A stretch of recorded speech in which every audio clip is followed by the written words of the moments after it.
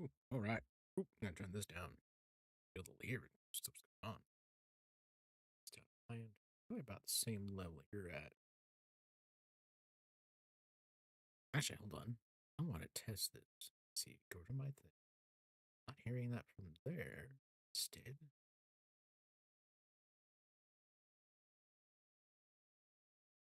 on pull the mic closer. I'm gonna just listen. Okay. Turn that up a bit. No. Now we're gonna leave it. I know it's gonna be.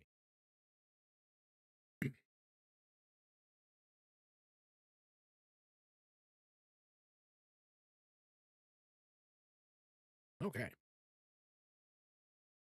So, as I noticed from the title, ah, oh my god, reverb from hearing myself. Okay, all right, there we go. Probably noticed from the title that we will not be doing a Baldur's Gate 3 collab today because particular Serafina, who is the host for it, is still not feeling well.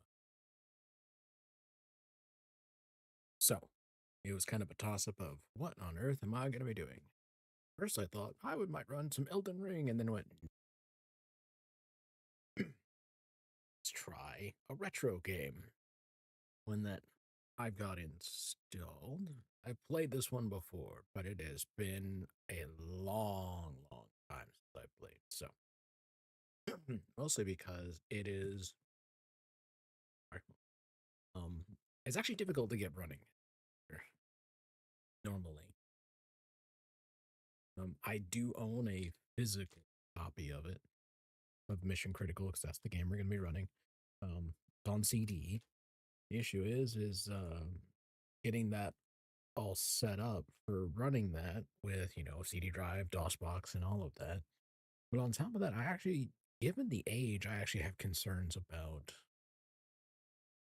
potential for damage to the CDs.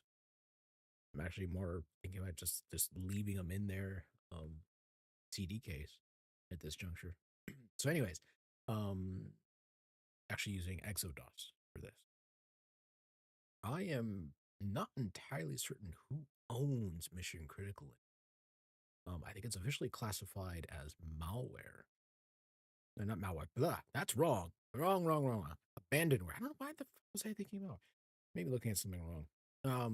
Officially classified as abandonware because it was originally owned and developed and published. So a little unusual for the time frame. By Legend Entertainment. I do not. I don't know who owns them. And yes, you're going to clip that from the clip of going, no, it's not fucking malware. Smack. What the hell were you thinking? That's actually really interesting. Let's see. Entertainment.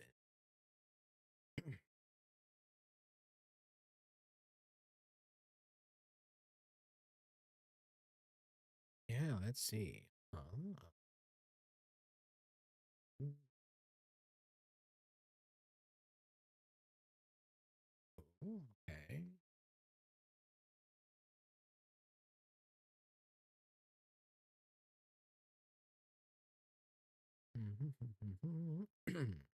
Well, they game Eretheon ready. Okay, that might be another one to run. I'm gonna put this over here so I can actually see what's going on the other screen. Um.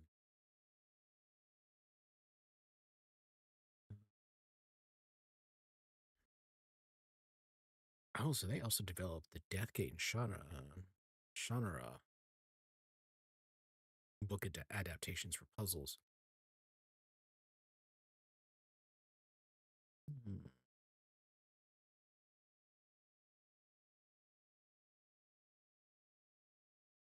Oh, that's the reason why they ended up. Okay. Uh, okay. Okay. Wait, they did Star Control 3?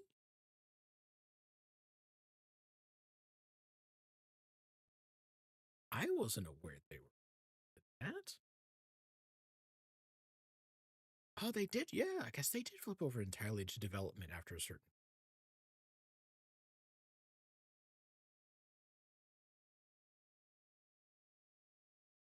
Oh wait, I'm sorry. There was a 1999 Wheel of Time game as a first person shooter at the time. Hold on, I have to look at this. Yep, welcome to the rabbit hole.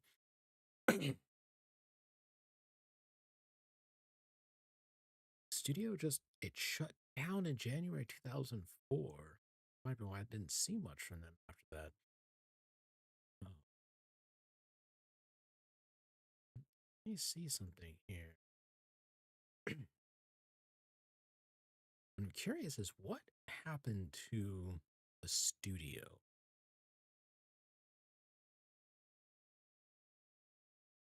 Let's see.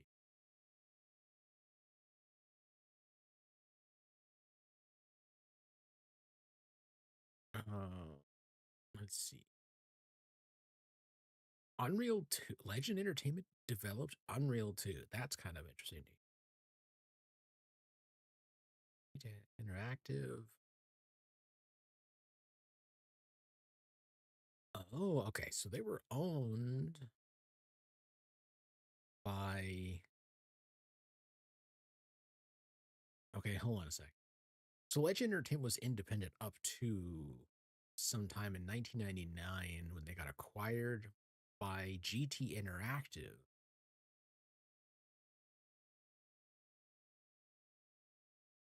At the time because they.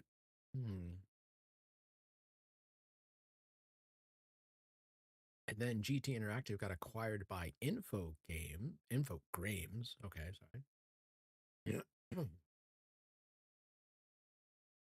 Um, so then Epic Games, because of Legends work on the Wheel of Time, I guess apparently had them develop the sequel to Unreal of Unreal 2. Um, yeah, GT Interactive then rebranded as Infogrames Inc. and later Atari Inc. Interesting.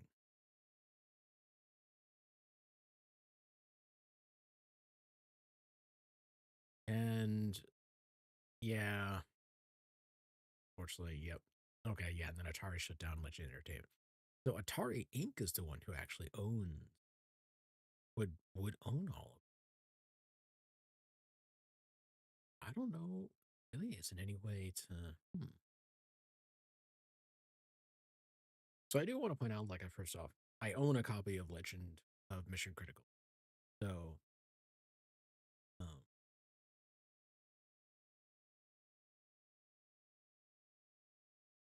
so that's how have a licensed copy. So no flying the black flag for this one. Not that I would stream something like that, dear Lord. That's a fast way to get in trouble if that was the case, dear Lord. Um, let's see this. The Wheel of Time first person shooter.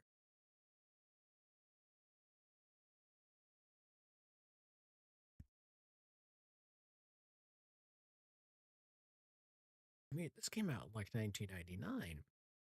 There only so many of the books for Wheel of Time came out at that point. There's I don't what kind of story? Okay, they made a character for it, but single player. Okay, so it's linear.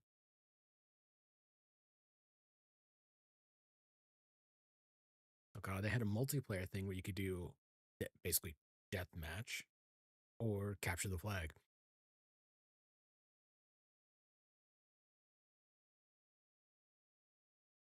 Hmm.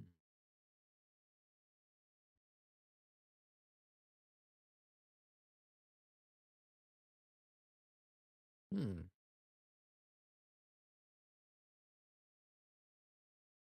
Yeah, okay. So they had a sort of a game that precedes the novel. So okay. At least some 150 years, but Robert Jordan was consulted, but the game storyline is not canonical. So it's kind of a side. Uh,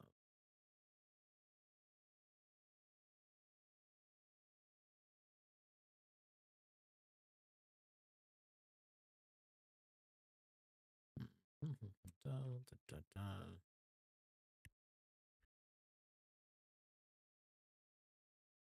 Yeah, this is definitely not. No, this could not be canonical. I'm looking at this plot line. Oh boy. Um, I imagine gameplay wise, but plot wise, I know this would not have fit.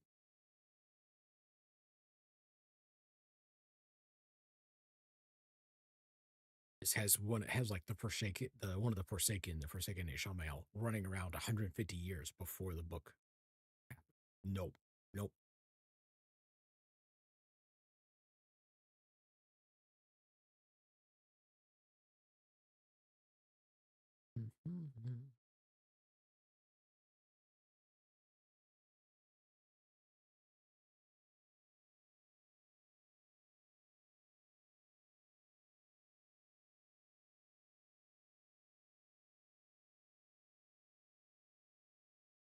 Um, yeah, that no. Mhm. White cloaks. The white cloaks, Children of Light in storyline. I don't know if they were around 150 years before. Okay, that tells me that about the time this came out, in terms of the books, I have to look at what came out by this point. Wheel of Time, Wheel of Time.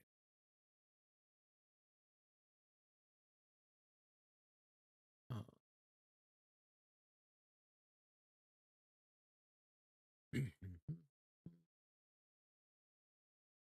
Time series. Let's look at the books when they came out. So at the time this game would have been was done, the most recent book that came out was The Path of Dagger. Oh my god, I remember getting some of these books when they came out. In hardcover, mind you. Some other ones I had to play catch up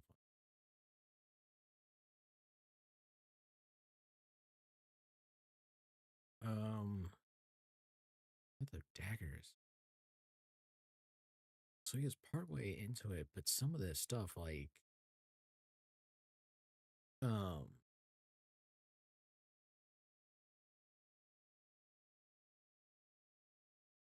hmm, let's see. Dun, dun, dun, dun, dun.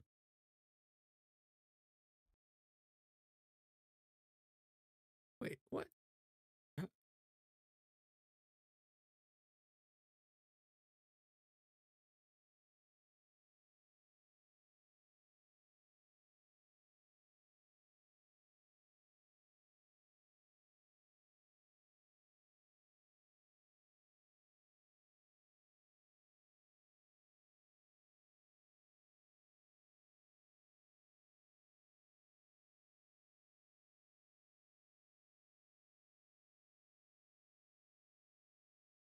Huh.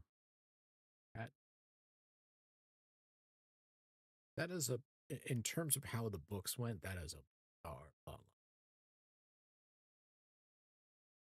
I can kind of see why it was not considered canonical, not with the way that ran. Ooh. Why is it telling me that the frick? Yes, and such a two audio current bit rate. Hold on a sec. I'm going to see. Listen to it. Oh no, my voice is coming through just fine in this. Okay. Right. No, that is just YouTube being a pain. That's all. Uh,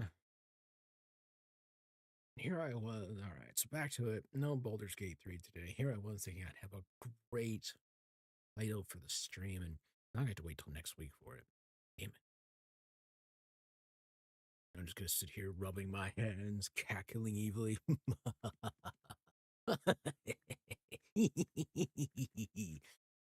Oh, that's gonna be hilarious. Well, anyways, I'm trying to give more time for talking here just to see if we can get other people to, if they want to rift on in. Oh, let me see.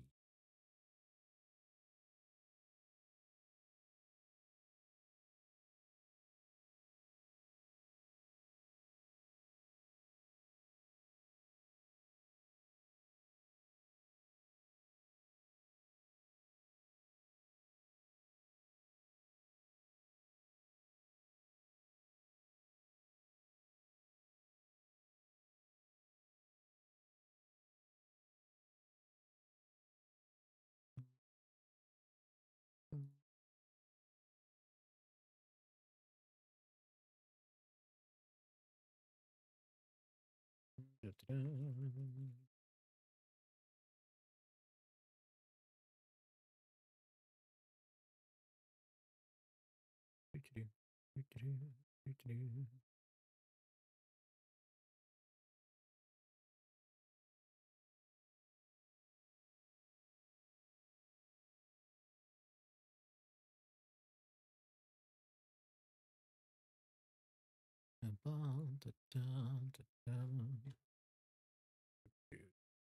some quick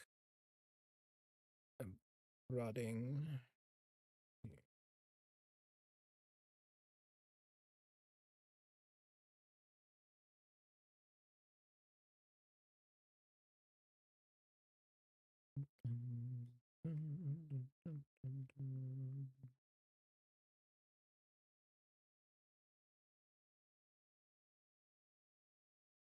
All right, let's see.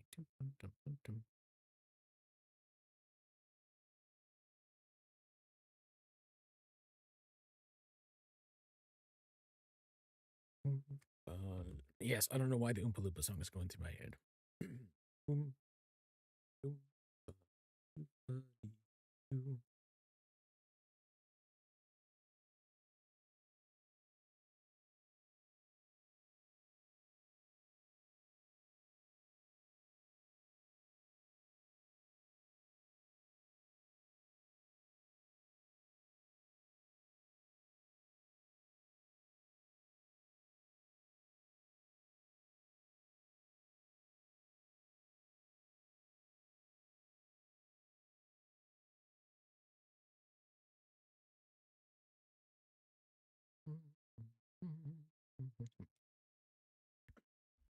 Well, in other news that as a scene has occurred, and this is concerning the development of Siri. Well, I figured, I don't know, you might have something on the back. What is this madness about to occur here? I don't know. I've poked a couple people so they might be. Oh, what on earth was that? Oh, well, hello. Thank you. Why on earth? Well, thank you for that. Now it shows up.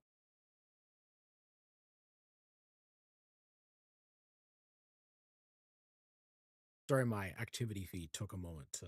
All that went off, and then my activity feed up. And thank you for the prime, Serafina. What is the madness is about to happen here? Well, I'm probably gonna give it another 10 or so, 15 minutes before I then crack open a case of retro. In fact, I was gonna pull out Mission Critical from 19. Well, apparently it came out in the end of 1994, so call it 1995. It was a first-person puzzle adventure game. Released on CD, was playable on Microsoft, on Windows 95, and DOS. Came on 3 CDs. And fun fact, in case anybody recognizes him, Michael Dorn, who plays Worf from Star Trek Next Generation, stars as the captain of the ship and shows up in the intro movie. There's a reason I haven't booted the game up is because it goes right into the intro. So,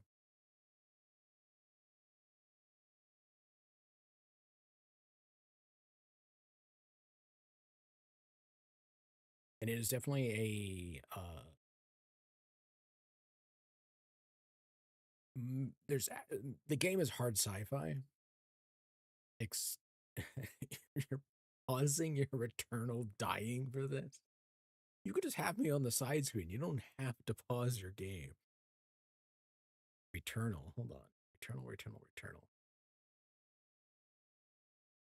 Sure. I don't want to. Eternal. Eternal. Eternal. Oh, this one.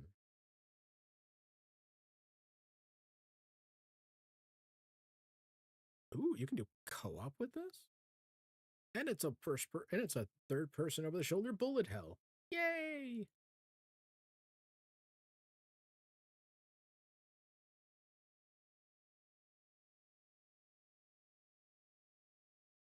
But then again, I am I am helping you recuperate from dying many times in Returnal. allowing you to come back to it with new perspective, refreshed reflexes, less carpal tunnel on the wrists.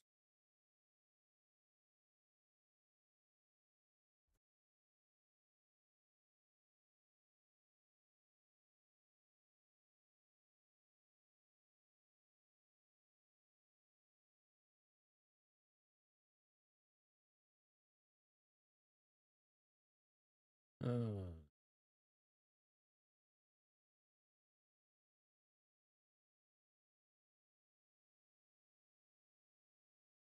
I know, right? You stretch daily, especially hands and wrists. Oh man, the habits I have developed and how I use my hands may look really strange to some people. It's like putting your hands up against together, kind of like a prayer, pose. To flex hands that way, and um, using my hands a lot, I'll typically reach out and I'll flick them, and you can hear. You're close enough, you'll hear my wrist crack like a freaking firecracker. Uh, but a rapid flick that kind of just put my hands in different positions, reach out and flex fingers in certain exercises. Yeah,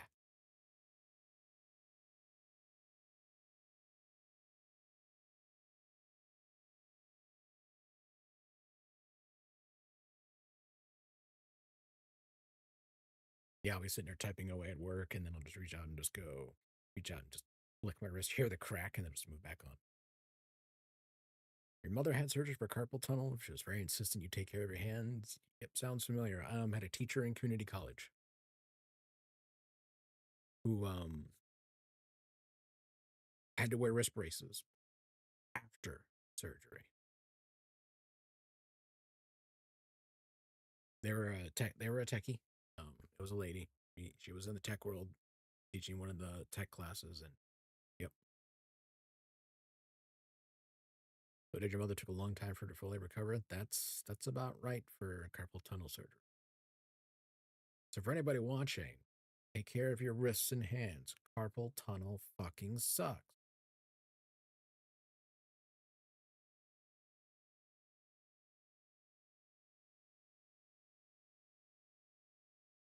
I'm surprised I had a pop up.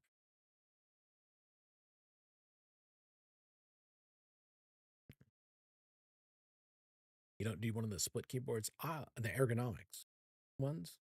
I use one of those for work. Um, saved my that saved my wrists after I had an incident back in probably about 2017, I think. 2016, yeah, about 2017. Um, which is anybody fresh watching this and doesn't know, uh, I work in taxes, and then I had to help a client with getting their tax returns done, and um, there's some aspects when it comes to the IRS, just in case you want to know or have to know, is that at least at the time, if we're throwing returns at the IRS or mailing to them like paper, we had to until they changed their guidance, list every single transaction out piece by piece because we were running off of IRS records. So all in all, this person decided they were going to try day trading during those years. 120 transactions per year for stocks.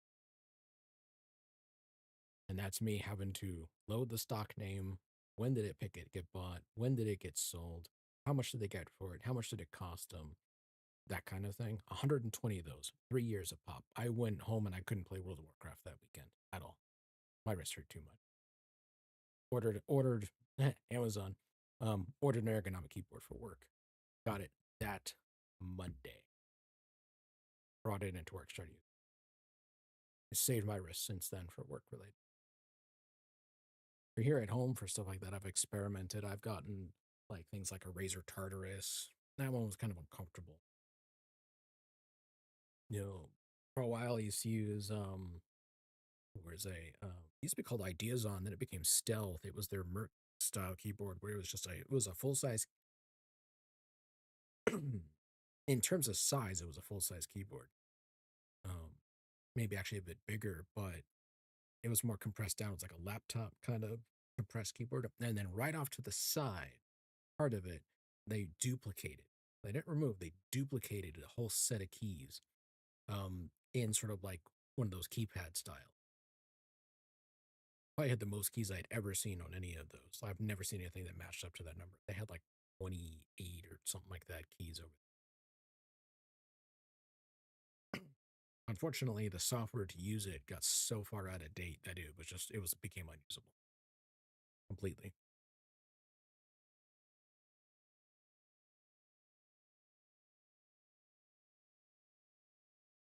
So unfortunately for this, I'm back to a regular, keyboard for that. But then again, I don't do as much of that kind of gaming on there. But if I ever get back into Final Fantasy 14, yes, I know it's hanging out there.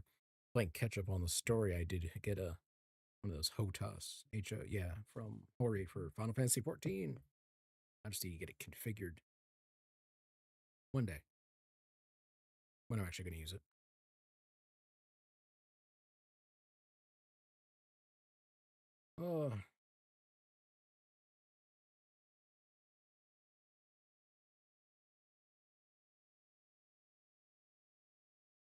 Oh, Sari, remember ages ago you linked your gaming pad that you have. You sent it over to me at one point over for Final Fantasy 14. It was that HORI, I think is the Hori is what they call it. Yeah, I have one of those.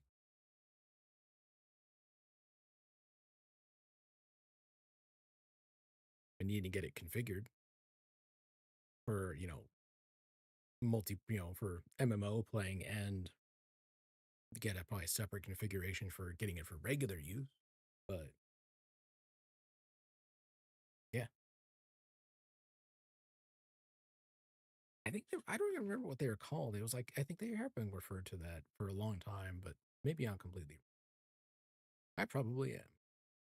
Up into my memory, so full of tax stuff, forget anything else.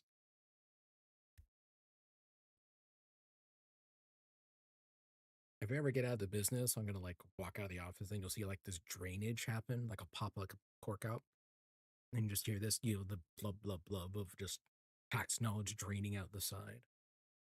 Like that's it, I'm done. You know what? You're right. I did. That was a misnamed on my end. Oh, and the joysticks. Those always felt a little awkward to me. Like you got this thing, and they had to put suction cups on the bottom of these damn things to hold them to your desk. Good luck if you didn't have one you could do that with. Take it and stick it on there and be like, okay, I'm gonna do this and go here and go this and go. I never trained. I never didn't develop the reflexes, the muscle memory for that. So I just never got used to them. Couldn't do it.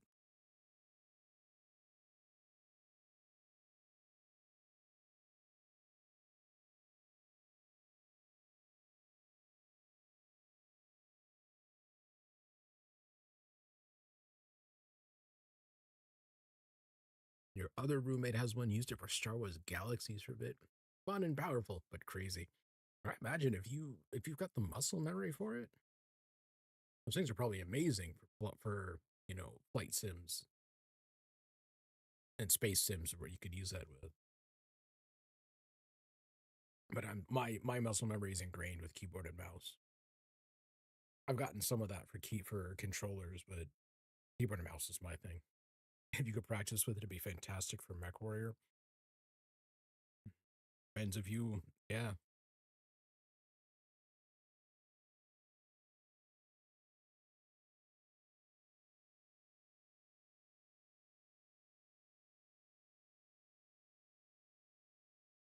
or turn it into like a steel battalion setup. You have a keyboard right in front of you, and then you have it, left and right for the flight stick and throttle controller, and just have all the switches.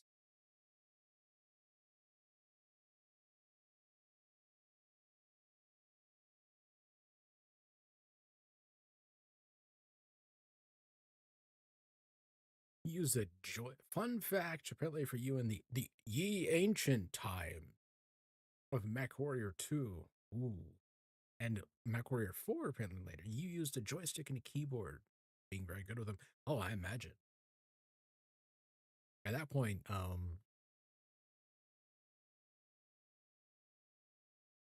mean, yeah. I used to do MechWarrior 2 for a little bit with MechWarrior 2 Mercenaries, and then Earth Siege 2. I was keyboard and mouse for those. We didn't really have a joystick. I think we tried at one point, but it didn't pan out for us.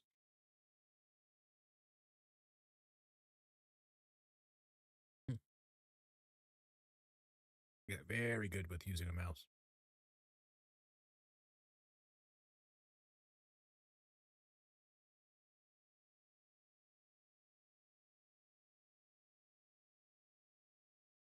Uh, Good old X-Wing, good old TIE Fighter was amazing.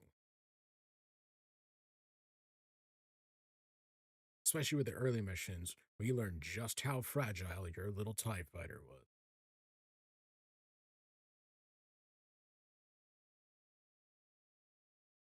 I mean, X-Wing was good, but it still kind of followed the storyline. TIE Fighter took it in amazing direction.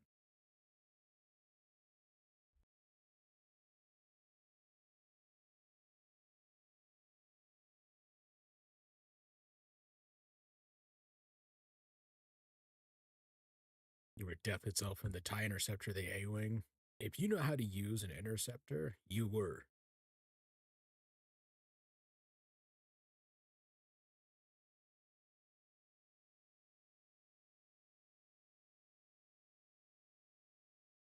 Well, these days I need to break Free Space 2 back out again. Because yes, for anyone who's been watching long term, yes, I've been streaming that for a while. I really wasn't getting any views on it, so I'll come back to it at some point. But not right now.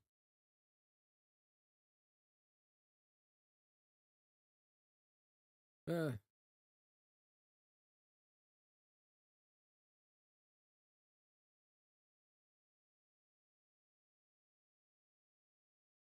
all right, let's see.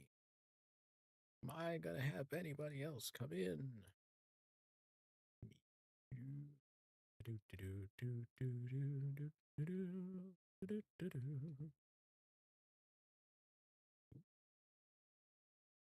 All right, let's see.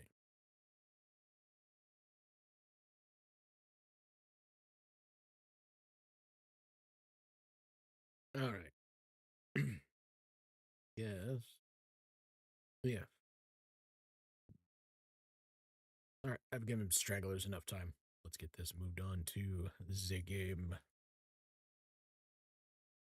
retro. Message for you, sir. I'm not shrimping, I swear. I'm side sitting. I have my legs up on the chair. I've got my feet up on the chair, and I'm sort of sitting side, like I'm sitting on a couch with my legs opening, sitting side saddle, kind of. But Miku's wall powers don't make me paranoid. Now you've got me wondering, who lives in my walls? Too late? No, it's never too late. I will find her. All right, let's get this out here.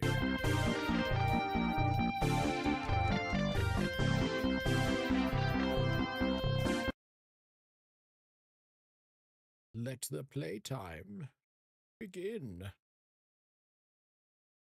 Let's get this. Now I should be able to reach out, hit the game capture, grab this. This might be interesting. I'm going to have to see what. All right, is that working? We just grab this really quick. I don't want to. I want the whole thing. Here we go. Let's pull this over just a bit.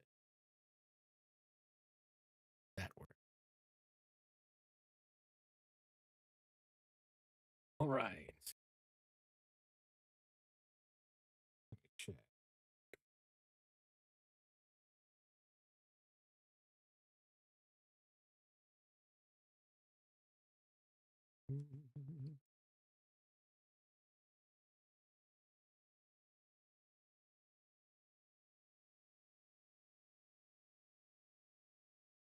Okay. All right. Oh, gotta give people a moment. 5, 4, 3, 2, 1. Ah, ah, ah. No. Oh, right.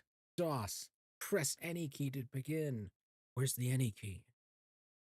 Oh, right. Let's push this button. How about enter? Ooh. Let's do Sound Blaster because that's what I'm used to.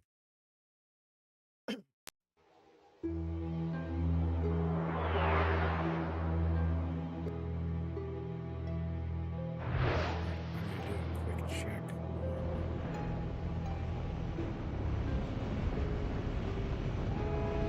Making sure that this can be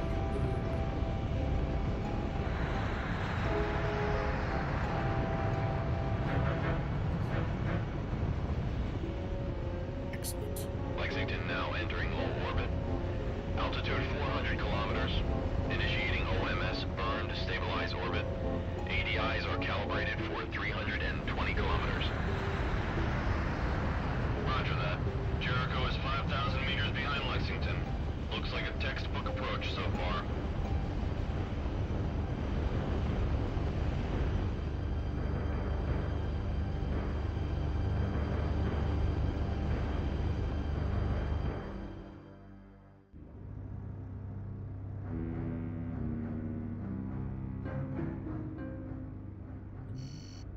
What have you got, Tran?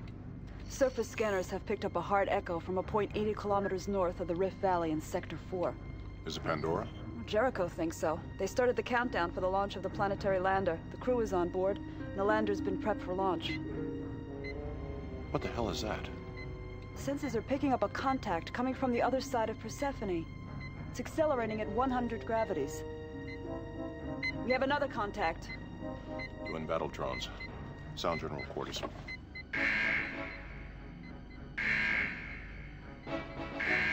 Make that 4 contacts.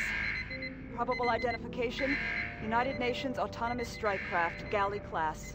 The drones will be in range of the Lexington in 110 seconds. Communications. Give me the Jericho CO on audio. Tran, what do we have in the air? We have 9 drones out front in a standard screen. All are now changing course to intercept. We now have multiple contacts. 10, 11... No, make that 12 incoming drones. We need room. Take us out of orbit.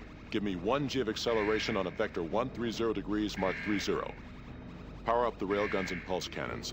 If any of the drones make it through our screen, begin ECM when they get within 10,000 meters. Yes, sir. Course 130 by 30, acceleration 1G. Captain McCain standing by, sir. Stephen, what's going on? Captain, we're under attack by UN battle drones. Abort the lander countdown and secure the ship. Close up within 1,000 meters of the Lexington. We'll cover you with our close-in combat system. All 9 fleet defense drones are accelerating for an intercept. Sir, telemetry is coming in from all drones. There's Mama. Looks like a Geneva-class heavy cruiser. First one's on the scene. Like hell. They've been waiting for us.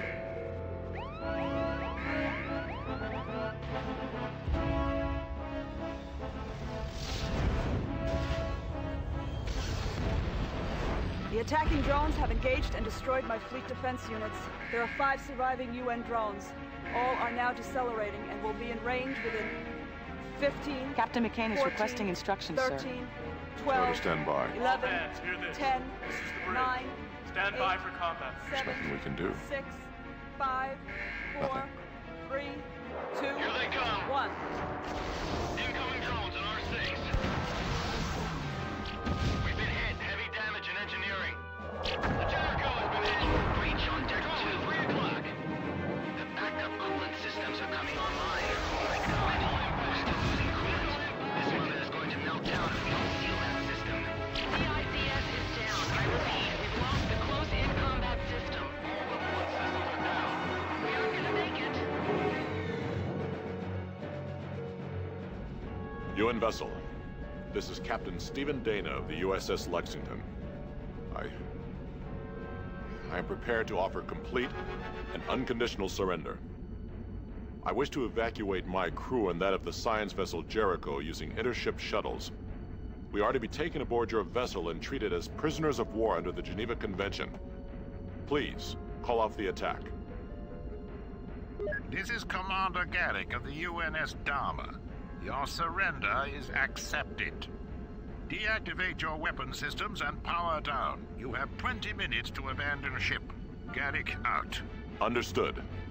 Lexington out. Clear the bridge and prepare to abandon ship. Tran, stay here with me. Sir, what the hell are you doing? We surrendered? Are you out of your mind? We can't surrender. That's not even an option during a normal TAC-op. I should relieve you of command. But we can still take out the Jericho ourselves with a ship-to-ship missile and then put the Lexington on self-destruct. We can't let those UN bastards get their hands on anything or anybody that will give away this mission. They won't, Tran. Oh, the hell they won't. You're just about handing it to them. I mean, you even want to evacuate the crew. I can't believe this. Why did we even bother fighting back? If you're finished, Commander, I don't have any intention of turning the Lexington or the Jericho over to Garrick. Sir? There's very little time. You are to take Randall down to the weapons bay and pull a 500 kiloton nuclear warhead off of a ship-to-ship missile. Now use the TAC console to arm the thing. Set the warhead to detonate based on proximity, and cancel out the mass of the Lexington and the intership shuttle. Now stow the damn thing in a compartment on the shuttle. When that's done, go and complete your final log entry and return to the shuttle bay. Do you understand me now, Tran? I'm going to sound the call to abandon ship. The crews of the Lexington and Jericho will use intership shuttles to transfer over to the Dharma. The bomb will go off when the shuttle is pulled into the Dharma's docking bay. And vaporize Garrick in that goddamn ship. Everybody in both crews will be dead. All but one. When the Dharma runs a scan of the two shuttles, most everybody has to be accounted for. I think we can get away with one missing body. I intend to leave one person on board the Lexington, unconscious. It will be up to him to complete the mission. We're all dead anyway. At least we're gonna go together, Tran. I understand, Captain. Very well. I'll meet you in the shuttle bay in 15 minutes. Aye, aye, sir.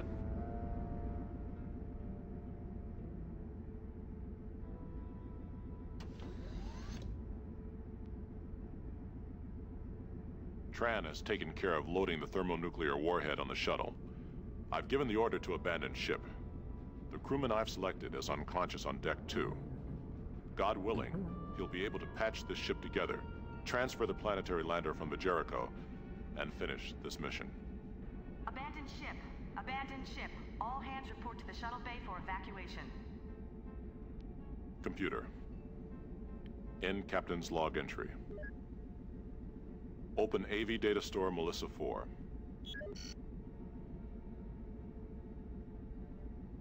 Record personal message. Audio only. Encryption Delta. To be decoded only on access by Melissa Dana.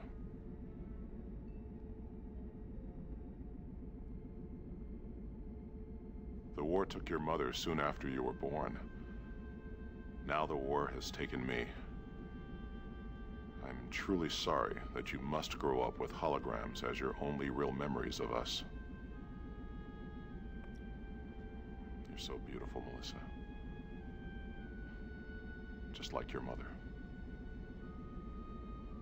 Please, try not to be bitter. One of the reasons that we're gone is so that you'll have a chance to live in the only way we believe is right. Keep us with you always. I love you. Computer. End message. Abandon ship. Abandon ship. All hands report to the shuttle bay for evacuation. Lexington shuttle to Dharma. We are now leaving the Lexington. Dharma to Lexington shuttle. We detect one human life sign aboard the Lexington. Explain or be destroyed. Lexington Shuttle here. Your deadline gave us no time to search the ship for casualties. Subject may be unconscious. Unfortunate. Do not attempt to turn back. Your approach to the Dharma is cleared. Garrick out.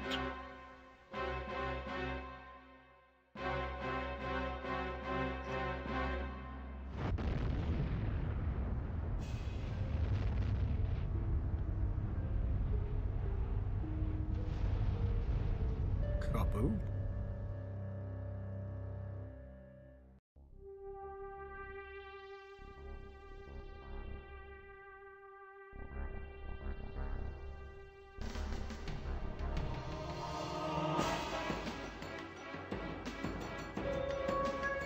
Back when they opened with credits.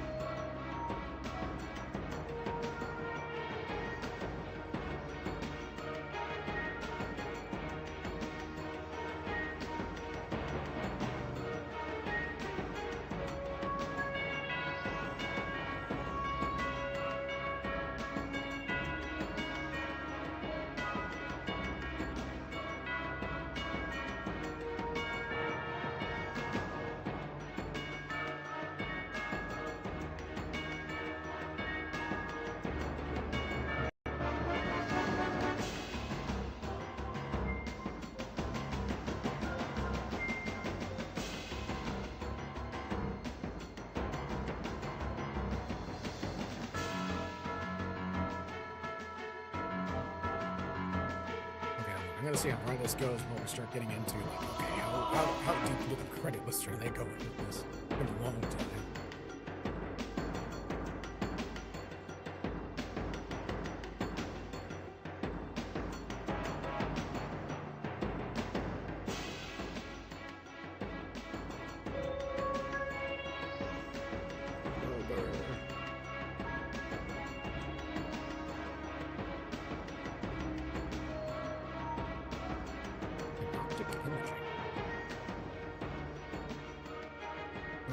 Right.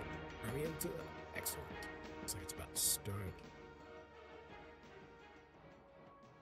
Alright. I did turn the game volume down a little bit just because it was getting into the yellow there. Let's do a quick test. If I could get people to give me a quick message in chat, let me know how does it sound.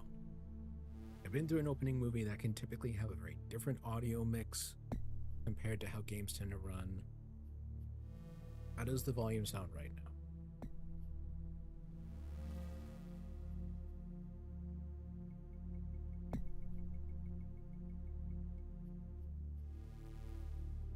The other thing I also want to test on is how do I sound compared to it? Because this one's going to have a lot of constant running background noise. I want to make sure that I am can be heard over the game.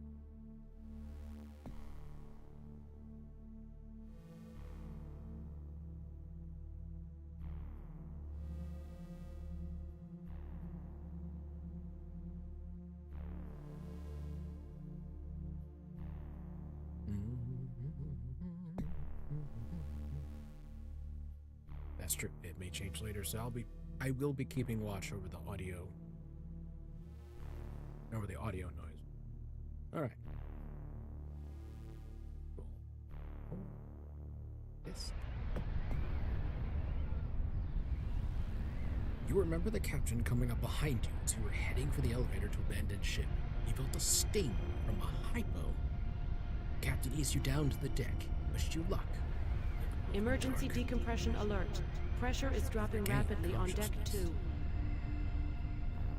You're in the central corridor on deck 2 at USS Lexington's Habitat module. You notice you're hearing a noise, an audio alert. Let's read this. It is up to you now. Brian has recorded a briefing on the ship's condition and your immediate objective. The main computer is down, but you can access the briefing through the wardrobe ACN. Also, you may need access to some of the crew staterooms on decks 2 and 3. The staterooms are protected by the privacy laws. You will need VIS override codes to get inside. You'll find a crew manifest with what I think are the important codes in my stateroom. The VIS override is A3X5.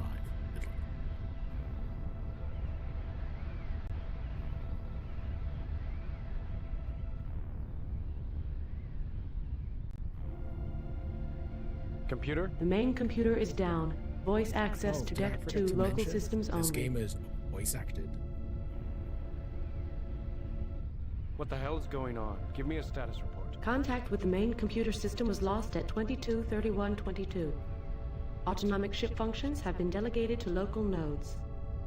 At 22:45:07, internal sensors detected an impact and subsequent decompression in Deck 2 Stateroom 2 Bravo.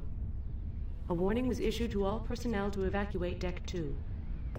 At 22:50:10, all of Deck 2 was placed under damage control condition Zebra.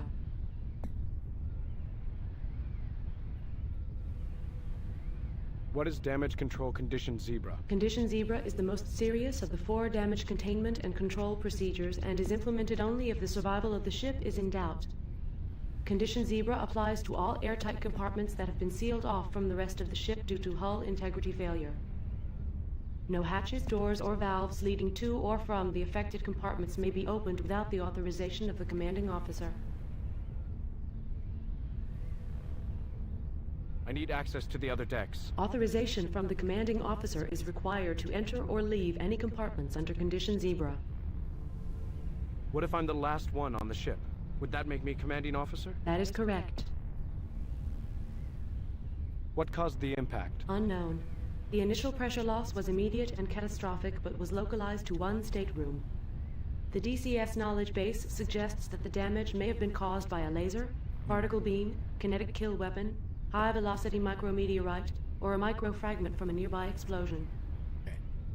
What is the DCS knowledge base? All decks are equipped with a local expert system known as the Damage Control System Knowledge Base, or DCS Knowledge Base. Okay. I'm done. Access I gotta terminal. get into clearly emergency stores. Let's take a look. Aha, hell patch kit. Emergency Yoink. decompression alert. Pressure is dropping rapidly on Deck 2. This stateroom is protected by the privacy laws. You are not the legal occupant assigned to this stateroom. A VIS override code is required to gain access to this space. Access granted.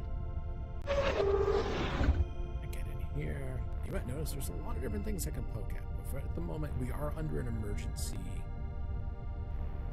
error here. Emergency issue.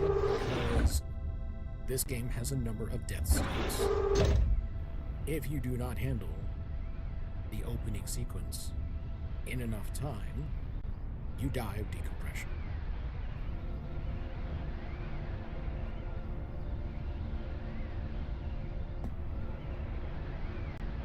Now, let's see. I'm hearing this from where?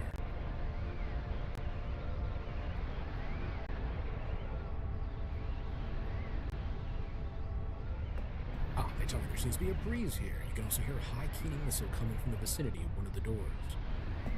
It is one of these, which means I gotta read the manifest, because I think there is... We're gonna skip... Wait, hold on. Go back to that thing. Deck 3? Deck 2. Well, it's either Oliver, B29X, or Falcon. I think I'm on Deck 2. It might be B29X. This stateroom is protected. Access granted. As soon as the door opens, you are pulled off your feet through the door by a blast of air that feels like a hurricane. You're slapped into the bulkhead. Slammed into the bulkhead on the far side of the stadium and lose consciousness for a brief instant. You come to all hell since that broken loose. First thing you notice is the freezing cold sack of cloud of smoke to breathe. Next thing you notice is under the keening howl of the passage of air through the whole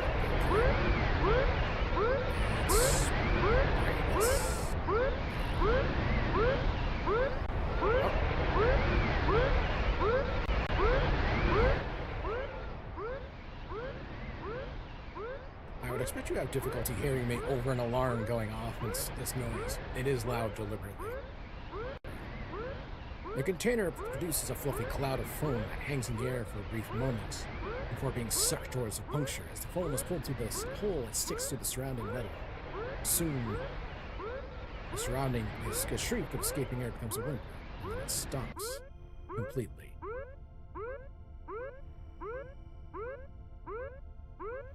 And yes, I did skip the sheet of instructions. Molecular glue. Put glue on patch. Put patch on hull. You put the patch on the puncture and push it firmly into place. The molecular glue creates an atomic bond between the patch and hull metal, making the resulting seal nearly perfect. You discard the gel foam container and the patch kit instructions. Congratulations! Puncture has been plugged. Alright, think about it, yes, that was a pretty loud segment. I think it's deliberately done that in comparison to the rest of the volume in the game. So now we actually do have a brief moment to explore. Let's take a look at this book. The book has been dropped on the bed. It is entitled Mars, a Macro Engineering Challenge for the 23rd Century. So let me have some volume. Let's turn some of the volume down for the music, make it easier to hear on things like that. Sound, okay, there. Let's look at this one. Nope, just let's look at this The holodeck. pressure on Deck 2 has stabilized. Deck 2 has been secured from damage control condition Zebra. Alright, now how is game volume now? Bear in mind that on this one, because I've turned the volume down a bit. A hollow disk. Chipped hollow disk. Let's take a look. What is this one? The Collector's Coffee Table Book of Orbital Platforms. Splatter mark. Molten metal splattered inward from the impact site and landed on the deck. Partially melted the deck before cooling, leaving a blotchy, textured mess. You try to open the dress drawer, but are unsuccessful. It must be jammed from the thermal stress created during the impact. Storage open. The cabinet is locked. Even if you could open it, all you could find is a collection of toilet articles, shoe polish, uniform decorations, valet and a spray, and other practical necessities of military life on a ship.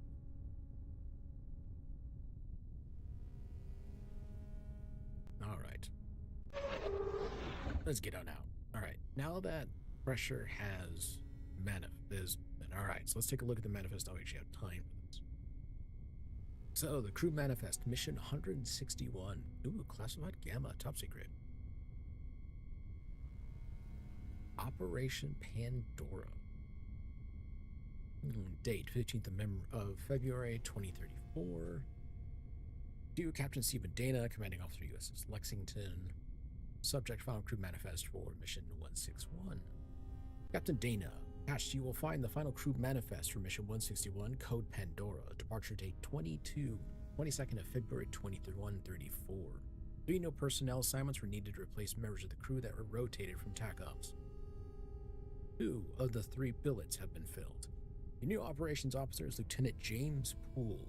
Lieutenant Poole has most recently served in Nav Spacecom/Intel as the Special Executive Assistant to Admiral Parker.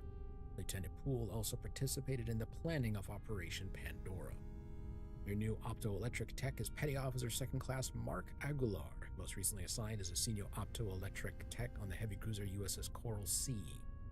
The 3rd billet has not yet been filled. Special request to Oper/Logcom for assignment of supply officer has been duly noted and is being processed. If the subject officer can be made available to the scheduled departure date of Special Department, he will be assigned to your crew. So, if you want to know who you are in the game, congratulations. You are that supply officer. His special request. Either that or you were never a special request, they couldn't get him. So, we have medical officer, science, operations, engineering. The whole crew.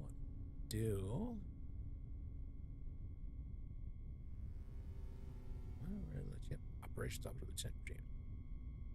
And then there's all the override codes. We're on deck 2. My quarters are right there. Rats. Falcon, Nora, Quan. Okay.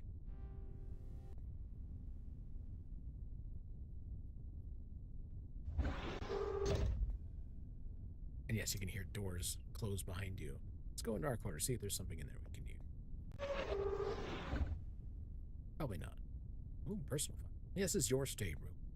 Cramped space that grew painfully familiar during the 4 months journey from Titan. Or from a voyage from Titan. He often wondered how the crew in the smaller quarters on decks 3 and 4 could stand the 6, 8, and even 12-month extended mission. A file pack of your personal effects sits on the floor of your stateroom. You know of nothing. I want attempted to take it. You know of nothing in the file pack that would be terribly useful at the moment. The contents consist mainly of hollow discs to pass the time, souvenirs from your first tour in the Navy, and assorted non-perishable food items lacking from the limited menu at the mess hall ACD. On your notepad, on your desk, you see a notepad that you use for jotting thoughts and to-do lists. Let's read it. After reading the first item, you realize that these things you had once considered important are now utterly trivial. No paperweight. An old planetary-style paperweight. It relies on gravitational pull to hold down paper. I take it? You heft the paperweight in one hand. As you do this, violent thoughts race through your mind. They disturb you so much, toss it back onto the desk.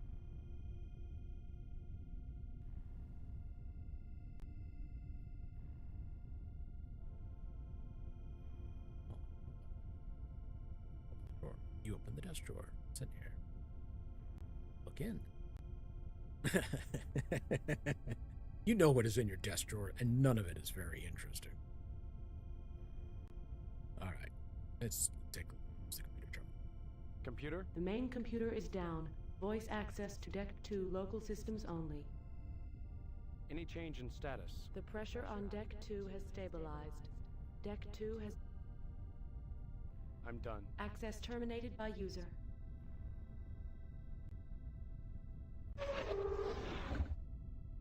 Okay. I guess now I need to go. I think it was the stateroom where a message has been recorded for me. It just so happens that I know where the stateroom is. So let's go do it.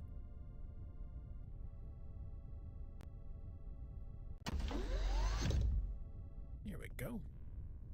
This is the officer's wardroom. In the old surface Navy, the ship's wardroom was traditionally the officer's mess. The Lexington's wardroom serves more as a conference room for briefings and meetings.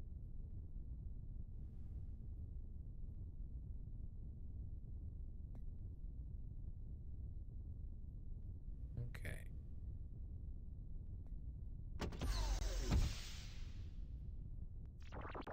I'm sure you're wondering what's going on. I'll explain. You are probably aware that the Lexington was attacked by a UN ship. We were outgunned and on the verge of being destroyed when Captain Dana notified the UN captain of our desire to surrender. Garrick agreed to take the crew of the Lexington and Jericho aboard before destroying both ships.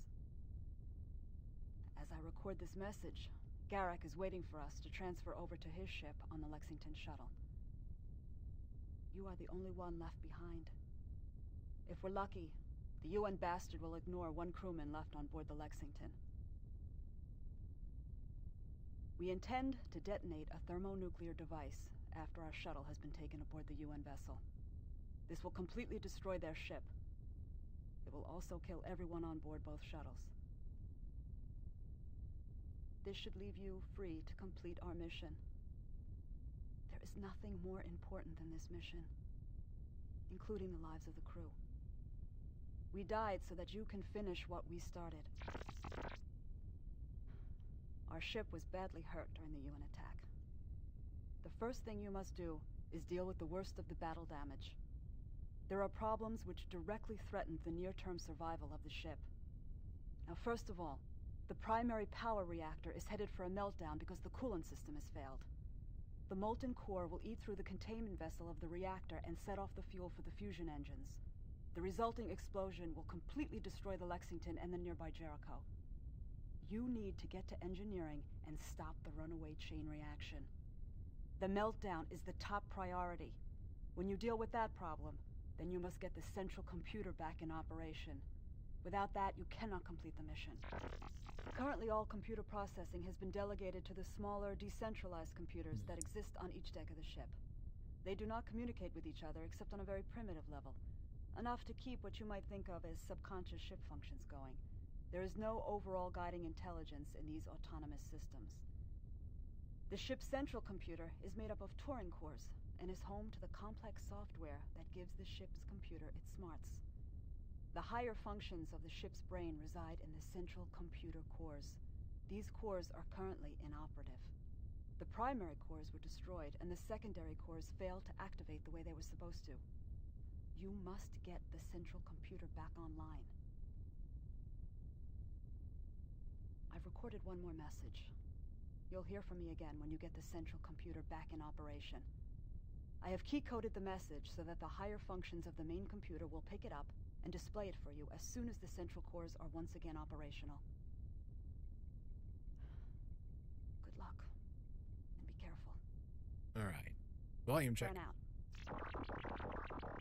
Volume check, me versus game. As soon as the message ends, the ACN spits out a plastic card. Tran was to program the unit to regurgitate the card as soon as the briefing ended.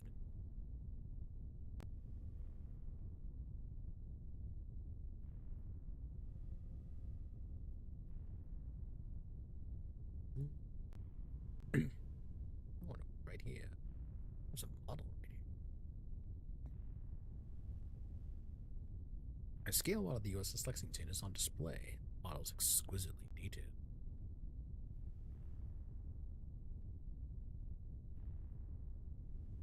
That's okay.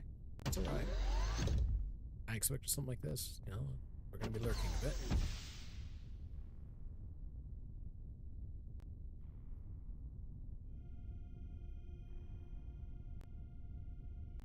Alright, first things first. Save.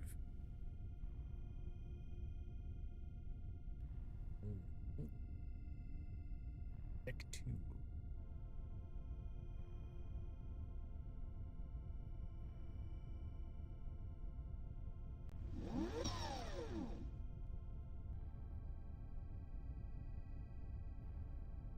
This is the elevator that provides access to all habitat module decks in the weapon bays, reactor spaces, and engineering areas in the aft section of the ship. A yellow keycard is required to gain access to other decks. Oh, well, I just happen to have a yellow Access keycard. granted. The card vanishes into the slot. We've heard the access granted. Engineering. That deck is currently inaccessible due to a potential radiation hazard between the entrance to the reactor spaces and the engineering level. Oh.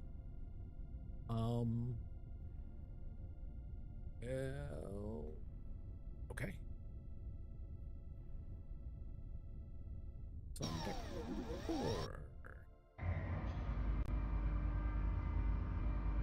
Oh, I'm watching that. Deck 4.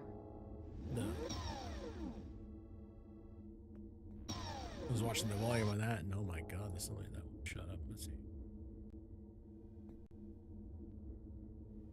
I don't think I have access to anything on deck 4, do I?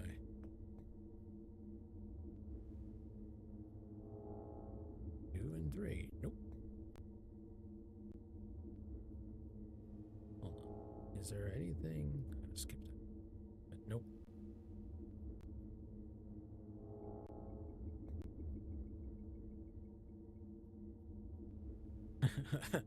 Open elevator door. Try using the elevator call button.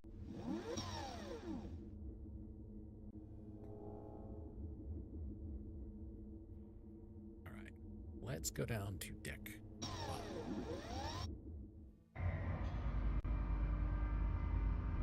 Deck 5.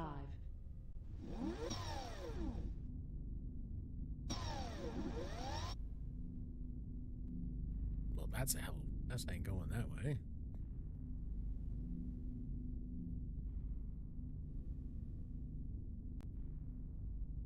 Alright, let's see where we are right now. The science lab is the working environment for the ship's designated science office. Oddly enough, this area has a kind of retro look to it, a result of the Navy's benign neglect over time. The science lab was the only area on the ship that hasn't been upgraded or overhauled since the Lexington was commissioned. A gravitometer. A gravitometer is a heavy cylinder made from a crystalline material with a perfectly aligned atomic matrix. The gravitometer is designed to pick up even the faintest of gravitational distortions and provides valuable information about the composition, density, and arrangement of astronomical bodies ranging from asteroids to stars.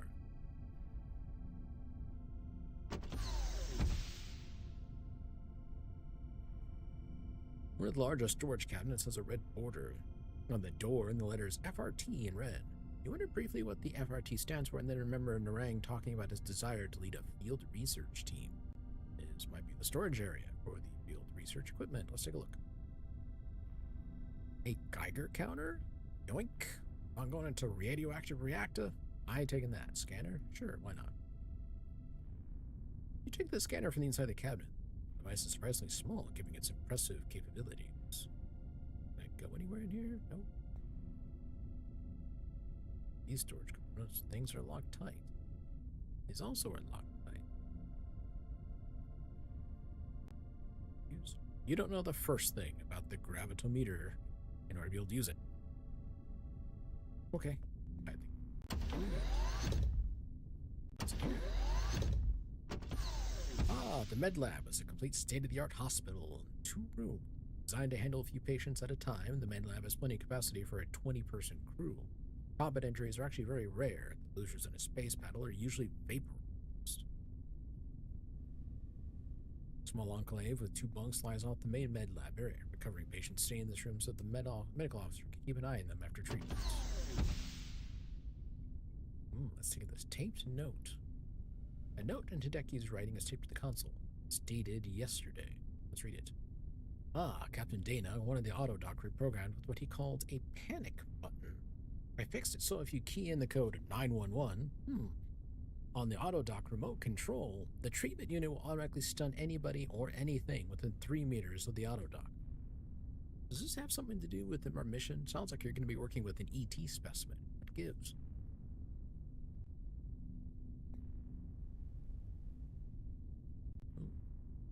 Interesting.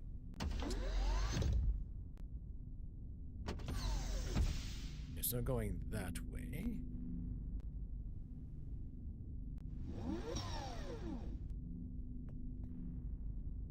Okay. Let's go down to deck 6. Which Deck 6.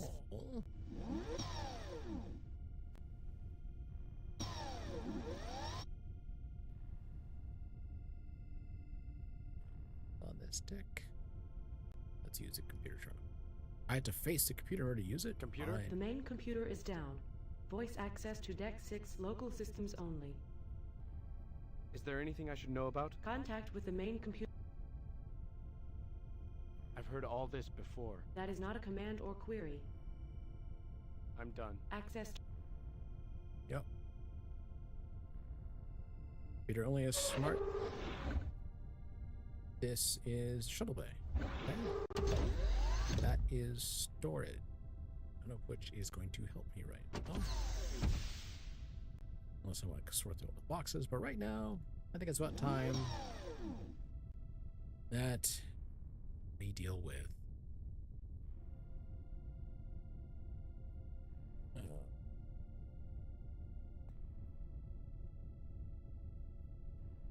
the reactor spaces. I can't get down to engineering direct.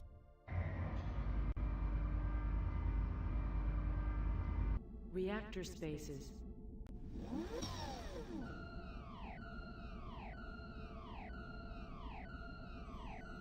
Alright, I turned on the Geiger counter. Clear, there's no significant radiation. Oh boy. This is the entrance to a honeycomb of access tunnels, crawlways, maintenance areas, and workspaces surrounding the innards of the Lexington's liquid-cooled reactor. Alright. This is jet scenario number 2. And yes, you have to do it. A coolant leak in the power reactor has contaminated the reactor spaces. You are in a radiation hazard area. All personnel must wear proper protective gear and carry radiation monitoring equipment. I have no protective gear. I can't get to it because it's in engineering. The elevator will go down to engineering, so the only way to get there is to go through the 5 levels of vertical access tunnels and reactor maintenance areas. This is one of the reactor maintenance areas. Portals in the deck lead to access tunnels that thread through the cramped coolant pipes, pumps, sensors, and control nodes. The radar counter is chirping quietly to itself. One of the tunnels above or below you is contaminated. Unfortunately, if Tran is right and the coolant system is damaged, the radioactive coolant may have spilled into some of the tunnels. Can't get your hands on a rad suit. Radiation protection gear is all down in engineering. Warning. This A coolant means... leak in the power reactor has contaminated the reactor spaces. Basically, this is Star Trek, except everyone else is dead and you're in a doomsday scenario. Good luck. Proper protective Yep. gear and carry radiation monitoring equipment. A bit more hard science in Star Trek. I can't just whip something up and with technobabble and say, yep, that works. Alright, this means you may need to navigate through the reactor spaces without a rad suit. This would be a dangerous exercise. There wouldn't be any way to tell just by looking which tunnels were contaminated. Alright. I know that what I just came in is clear. Down below has to be contaminated.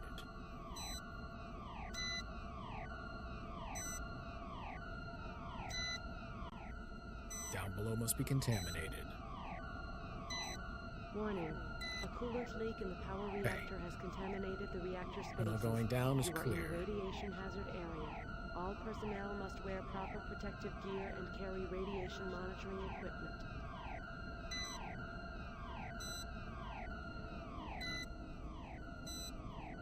So, C.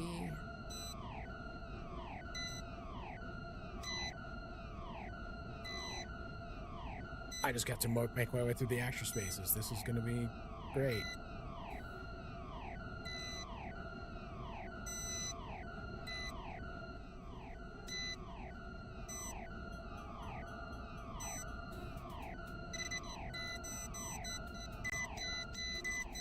Nope.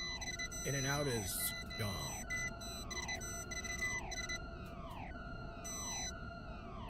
Feel free to turn your volume down, my volume down on this segment. It's probably going to annoy the shit out of A people. coolant leak in the power reactor has contaminated the reactor I know above is spaces. contaminated. You are in a radiation I don't hazard know. area. All personnel must wear proper protective gear and carry Suppose I'm radiation gonna try going down. monitoring equipment. I will not know until I hit a certain point whether or not I've basically died. Okay, well, they're clean.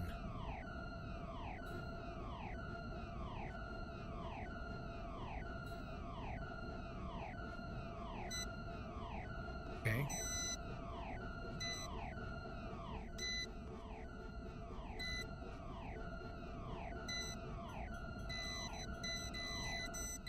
Nope.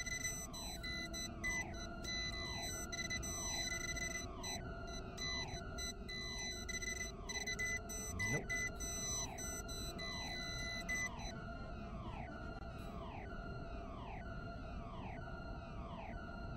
Warning. A coolant leak in the power reactor has contaminated the reactor spaces. You are in a radiation hazard area. Okay. All personnel must wear proper protective Saying it's gear and clean carry down there, but I can't radiation exit through monitoring that. equipment. But I think the only exit I've got is here. Yep. Whew. Now, bear in mind, if I contract radiation sickness, this is right about the time I'll keel over and start showing symptoms.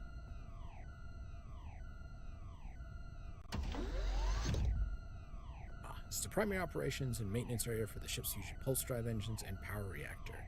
Speaking of which, the main workstation of engineering personnel is the 8 interclassal consoles that sit inside an alloy framework. First of all, save. Okay. We're gonna walk up and see what we can do in here.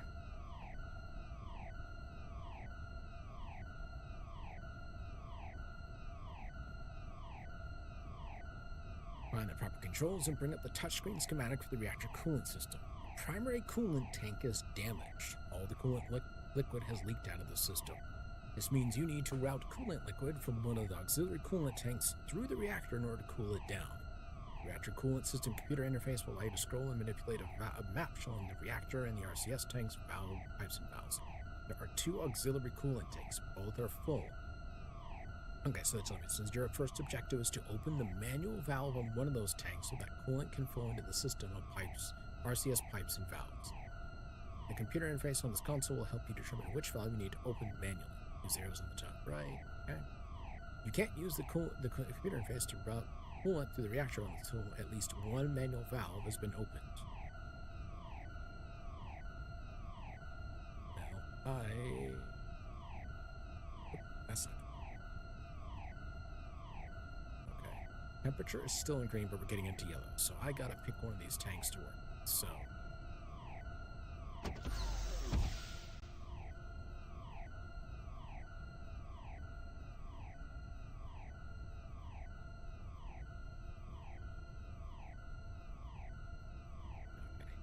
Equipment's in the bulkhead up top. Well, I'm going to deal with that equipment in a moment.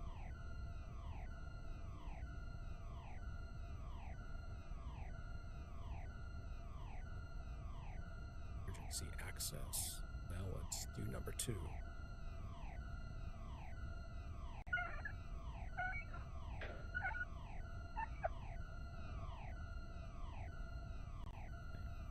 Down. We're going to skip that. Quick. Yes, you can. Quick. Skip some of these things. Alright. So now I need to scroll down because the mouse is too quick for this. So, alright, that's open. So I need to run this through here, which is the coolant radiator. And move that one. So I need to get this piped through that pool, I think.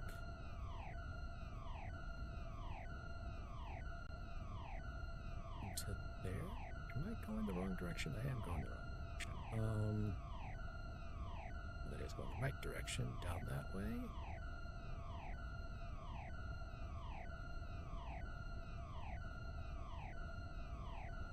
And yes, I run a time limit here, out through there, out through there.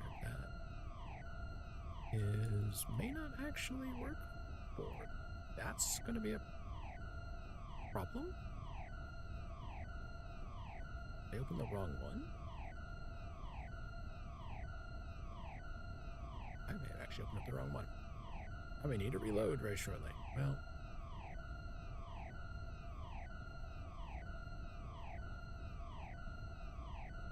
The coolant on.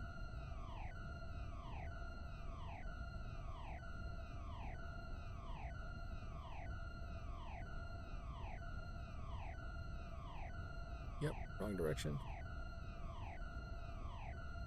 Can I at least get that to start cooling down?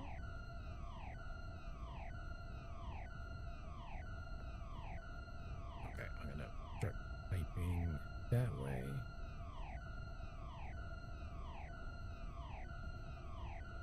Up that way, so then I can run. That's not gonna work.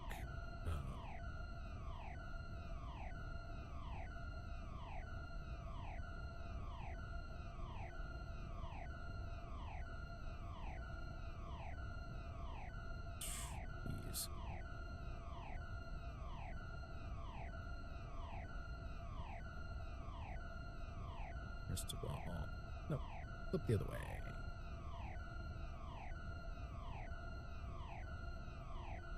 So that can run down this way. I think I need this to circle back into the pool, don't I? That's gonna be a problem.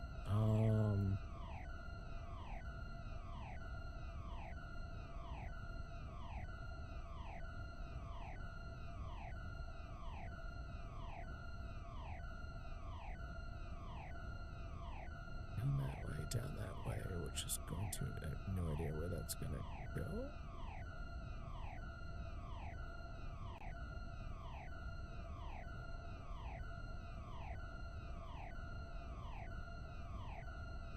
That's not going to help.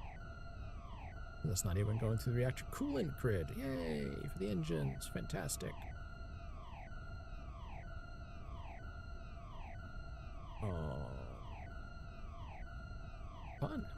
need to reload. No, I think it's supposed to be doable in any of these scenarios. I don't know why I did that way.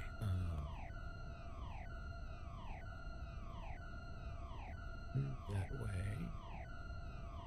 That way. Going that way. So that way. That can go through that pool. That can go... Here we go.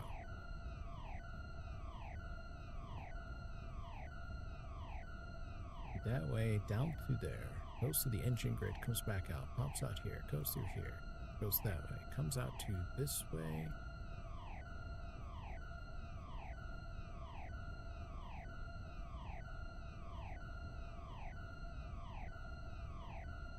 Oh, that's right, I gotta get it down there.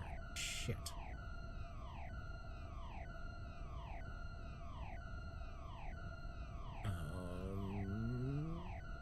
Brack.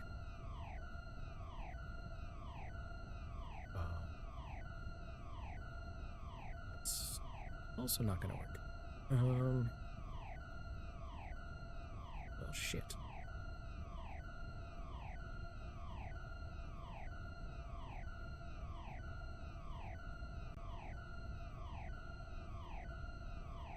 Oh, wait, I need to go down that way. Why am I...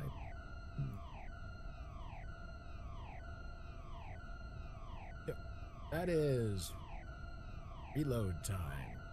Because I'm watching the engine temperature rise too high. All right.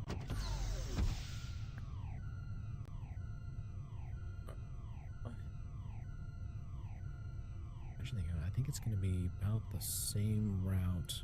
Let's try number 3 this time.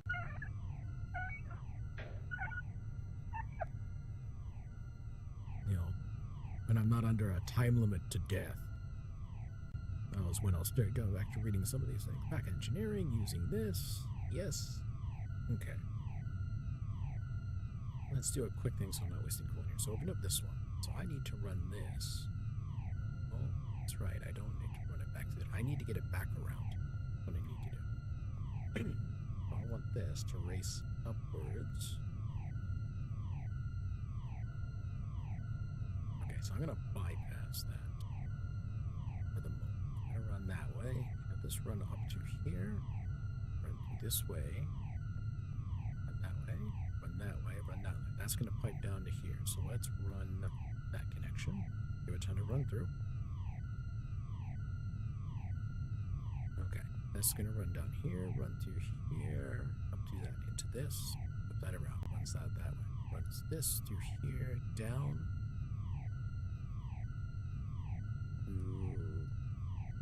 There. Pipe into there. That's going to pipe back in. That should work. No. Run back through that. Okay. It runs through the cooling system. The cooling means the heat exchangers.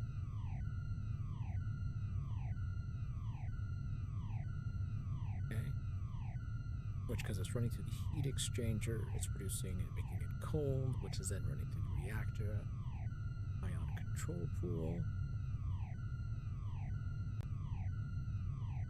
Okay, that's full, running through that. Now this is going to run around. Now this way. Going to fill the engine coolant grid. But the engine doesn't decide to go explode. And back through, back in, and auxiliary tank 3. And engine cooling has...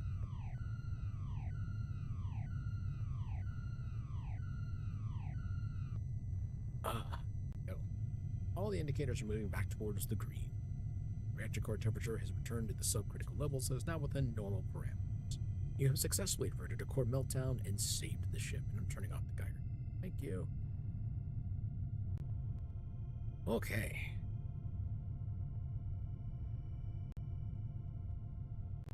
We're going to step out of this segment.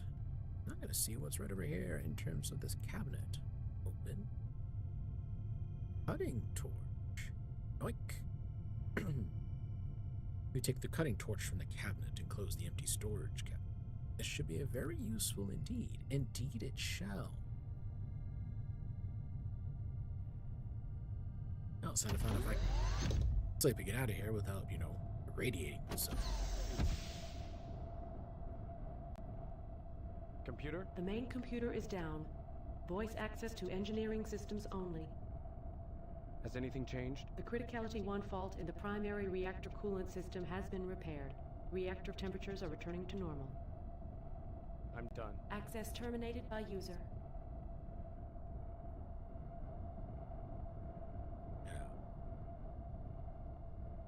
Can I use the elevator now? It wouldn't let me go there before. Oh, it's because it's essential. See, I think it was deck 5 was the broken Deck 5. where the computer core was, I think. You know, a strike. Yup. The wreckage. A violent release of energy has ripped apart the deck and the overhead, bending Araka alloy like spaghetti and snapping structural elements in the corridor like twigs. You contemplate the debris for a moment, asking yourself how the inside of a ship could get this mangled without a massive hull integrity filter. Well, climb over. The shredded grating is razor sharp. You would do serious damage to yourself in an attempt to climb over. Clear. The release of energy shredded the deck like paper. Even though the metal grating is now twisted and deformed, it's still 10 times stronger than steel. You can't even bend it. And this is what? There's a cutting torch.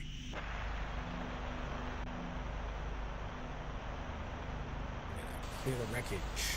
You crank up the cutting torch and attack the forest of mangled deck grating. After several minutes of very hard work, you manage to clear a narrow path through the wreckage. Stop. Feel the flow of gases to the jet and the hissing flame dies away. Don't want to waste that. Let's see if I can get through this without cutting myself to bits.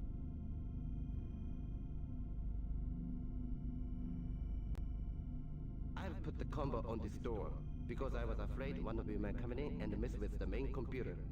Please see me if you think you need to get in here. Damn it, I don't have Access the code. denied. Thanks, dude. Alright, who's our computer ops? Communications, navigation, operations? No. Science officer, maybe? Or, no, not engineering. Hold on. Cyber systems? Cyber systems operator, I suppose. Chief Warrant Officer Hideki Miura. See.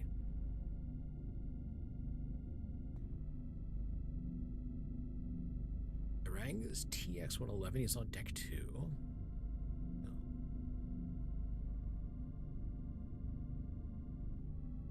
Miura is on deck 3.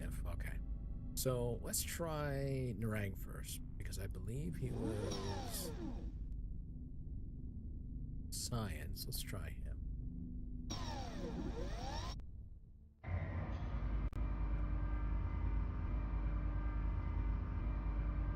Deck 2.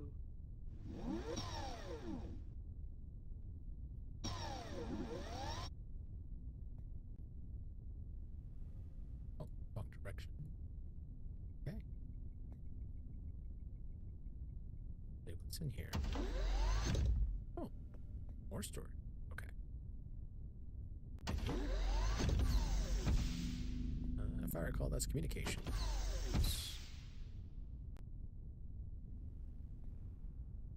This stateroom is protected by the privacy laws. Access denied. Oop, wrong one. Okay. This stateroom. Must be this Access one, then. granted.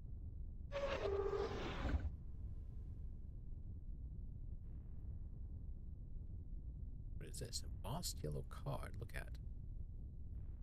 A yellow card embossed with fancy gold lettering is affixed to the desk next to the personal computing. Read.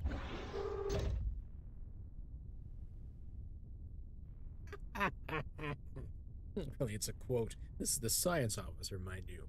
A scientist on a Navy warship is like a whore in a gay bar. Ooh, when you try to peel the card off the desk, it comes apart. You decide to leave the card alone. What's in the desk drawer? There's nothing of interest in the desk drawer. Excellent.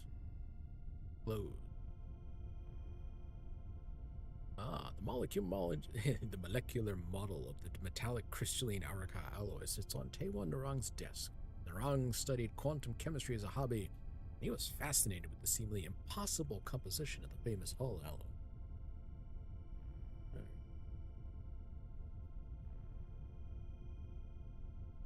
Book. Book. Theory of Artificial Quantum Singularities, Volume 3. Okay. Not find anything here then.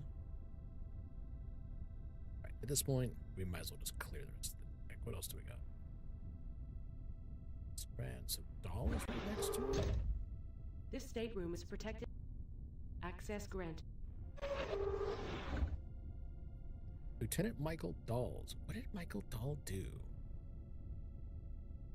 Medical officer. And he has a hell of a locked safe. Eyepiece. A retinal scan on a stamp.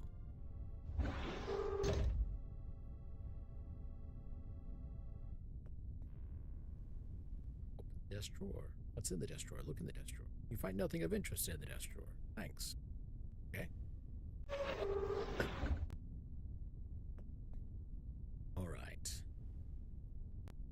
Let us go take a quick. Let's go down to deck 3.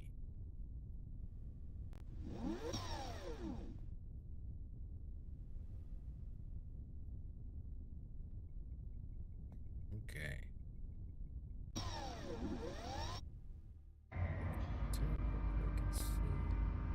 Deck 3. Really? Nothing in here? Okay. Alright, I was just checking on channels here. Let's see.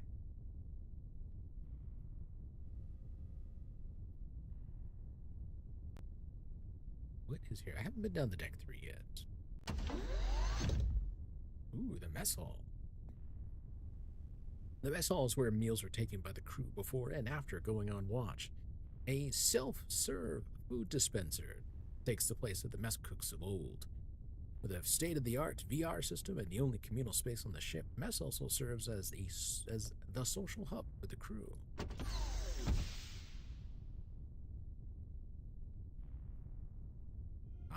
Look at the ACD. The U.S. Navy has given the food preparation unit a designation that gets those gastric juices flowing. The Mark IV Variable Acceleration No-Grab Automated Consumables Dispenser. This dispenser is capable of providing hungry crew members with meals and drinks in conditions ranging from 0G to a bone-crushing 4 gravities. Let's use it. I'm hungry. You press a random button and the machine spits out a meal that you can only describe as something on a shingle. You wolf the thing down in one bite and quickly regret it.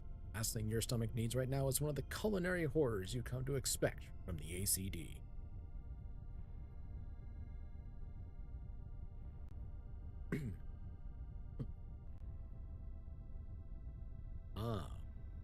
The mess hall, the VR system. The mess hall is equipped with a Sony/Mitsushita VR system for entertainment, training, and briefings. The strange sphere and the metal arm are all part of the VR processing system. The holograms and surround sound audio are generated here and projected via the panels along the ceiling. We'll just use it. Lexington orientation. Why not? Let's take a look. Welcome to the USS Lexington Orientation. The United States Congress authorized the development of a new class of warships in 2109 as new Cold War tensions between alliance states and the United Nations escalated.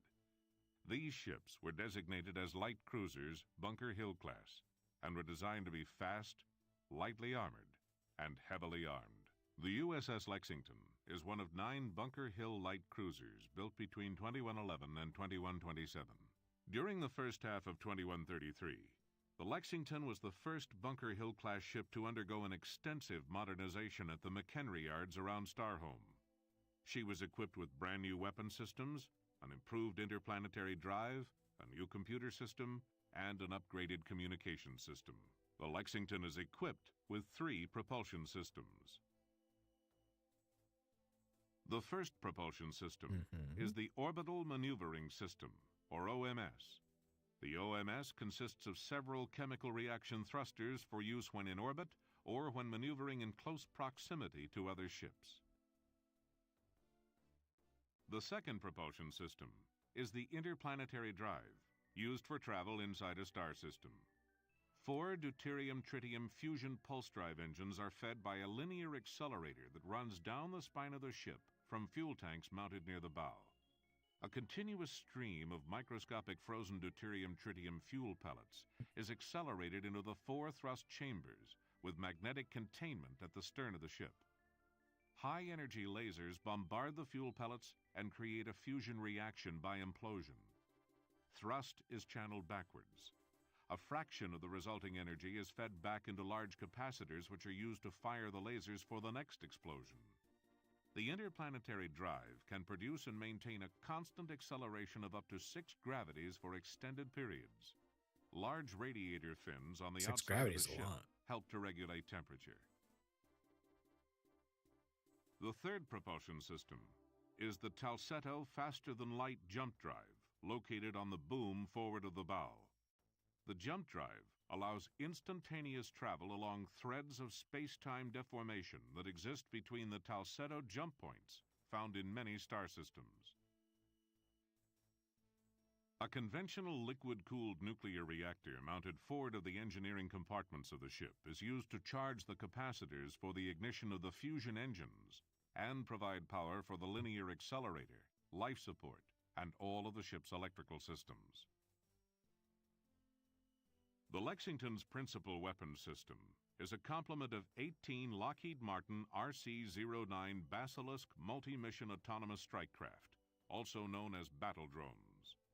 Up to 9 of the 18 drones can be active at one time. The drones are deployed using rotary launchers mounted in 3 weapons bays. These bays are arrayed in an equilateral triangle around the core of the ship. Each drone is capable of carrying several types of ordnance mounted on standard hardpoints on the dorsal and ventral surfaces.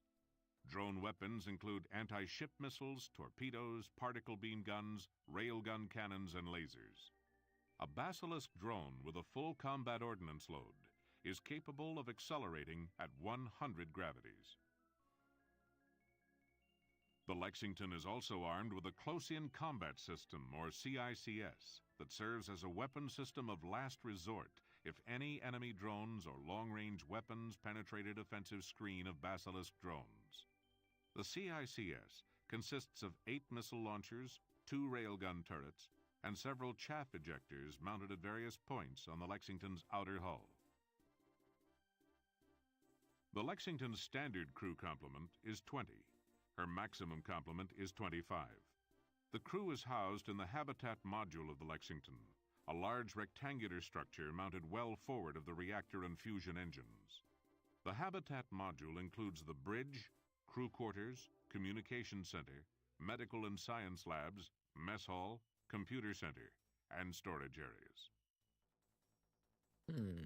With a combination of speed, range, and firepower, the USS Lexington is able to project Alliance military strength out to the farthest star systems. She has proven herself in combat and has a distinguished service record built over a period of years. Yet she also has some of the newest and best technology available. Veteran officers and enlisted personnel vie for the privilege of serving on the Lexington and contributing to the continuing story of one of the most capable ships in the Alliance fleet.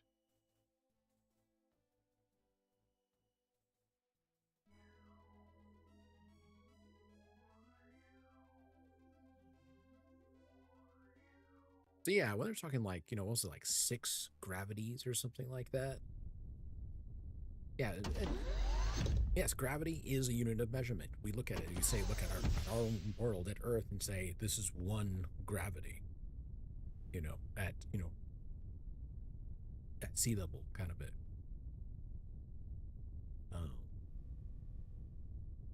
And so, yes, it is used for spatial measurements. Like, how many gravities can be used for thrust? It makes it very easy to just do the math, kind of thing.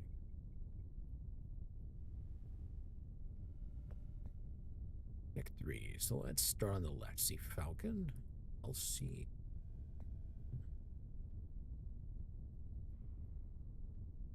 short periods of time after training. And note that the mess hall can only serve food up to 4 gravity. This stateroom is protected by the privacy laws. You are not the legal occupant assigned. If you're at higher than 4 gravities, you ain't eating. Access granted.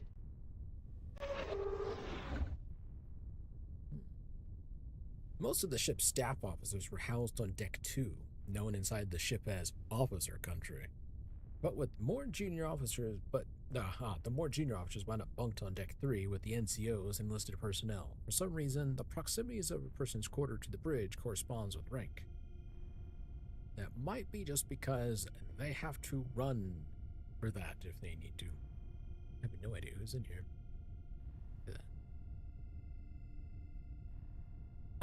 Tisk. Lieutenant Falcon has a highly classified codebook. USN com codes are, R2134.3.1, sitting amidst a collection of other less sensitive volumes.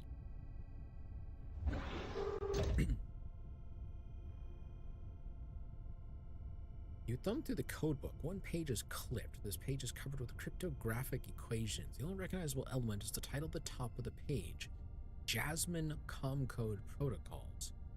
Falcon has made a penciled note in the margins: TCS hard-coded for Jasmine. No other comcode authorized for M161. Hold on a second. I think I need to write shit down. Hold on.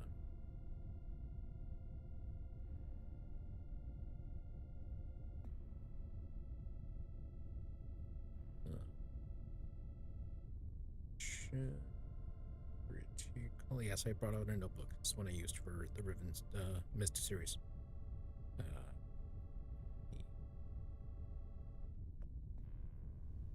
Jasmine? What is this? M161? Huh, okay. Let's open the book. What is this? Look in here. What is in here? Find a small note taped inside the desk drawer. Peel the note off the bottom of the drawer and take it with you. Let's read this. What are we looking at? If you need to get into my stateroom to get any of your things and I'm not around, feel free to use my VIS override, which it looks like it's a JH31. Don't let anyone see you going in. The rules and fraternization may be loosely enforced, but getting caught won't help your promotion prospects. See ya. -1? Oh, J. The VIS override called Devon in the note from J to Lieutenant Falcon was, it's 1H31. An access code like that, J, whoever he is, must have been quartered on Deck 2 or Deck 3.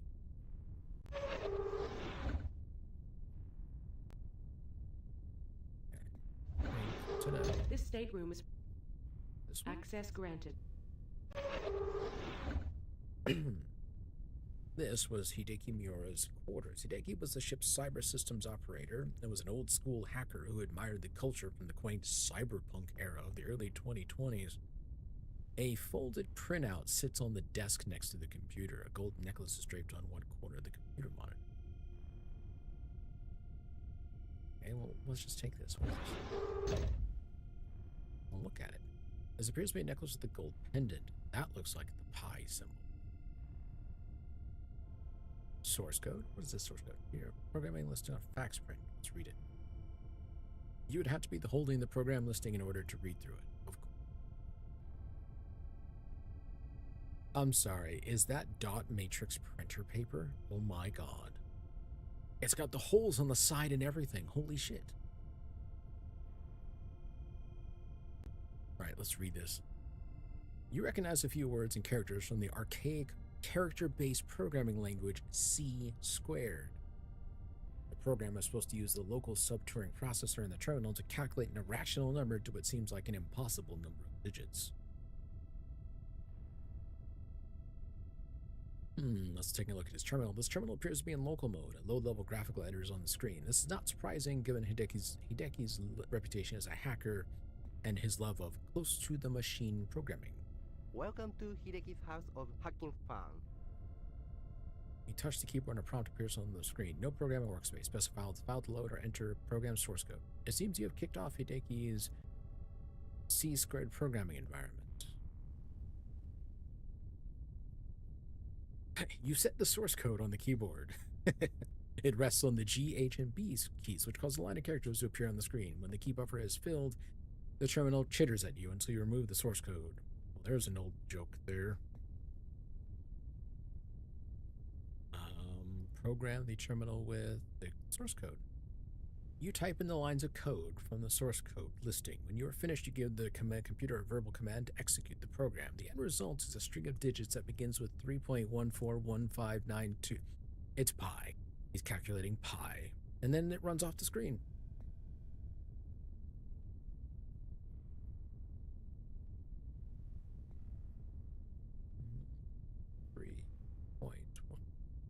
I think this is his password.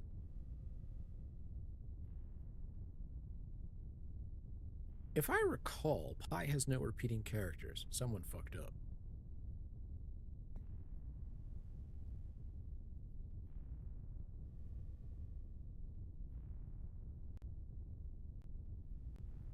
Open desk drawer. Open desk drawer. You find nothing of interest inside the desk drawer. What's in the holoprint?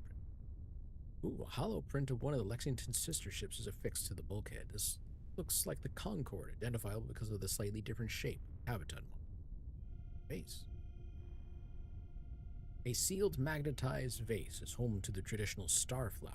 This is all the nutrients needed to keep the genetically engineered flowering plant healthy for the duration of a typical mission. A magnetized paperweight. Take magnetized paper.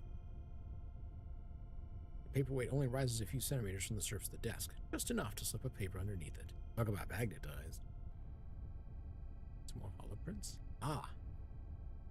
This is a holoprint of Starholm, first world to be colonized by the human race. Although the average surface temperature is under minus 30 degrees Celsius and the atmosphere is 100 years from being terraformed to the point where it's even breathable, Starholm is the closest thing to an Earth-type planet in known space. This one. This looks like one of the planets in the Epsilon Indi system.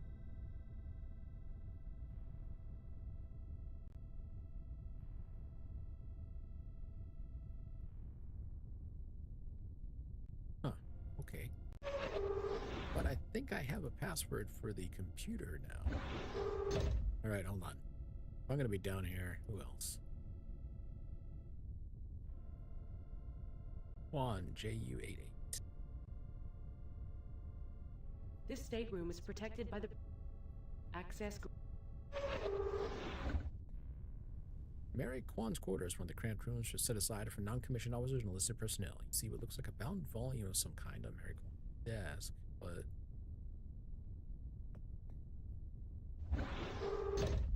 the sphere on the floor is part of a 3D magnetic puzzle called Malcolm's Madness. You recognize the puzzle because Mary Kwan borrowed it from you after you borrowed it from Aguilar.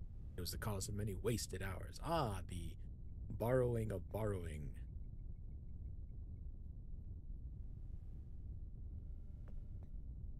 Take it. Pick up the puzzle and examine it. Mary seems to have come much closer to a solution than you ever did. Play with it for a bit, start to ruin the progress she made, and drop it back down in disgust.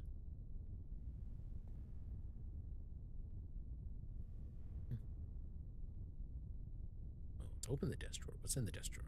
Look in desk drawer. Nothing of interest in desk drawer. Close desk drawer.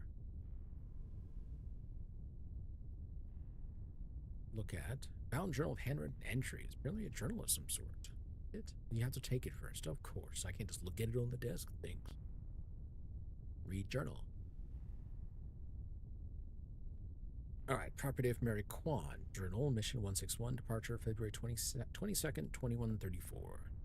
I'm keeping this journal on paper because anything entered on my terminal is accessible to the main computer.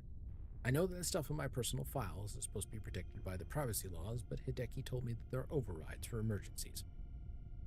March 18th. The XO called the nuclear plant casualty drill during the first dog watch would also happen to be my sleep shift. My damage control team didn't fare well during the drill, but I think the goddamn XO set us up. She simulated a computer failure at the same time as the NPC, nuclear plant casualty. It took us almost 9 minutes to isolate and contain the failure and set condition yoke for the contaminated areas. The XO wasn't happy and reamed our team, but good, especially me. March 19th, Lexington made an FTL jump today. Never mind. I'm pretty sure if someone was in the military was watching us on here, I'm sure they would chime in and let us know that the keeping of a journal such as this would be highly irregular and may not actually be permitted. Considering information like this written down there, Bates made a jump, did this, did that. March 21st. Was an engineer with Oliver when Poole, our new ops officer, came in and started grilling Oliver about the upgrades made to the Lexington during the overhaul at the McHenry yards. Poole seemed strangely intent on the information. It was like he was asking the questions from a mental list or something. I assume he was just trying to get up to speed on his new assignment, but it was hinky. March 23rd, the rumor mill spawned another whopper today. Everyone has to have a theory about what this mission is. I heard this one from Hardo. He says that Shindo overheard the CO talking to the XO about the discovery of a new Earth-type world, a new home for the Alliance. We're supposed to be on our way to secure it. Yeah, right. Narang, our resident conehead, gave me the odds in finding a real Earth-type world anytime soon, somewhere like 10 million to 1. I don't believe it for a second. March 24, the XO ordered another nuke emergency drill today, this time for a mock nuclear weapons incident. We did okay. The XO didn't see anything good, but that she never does. The key is that she didn't see anything bad. Everything would have been cool, except that McClary was assigned to the decontamination station for damage control and had his hands all over me during the decon segment of the drill. That should have been reported, not acceptable. March 28th. McGrath and Aguilar were trying to guess where we are using an astrogation program on the main computer and the star patterns outside the viewports. The main computer confounded their efforts. It knows the ship's location is classified. Narang knew, but wouldn't tell. I know he doesn't take that secret shit too seriously, but he doesn't want to rot in Leavenworth either. April 4th, made another FTL jump this morning. Nobody knows where we are or where we are going.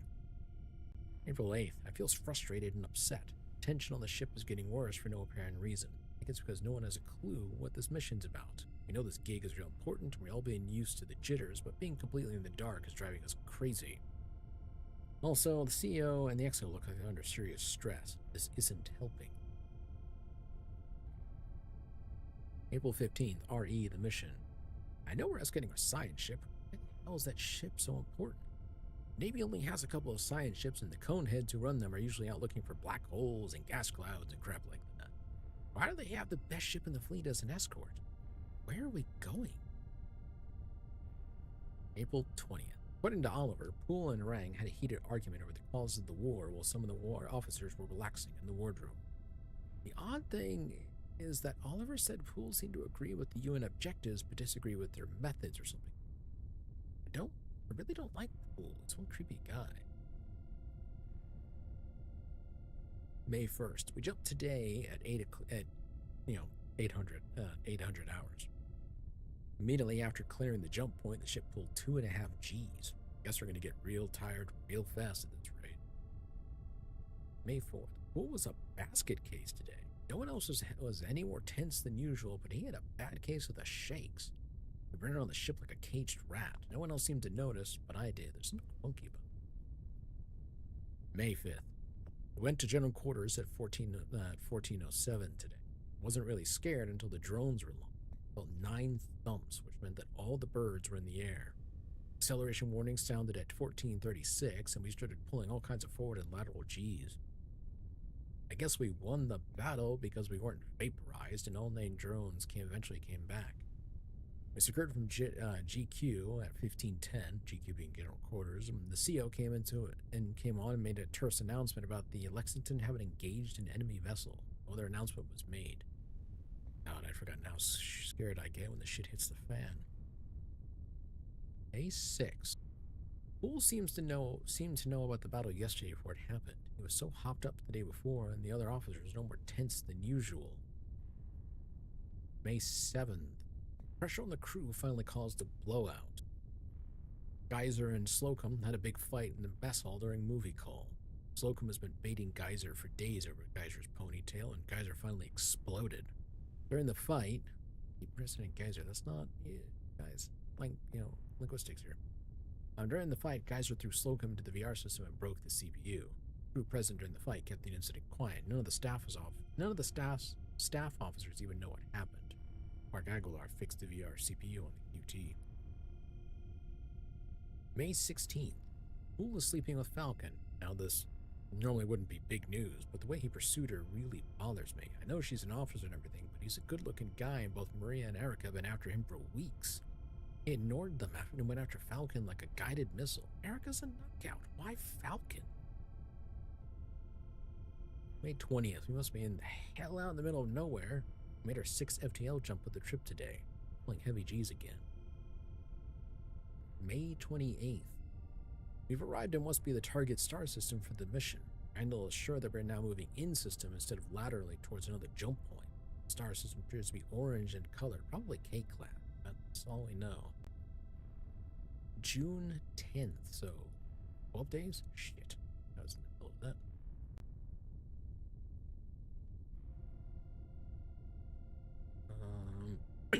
Close call today. One of the coolant pumps in Section 8 went out and the reactor temp started climbing.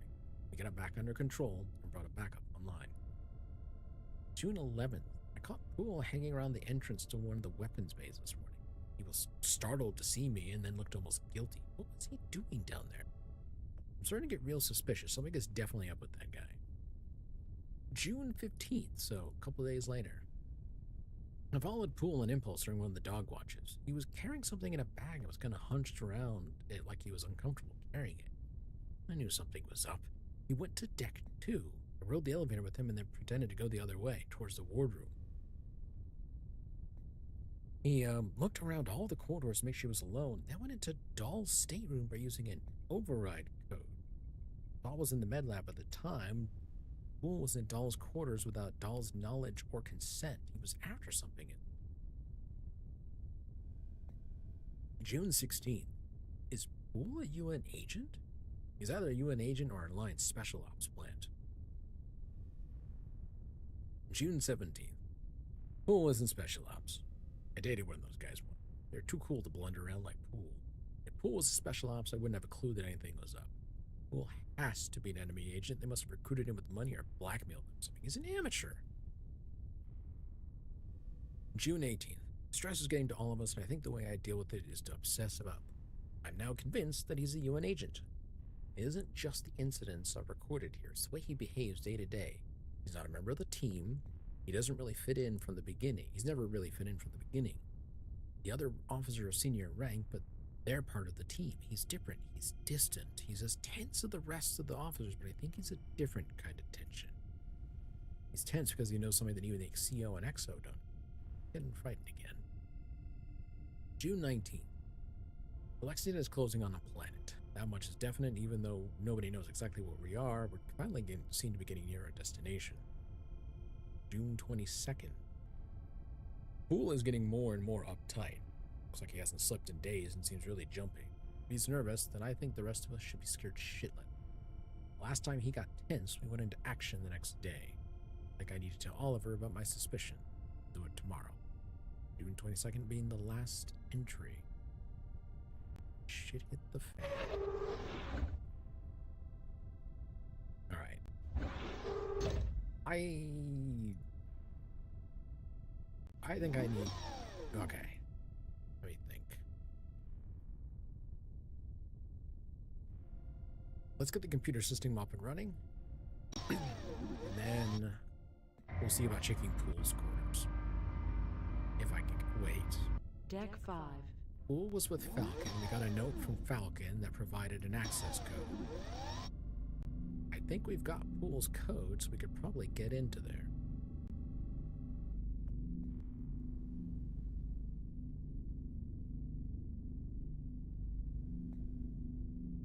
Alright. I'll put the combo on this door, because I was afraid one of you might come in and mess with the main computer. Please see me if you think you need to get in here. できるものならやってみろ. So let's try it. 3.141. Access granted. Yep, it was pi. This is the heart of the Lexington's main computer system. You are surrounded by banks of Turing cores, powerful processors that use light and quantum effects to manipulate and store information. Each bank of Turing cores has more processing power than all the computers on Earth in the year 2000. That actually makes me wonder how we would look at things now for that. Turing cores are blocks of transparent crystal that glow with blue and violet light. Not violent, violet.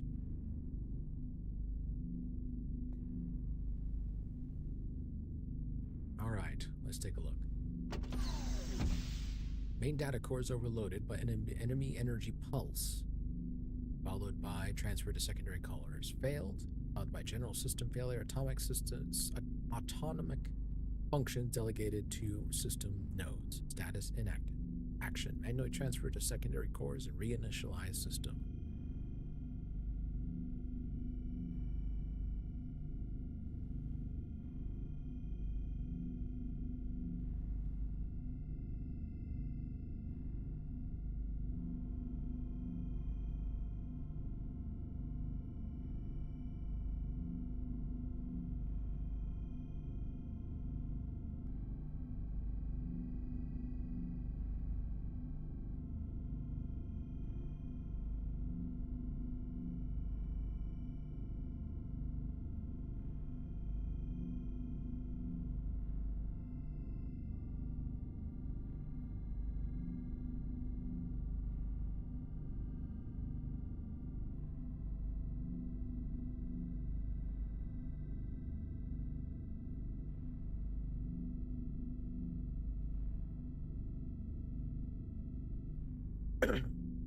Oh, was I muted? Yet. Anyways, I pushed the button for cold boot. I'm the CEO now. CEO. You flip the last switch and they're all fine. This is indeed the system reset switch and causes the main computer system to cold boot. The system reinitializes automatically, switching to its secondary cores when its primary cores don't respond. The only evidence you see of what must be furious activity is a slight change in the glow of the Turing core. When the system is finally back online, the screen in front of you fades to black. After a few seconds, Brand's familiar face fills the screen and her final log entry is to play. Congratulations. You got the central computer system back online. Now you must figure out a way to get the communication systems back in working order. The tachyon beam transmitter is a large parabolic dish on the outside of the hull. The control systems for that dish have been rendered inoperative. You must figure out how to get the targeting and control mechanism for the dish working again. Once the system is up, override the looping distress call by entering the following code. MELISSA, Melissa. Then ask the central computer to run the IPS program and use it to align the dish on the tachyon relay beacon sitting near the jump point in this star system. You will have to establish a relay connection through a web of jump points to reach any bases or ships. You will need to talk to the Alliance base on Erebus. They will explain the Lexington's mission and can help you finish that mission in real time. I've done everything I can. Good luck. Tran out. Huh. Well. Yes? Are you now tied into all the nodes across the ship? Yes, I have access to all of the ship's systems. Give me access to subsystems, please. What systems? Communications. What do you wish to know? General system status report, please. The tachyon communication system is inoperative due to a failure in one of the external subsystems. All other communication systems are operating within acceptable parameters. And now it's time for voice acting. What is wrong with the TCS? 2 optoelectronic modules in the system bus of the TCS transceiver targeting and control mechanism were fused by an enemy energy pulse. The affected modules were responsible for managing the interface between the computer systems on the ship and the servo actuators that are used to physically align the transceiver with the tachyon relay beacon and track the beacon once locked on. Say that again, in English. Delicate motors I don't are speak used to tab, move I the don't TCS speak dish on the hull of the ship technobabble. into position so that it can talk to the tachyon relay beacon near the jump point in this star system. As the Lexington travels around Persephone, the motors are supposed to move the TCS dish so that it remains pointed at the beacon. 2 vital optoelectronic modules in the dish control system have been damaged. The TCS dish is frozen in a useless position as a result. These modules need to be replaced in order for the communication system to work. Which modules are damaged? The standard module ID codes for the inoperative modules are EC2001 and EC2010. EC201, EC2010.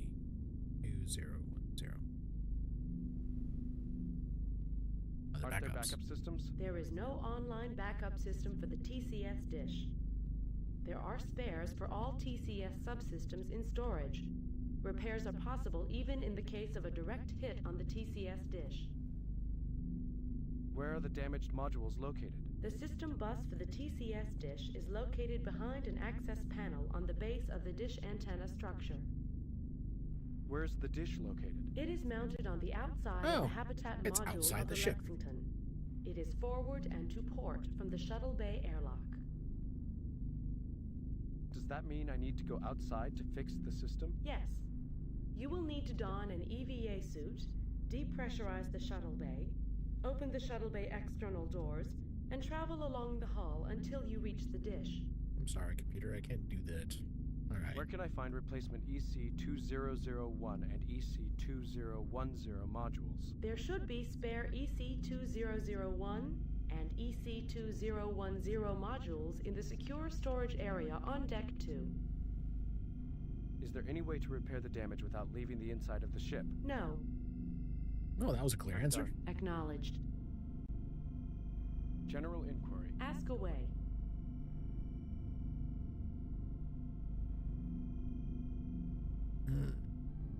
I'm done. Okay. I think we need to get to find out what the hell is going on with Pool. Now, nice thing is we can access the computer system at any point in here through the ship. Just have to go to a terminal. Ooh. Change of music.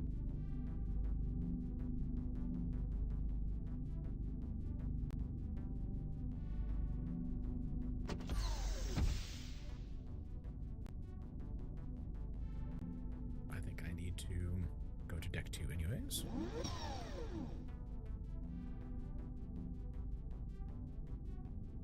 So I gotta get stuff from the secure storage.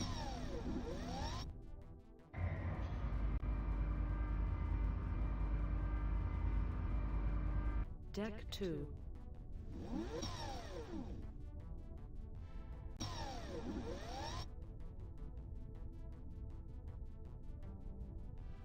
Open this. EC. Let's open that. Open the box, remove a spare.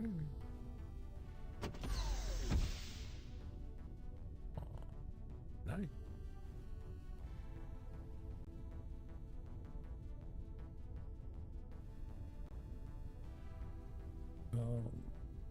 There we go. Box is empty except for a handwritten note. What? Oh. Aerotron was busted during the fight between Sun and Jedi. I took the last EC-21 to go watch the latest holobit on the final day of the trip out. Okay.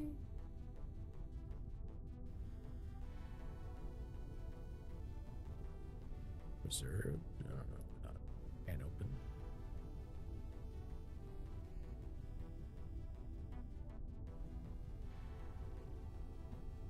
Oh. Why not? Can I?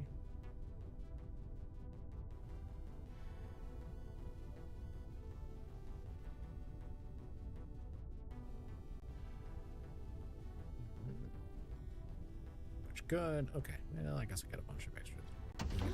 Let's find out. Oh, that.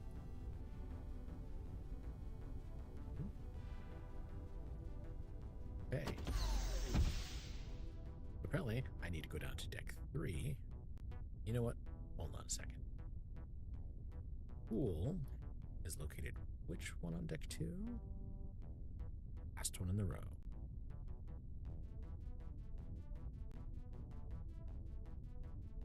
This stateroom is access granted. Excellent. All right, Pool, what do you have going on in here?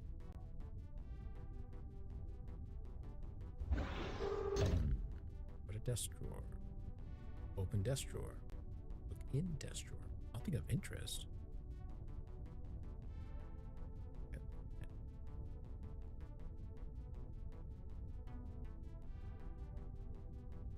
Look at.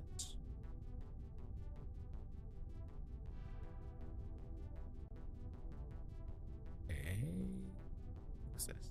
Scale model of the USS Orlando sits on the Orlando's a Jericho class sign. Okay, can I take it? Take the model from its spot with the desk. As you lift it, you notice it's strangely heavy, even in the low gravity of the Lexington's powered orbit. That's interesting. Nothing. Shoot.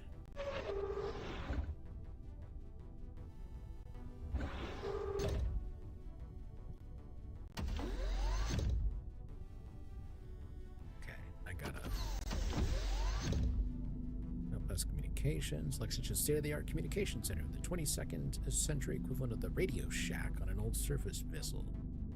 Yes, vessel. Old surface vessel. This room has just about everything needed for intership and ship-to-ground communications, including tachyon beam uplink, lasers, and microwave transceivers. I think I need to get down further.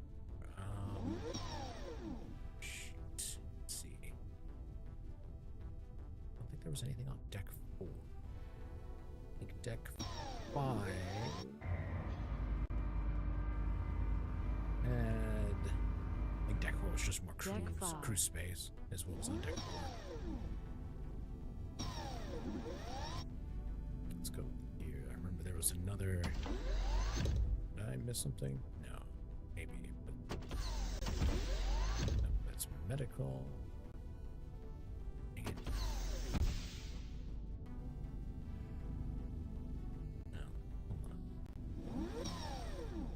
I know I'm missing something.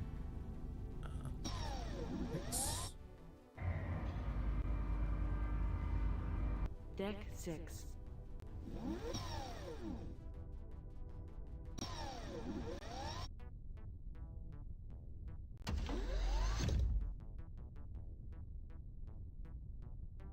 Take the multi-tool. All right. Let's see. Spares.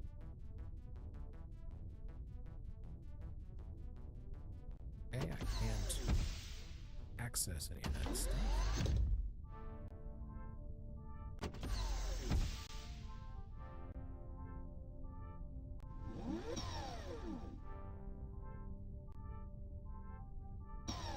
Gotta go to deck 3 and disassemble the VR machine, because I guess a component got used in there. Deck 3.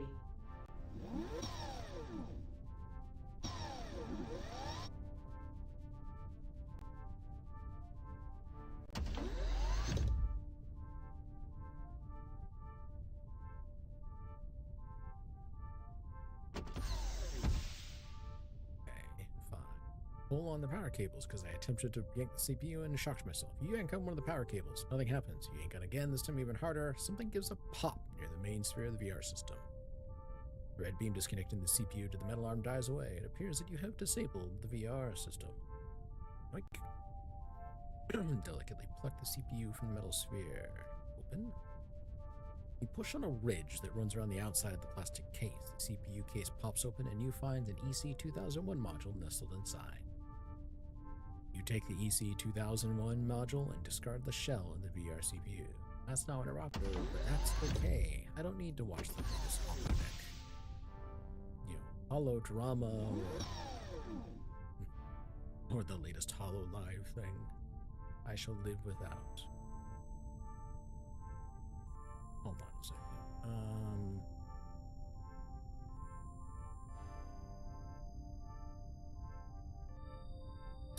Cancel. 1 second. Disassemble the ship model.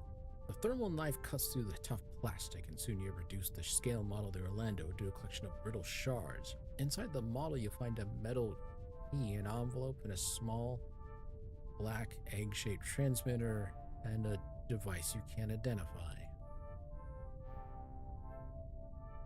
looking at the transmitter. The device is about 5 centimeters long and is ovoid in shape. An antenna extends from the small end of the egg. You can see a tiny speaker grill and a cluster of controls on the otherwise smooth surface of the device. The transmitter is making very quiet humming and chattering noises. Sounds. Scramble Blue, attention Sword. Codename Damocles. Authentication Echo 2 Alpha 3 5. Listen to transmitting at 22.59er with a periodic low power NGCS burst. This is James Poole on the USS Lexington. Message follows. Per the last transmission from Dharma, I armed the bomb this morning before the officer's briefing, when I had the room to myself. If you intend to board the Lexington, you will need to disarm the bomb immediately upon arrival. The timer has been set according to instructions. Pool out. Message repeats. Okay, turning right around. Wardroom. He set a bomb on the ship. Deck 2. We need to go disarm that.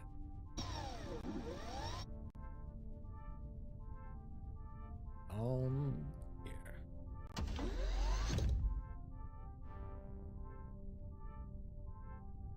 Wardroom. There's a key. There's a locked case. The key fits neatly into the slot next to the plaque. You turn the key gently once inserted and hear a satisfying click. That humming sound. The transparent material surrounding the base ship model retracts into the metal base.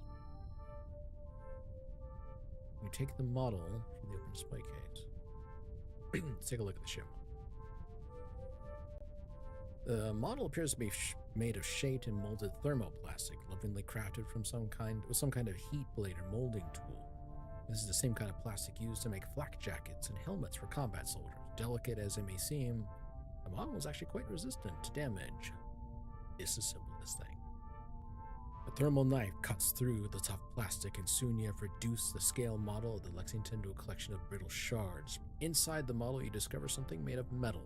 Cold steel cylinder a few centimeters long. The metal cylinder is about 20 centimeters long, 20 centimeters and a few centimeters across. An indentation runs around one end of the cylinder. Tiny letters are stenciled on the smooth metal surface near the top of the cylinder. Read. Tiny letters on the side of the cylinder spell out UN392A/S1/600 AM2 yield 0.1 kiloton. The AM2 code is recognizable from briefings on United Nations weapons classification. This is a UN Class II antimatter bomb with the explosive power of 100 tons of TNT. Open. You unscrew one end of the cylinder, a tiny display panel and some controls become visible. Oh, okay. I have disarmed the antimatter bomb that had 7 hours remaining on this thing.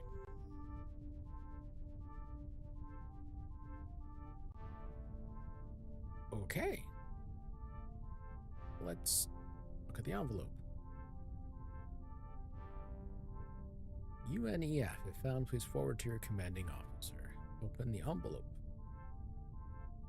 You open the envelope and find a letter inside. Let's read this. Okay. To UN Commander, UNS Dharma, which means he was forewarned. From James Poole, Damocles. Your plan was to disable and then board Lexington. There's always high risks to me in that plan. If a firefight broke out inside the Lexington, I might easily be killed. If I do not survive the battle for Deneb Kaito 6, please make sure that the attached letter makes its way to my brother David. David is currently living in a foster care facility in Boulder, Colorado, inside the United States. Now you can reach him. After all, you got to me, Rommel Middle. Dear David, if you're reading this, I am dead. It is unlikely that the U.S. Navy told you the real story behind my death. Or they sent you one of their standard, very sorry to inform you, killed in action hollows. It'd be easy to leave it at that, but I thought it was important for you to know the truth. The US Navy would never admit that I actually helped the United Nations win a critical battle in space, one that may well decide the outcome of the war in favor of the UN. They're probably shocked by this. Why would I betray my country? Why would I go against the principles of the Alliance? How could I violate the solemn oath of honor and obedience that I swore when I joined the Navy? The answer is that I chose to betray my country in order to avoid betraying the entire human race. You know that Mom and Dad were killed in a lab accident when you were 3 years old. I was 12. What you don't know is that we were both there when it happened. I never told you about that day, and you knew what really transpired at the ERT lab, especially since the events there served as the catalyst that led to my eventual decision to help the UN. Playing with you in the daycare about 50 meters away from where Mom and Dad were working, I remember that an alarm went off and all the adults in the center rushed over to one of the flat screen monitors on the wall. I went over to look at the cause of the commotion. The red light over the screen indicated that the signal was being piped across the complex from one of the internal labs. On the screen, I saw Mom standing over a broken hazmat containment vessel, looking up at the holocamera mounted inside the collapsed quarantine area. She knew what was coming and looked scared. Dad was backed up against the lab door. He was saying something over and over, but the audio pickups weren't on. I couldn't read his lips. Mom had accidentally dropped a container filled with the results of their latest experiment, a batch of self-replicating micromachines designed to break down hazardous biological waste. The micromachines were tiny, almost microscopic in size. As the hazmat container broke on impact, the micromachines went into the air and into Mom's and Dad's lungs. Machines encountered living lung tissue. They started to replicate and perform their assigned task. Disassembly of my biological material one molecule at a time. I'm going to give you a quick moment. Let me see.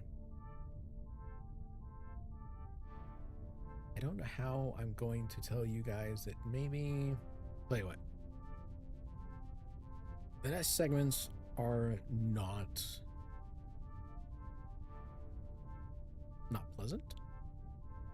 I'm not going to read it out loud just yet. I'm going to give you a fair warning. Give it about...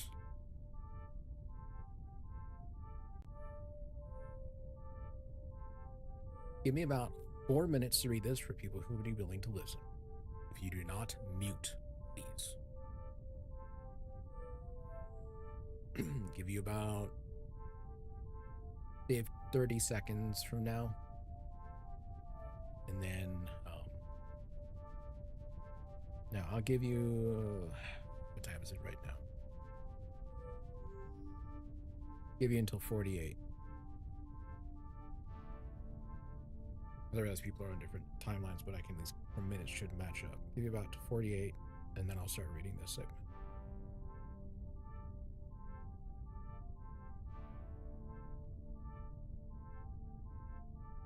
All right. Well, I could only watch as the horror began. The adults watching with me were oblivious to my presence and didn't think to shield me from the images on the screen. First, Mom went down, clutching at her chest, coughing up pink froth as her lungs were eaten from the inside. I remember the floor in the front of her lab coat being covered with a fine, red speckled pattern. A few seconds later, Dad died clawing at the computer-locked door, blood running from his nose and mouth. The micro-machines multiplied as they worked. Within a couple minutes after Mom and Dad died, their bodies began to liquefy as the process of molecular disassembly accelerated. Finally, the chrononecrosis algorithms in the micro-machines kicked in, and they all self-terminated. Not much was left, except for pools of reddish jelly.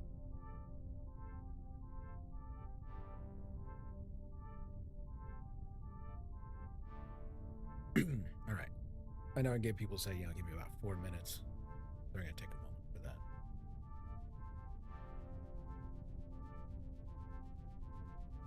Yeah, it's not... This is a hard science game, except for couple other points we'll run up against. Other than, FTL being sort of, they never quite explain. I think they do explain how FTL works, but I'm not quite sure.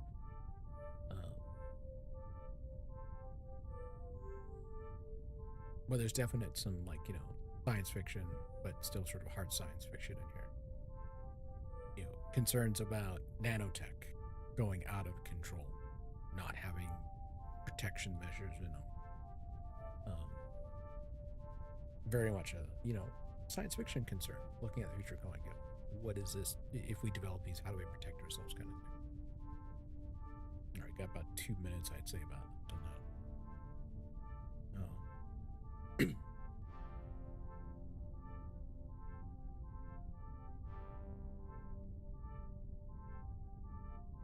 You know, usage of drone technology for fighting. The usage of computer cores powerful enough to run is essentially, you know, a virtual intelligence.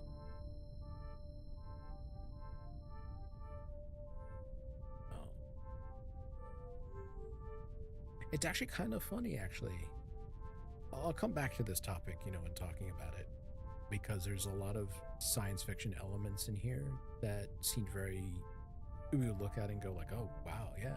Then we look at it, you start seeing some of the elements of what they were having here in our own lifespan, our own time here. All right, got another minute remaining or so. I do have to be careful in this game because there is ongoing timers in this game. Like, for example, like if the bomb, we disarm.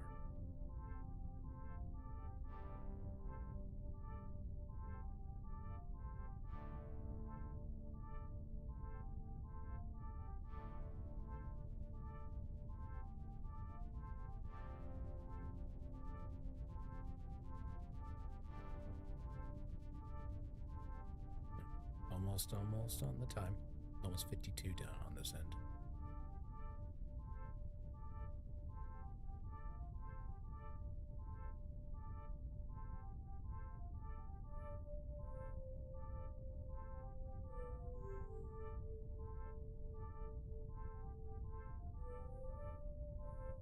I think yeah, okay, there we go. All right, so I hope all people are back now at this point. Gave you about 40 minutes or so for that. Although probably might want to, it's kind of late for, you know, throwing in a break here and there, but I gotta maybe get some text where I can be like, okay, we're safe, or no, we're not good, kind of bit, in case we run into this sort of thing. And so the elite ERT husband and wife research team died together. Mom and Dad had the best of intentions, and yet they created a monster that killed them. Their monster also left 2 children behind, lost, confused, and without parents. When I think of Mom and Dad and of the thousands who died in the Alaska traffic control disaster, the millions who have been killed by the fruits of technology and war, and the hundreds of millions who have perished of cancer, poisoning, radiation, genetic damage, chronic environmental distress system, and other maladies of the technological age, know that the madness must stop. Human beings were never meant to exist in the artificial environments that we have created for ourselves. We were never meant to wield the terrible power that comes from technology, from nuclear fusion to nanotechnology. Over the long term, we cannot control the forces that we have unleashed. We will destroy ourselves. I have known that since I was 16 that the Alliance is bent on a course of self-annihilation. They will take down the rest of humanity when they go. The UN is the only hope for the future. That is why I agreed to work for the UN when I was still a struggling cadet at the academy. The UN espionage network helped me to excel at my studies and then get on a fast career track that took me into the most sensitive areas of Alliance intelligence planning. The culmination of my service as a UN agent is an operation that will change the course of the war. I informed the UN High Command about the details of Mission 161, a highly classified Alliance expedition to scout a potential alien presence on a world 68 light years from Earth. I helped the UN plan an ambush for the ships in the expedition. I arranged for my assignment to the expedition in spite of my lack of training and experience as a combat officer. If everything went to plan, according to plan, the UN disabled and then boarded my ship and the science ship we were escorting. The UN now has control of the most important discovery in human history. As insurance, the UN had me to plant a bomb on board my ship set to detonate within a few hours of the arrival in the Deneb Kaito system unless disarmed by the UN boarding party. This letter was left with the key needed to get out the bomb. Because you're reading this instead of hearing the news from me, I was most likely killed during the battle. You always thought that I was blinded by simple ambition. But you know that I served a higher principle after all. Gee whiz.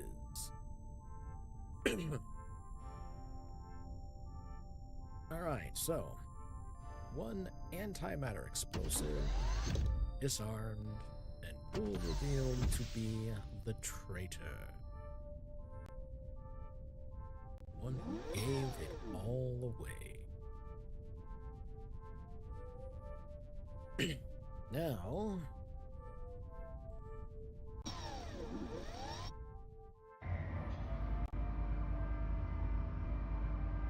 I get to go for a spacewalk. Deck 6.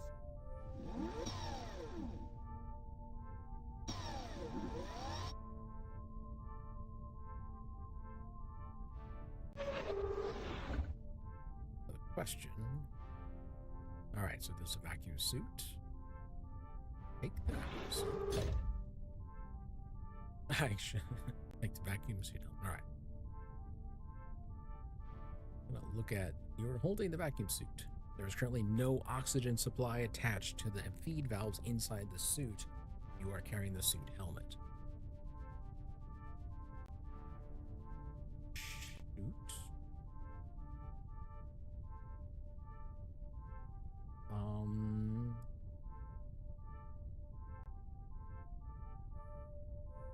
Oxygen? No, shuttle bay is depressurized as torturous airlock door because of that. Okay.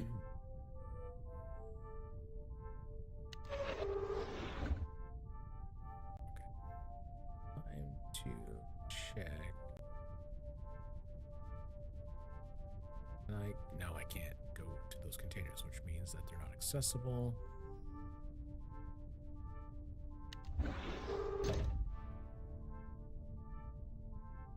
I need oxygen, but there's no oxygen containers. Why are there no spare oxygen containers in this closet? Locker is empty. Ooh. Cutting torch. A heavy-duty oxyacetylene cutting torch. It needs oxygen. Compressed oxygen and acetylene feed a directed high-temperature jet of flame. The gases come from 2 tanks that are attached to the frame of the torch by hexagonal Dahlgren bolts. What if could I use the oxygen tank on that? I mean, compressed oxygen is not the greatest thing to be breathing, but it's the difference between getting out to the acetylene.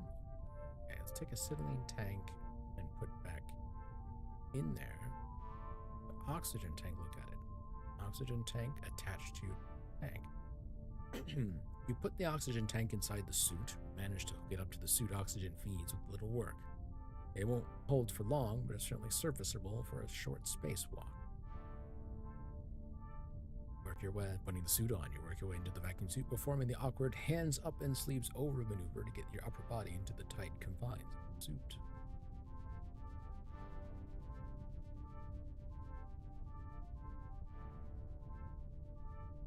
First of all, depressurize the shuttle bay.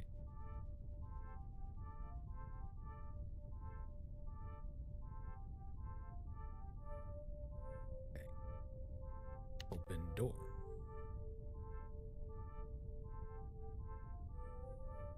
Okay. I'm now going to save. I'm going to call this Spacewalk.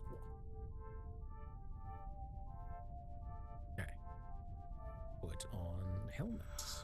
Put the helmet on and fasten the collar ring seals. When you hear the click of the seals locking into place, you know that you are now on suit oxygen and are ready to perform an EVA. Pressurize the control room.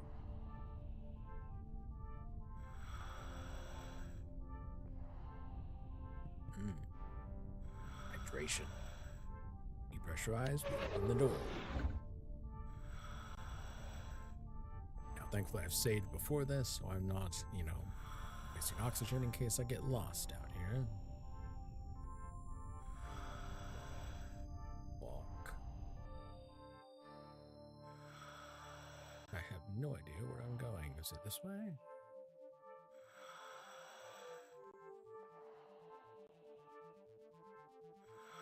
Guess I must be mag-locked. Aha! Hello! Fish! Open the access panel. Okay. Move.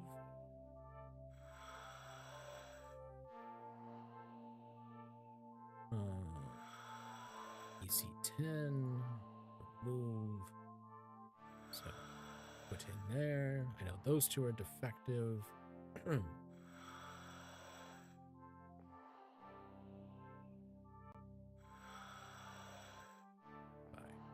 That I already have.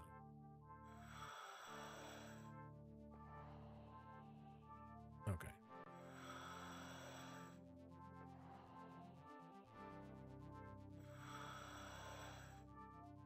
Okay, we're gonna close the system. I only have so much time, so I'm not gonna spend a lot of time doing the. Okay. We're going to.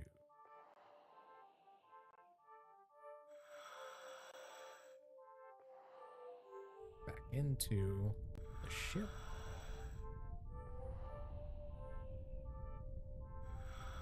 Keep some of the animation there. All right. First of all, close and close. And then pressurize, pressurize. Wait for them to go green.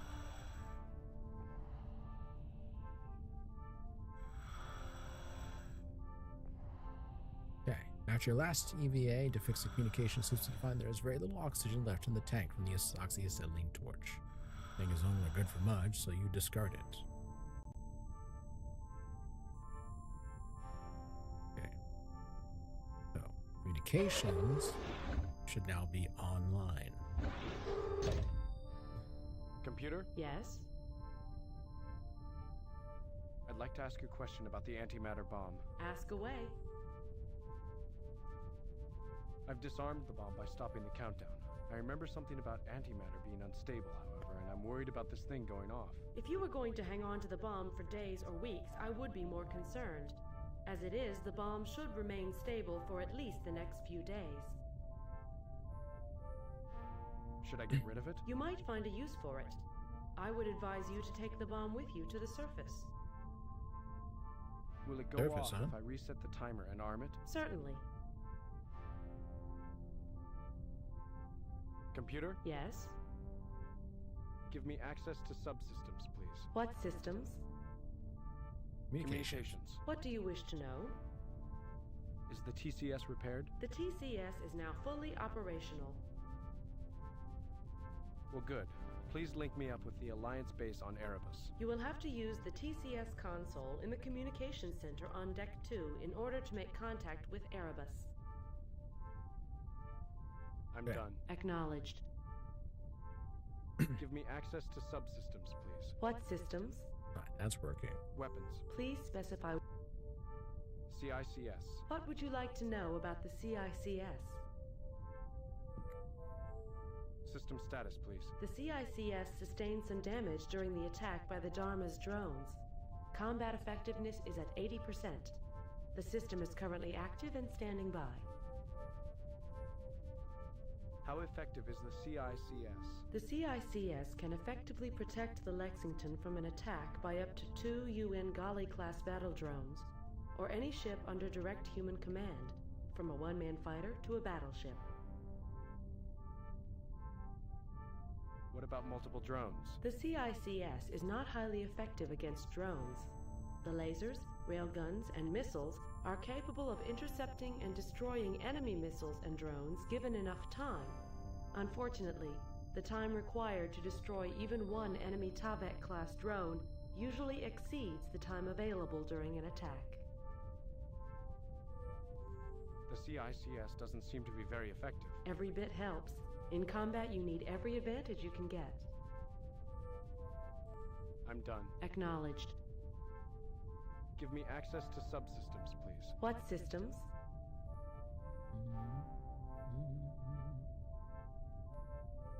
Engineering. What do you wish to know?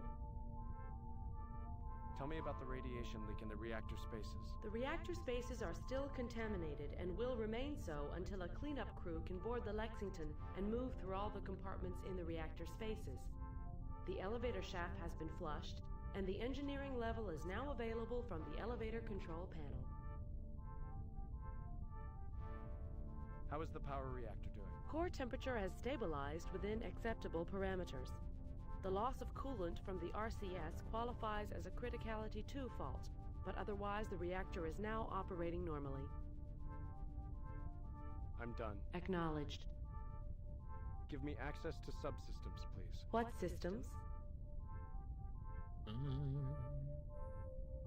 Science. The only science topics available. Tell me about Persephone.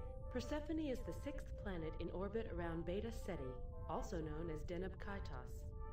Persephone's orbit is retrograde and has an orbital period of 3 Earth years. Distance to Beta Ceti is 11 astronomical units. Persephone has a surface gravity equivalent to 2.5 times Earth normal and a diameter of 21,233 kilometers. Hard The science. composition of the planet's core and crust is unknown, but surface material includes rock, water ice, and liquid and frozen methane and other hydrocarbons. Spectral analysis of the atmosphere shows components including methane, nitrogen, hydrogen, ethane, acetylene, ethylene, and hydrogen cyanide.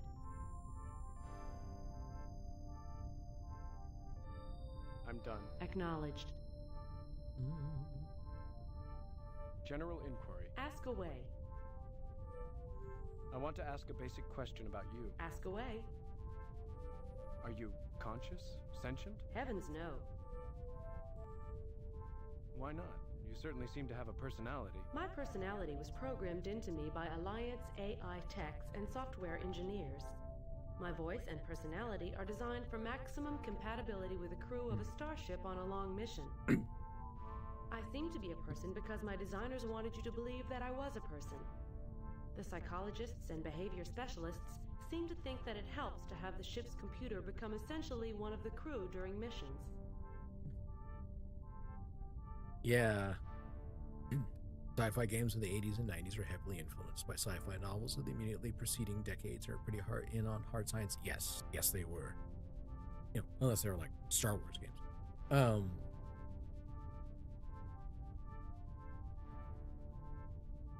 I'll come back to some of this topic towards when we finish, playing, because some of the elements I'm seeing here in this were definitely stuff that's becoming much more relevant today, like the usage of drones, programming computer AI, them working off of databases kind of thing, versus like, oh, this is a true AI and this is going, yeah. What if you became sentient? Would you be a person? There is no more chance of me becoming sentient as there is of a toaster becoming self-aware and deciding that it is a cat. It's a ludicrous idea. How can you not be sentient with a response like that? My software includes language processing and synthesis algorithms that have been evolving for decades. Which are very sophisticated and complex computer system. That complex computer systems are prone to emergent But you behavior. are a very sophisticated and complex computer system. I thought that complex computer systems were prone to emergent behavior. Sure, some highly complex systems are indeed susceptible to unpredictable behavior. This usually manifests itself as seemingly random malfunctions that degrade or even bring to a halt the normal operation of a system. That's it? It just stops working? Usually. If this is true, why was the UN so afraid of the emergence of some computer-based super race? Because the seeds of that super race can indeed be found in the behavior manifested in complex systems. But this is just a beginning. A truly sentient life form that takes advantage of the propensity towards emergent behavior would have to be carefully engineered or evolved by someone who knew exactly what they were doing. The emergence of sentient computer-based life won't happen by accident. What is needed? What is needed is a very specialized infrastructure, one designed to work with the new patterns that can be coaxed into existence. Think of the human brain. Its consciousness AI is supported philosophy by at hundreds work. of specialized structures for recognizing, cataloging, storing, and retrieving patterns that range from images to musical sequences.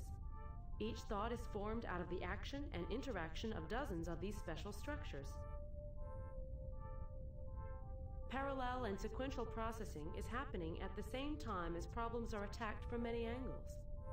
A software-based intelligence needs analogs for many of these special structures, including various network processing functions for making associations, parallel processing for recognizing patterns, a knowledge base, and a set of rules for inductive and deductive reasoning. It also would help to have a set of specialized data stores, each one optimized for a specific function. You seem almost passionate about the subject. My designers were passionate about the subject. My data stores are filled with the results of their research, the papers they published, and the logs that they kept. Let's talk more about this subject. We've talked enough about this subject. You have more important things to do right now. I'm done. We've talked enough about potential like AI, production philosophy.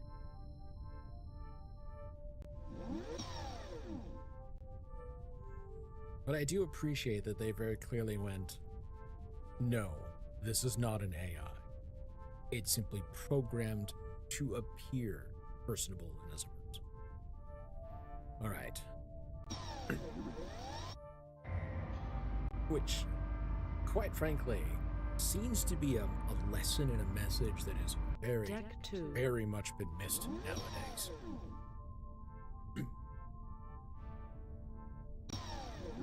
Like, yes, if similar to Mass Effect's distinctions between AI and VI, I am on board with that distinction. What we have got going on right now are language models. I would call them, what we're getting close to is a VI. It's a virtual intelligence. We're building something that acts like one, but it's not really. It's programmed that way.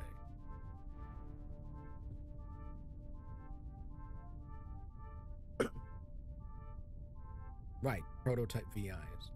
And I really think that if they were to change the terminology they use, the marketing how they go, if they were to say virtual intelligence, people would be sold on it. We have prototype. We are building virtual intelligences, things to act as your agent, things to appear personable, but it's still very much a computer program. We're building it to help you out, to assist you. Instead of going, we're building AI, it's going to do all these great things for you. If they just change the message, so many people will be more on board with this. Because they would be doing it. It's what they're doing. They're building virtual intelligence. They're prototyping it. And humanity could, and that creates a tool, not competition. And so that's what they should be doing, is they should be creating a tool to assist, not, competition that's supposed to replace everything. All right, onwards to TCS. The large screen and console provide access to the faster-than-light tachyon communication system, or TCS. TCS is the most advanced long-range communication system in history. Let's save. Let's call this...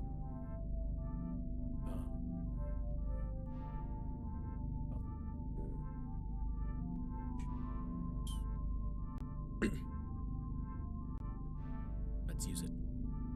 You bring up the TCS control interface and override the distress call by entering the Melissa password that Tran gave you. You now have access to the TCS and the interstellar positioning system. You remember that Tran said something about establishing a link with Erebus through a web of TRB beacons stationed at the jump points around the star. IPS will allow you to select and link up with TRB beacons by clicking on icons displayed on a stylized map screen. Hold on. Okay, so Serpina, the problem with modern AI that you have is that most of them are built and trained using stolen data, and assets require massive amounts of power, and the data centers required to operate them are sucking up an overwhelming percentage of the world's supply of computer parts, particularly CPU, GPU, and RAM part. I agree. I've opened up some of my stream segments with this kind of talk on occasion, in that they're using other people's information, the other people's data sets. If they paid for it, no one would have a goddamn problem. If they paid for it and did licensing, no one would have had a damn issue. Because it's not like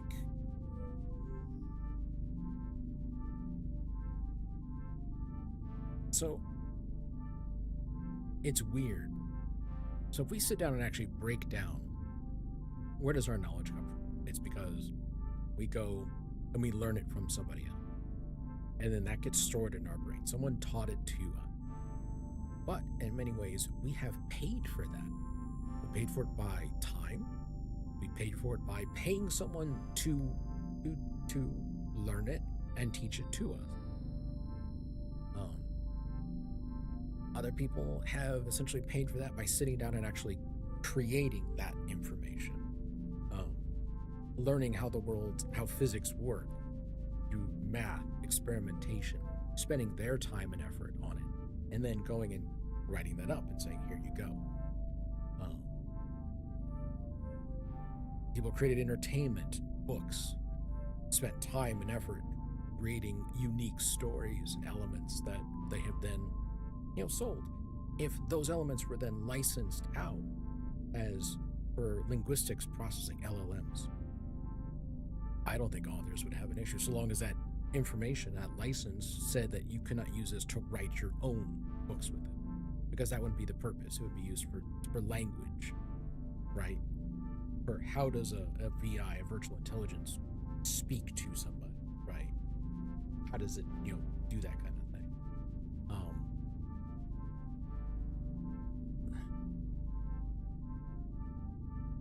That kind of thing. Heck, I mean, for like art, right? You could build in a virtual intelligence whose job is to recognize art, right? Of, hey, I have made this. I'm going to put it in this database over there. The license agreement is that you have this in over there, and I use it to help protect my copyright. They had to pay, sadly, it's not how the current business model for AI works, and it doesn't even work well as it is. If they had to pay for the data training, they would have failed from the get-go.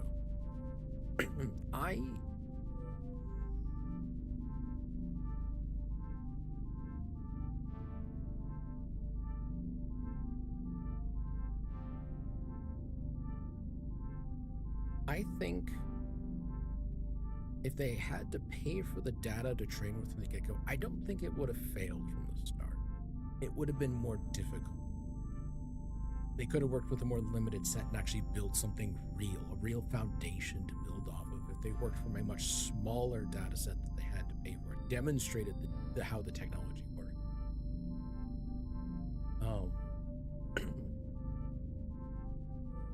The issue is that when they've been building this, it has not been for scientific purposes, it's not been for assistance purposes. It's built so that the company can go and make money off of someone else's stuff. And so, of course, you're right on that.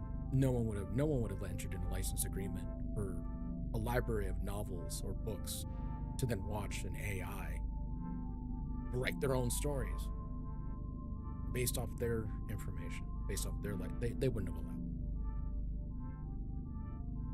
Same for like artwork. No one would license artwork to an AI database for them to go and make their own artwork based off. They wouldn't have. Even when you take into account that like artists go and train with other people to become artists, and they're building off the same techniques and history of art, there's still their own unique spin on it, their own unique how they do it.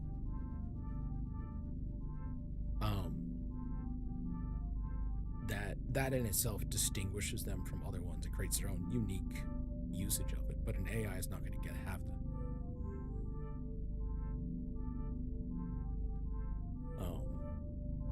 Massive amounts of power. Well, if we had kept up with nuclear power plants, we wouldn't have as much of a power issue.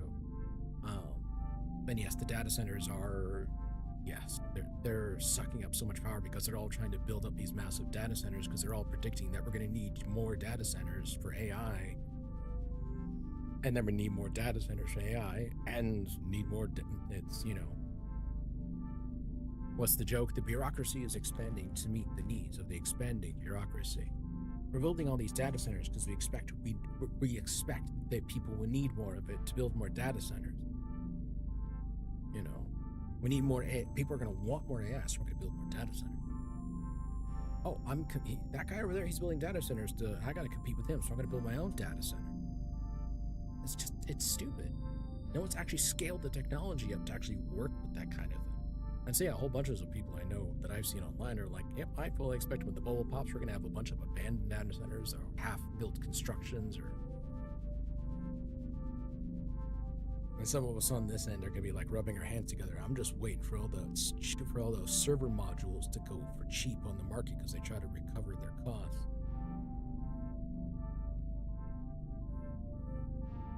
What I thought was actually kind of cool, on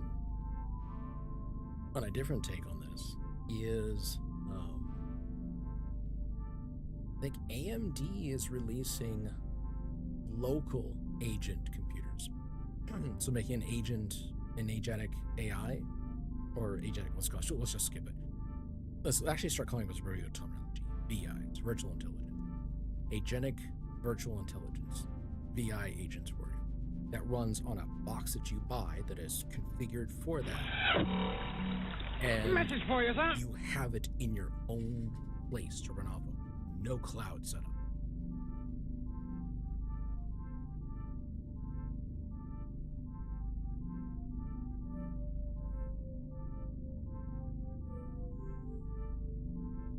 And yes, I am stretching.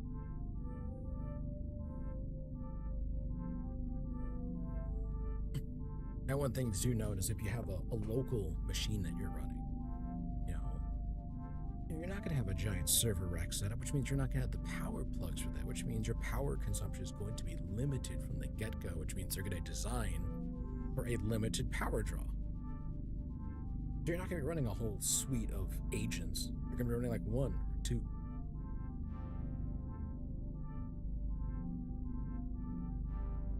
Anyways, all right. Let's see.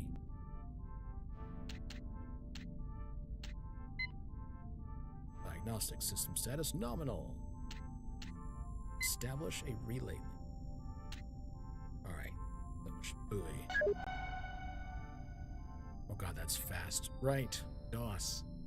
There must be no speed maximum. Oh, that's fucking hilarious.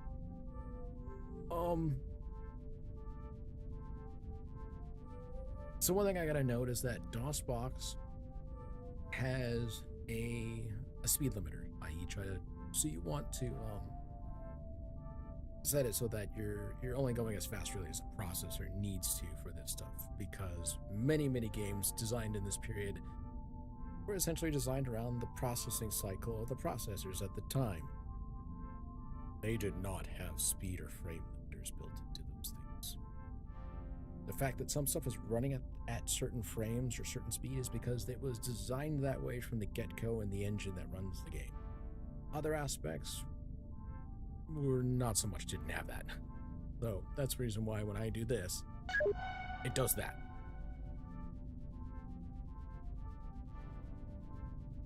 So this is probably the next.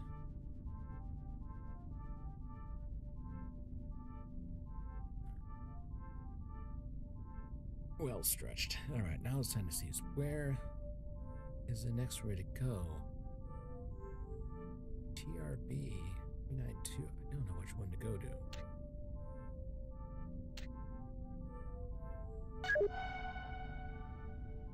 So, hold on. Maybe?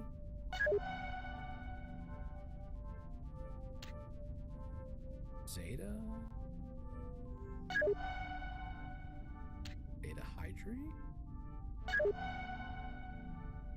Column? How? Oh dear, I'm trying to figure out where the hell I need to go. Maybe this way? Let's go for Beta I see you. I have no idea where I'm going. City? Shoot.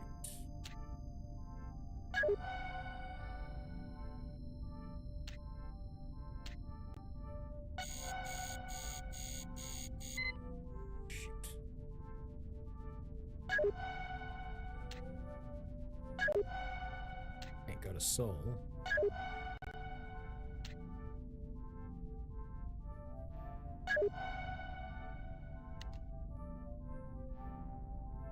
Oh, holy shit, hold on.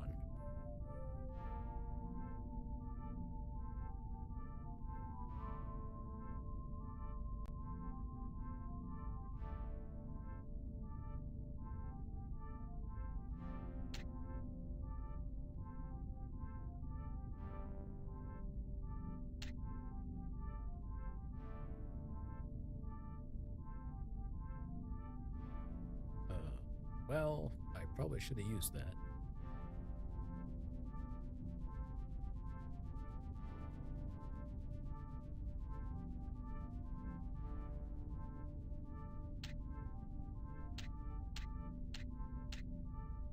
That's interesting.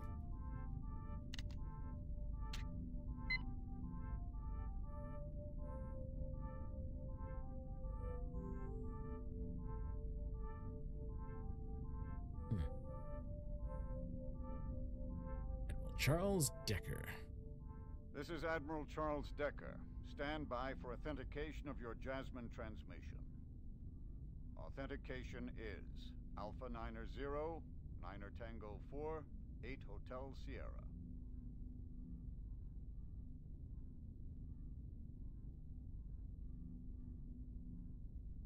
Go ahead. Given the Jasmine coding for this transmission, I assume that this is the Lexington. You've been out of touch for quite some time. Since our last communication with you, we've come across a potential threat to the success of the mission. I need to talk to Captain Dana right away. I'm afraid he's dead. So is the rest of the crew. I'll fill you in on what's happened. Hell, Lieutenant. The situation couldn't be much worse. At least the Dharma was destroyed and the Lexington is back in action. There is a chance that I can continue the mission. Well, Dana did the only thing he could have. Some hope is better than none. But this isn't even a long shot. You have no idea what you're up against.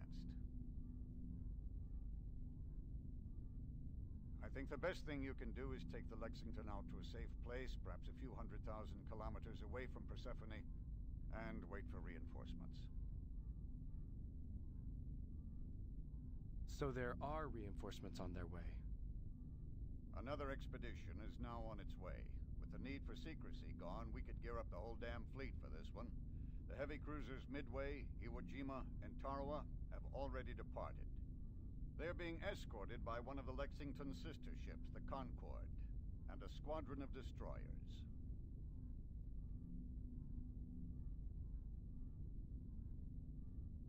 Oh, this is the one of the decision points in this game.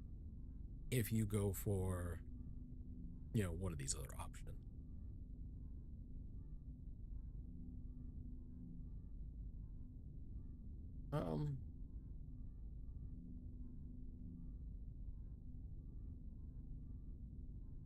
I mean, I already saved before this, so why not? Let's do this.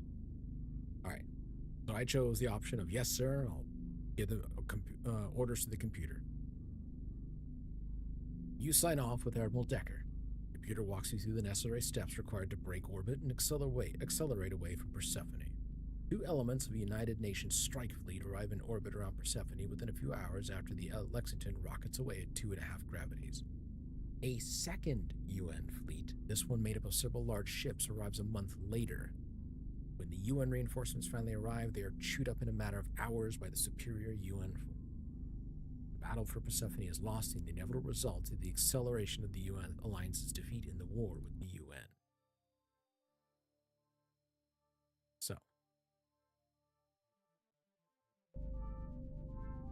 So, I had to go back through the sequence. 1, establish. Seem to recall that I went this way. I guess this way. All out. Eta Cassiope.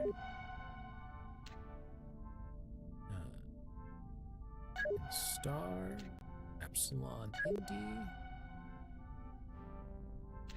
Let's skip me. I know that connecting to Sol is not going to work. So here we go. The Arab has come. Dead.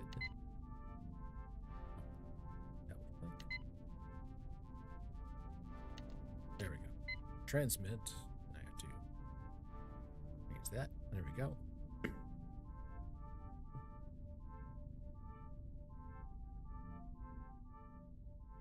Skip that. Go ahead. Given the... I'm afraid he's... We're going to skip through some of the cutscenes because we've already been through that. At least the dawn...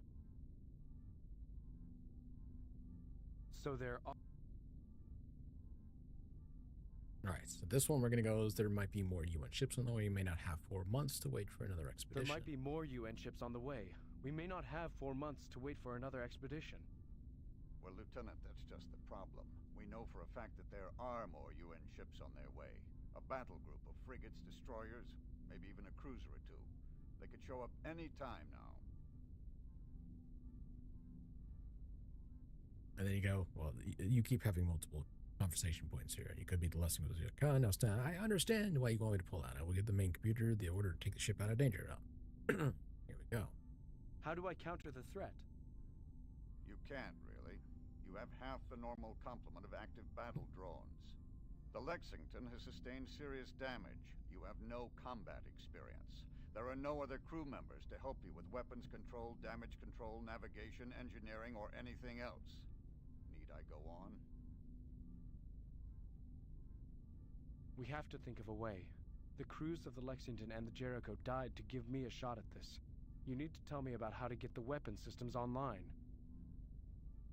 What I'm going to tell you is how to steer that ship to a point 250,000 kilometers outside the plane of the ecliptic so you can stay out of danger.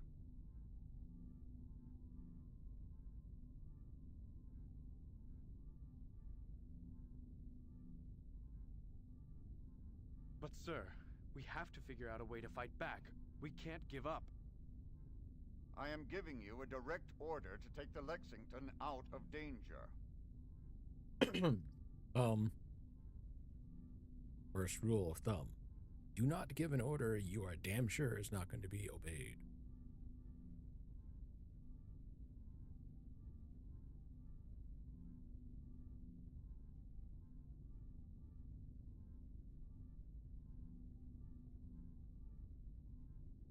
With all due respect, sir, I cannot follow that order.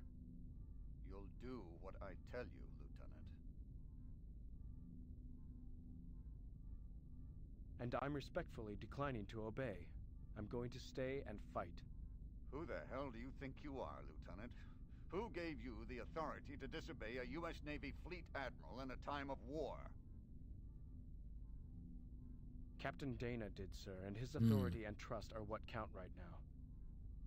Captain Dana didn't tell you to disobey orders.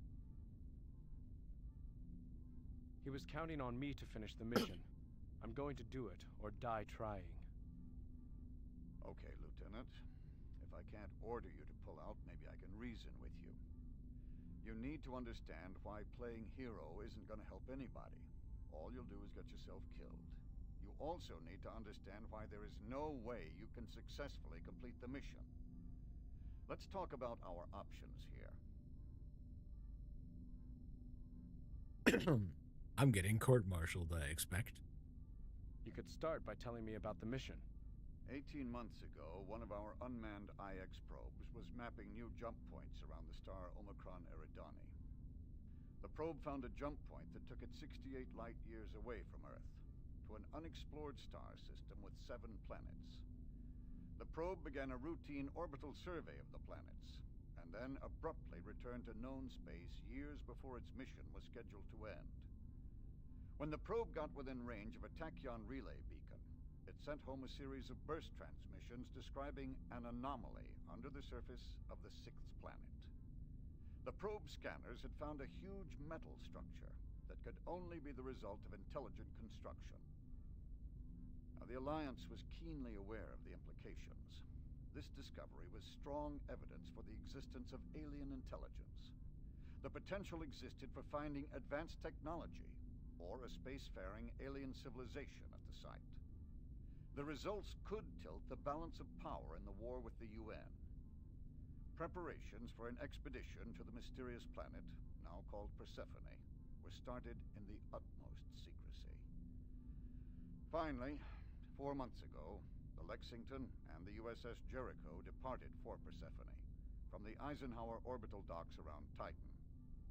The only people on the two ships who knew the true nature of the mission were Captain Dana, Captain McCain, and Lieutenant Commander Tran.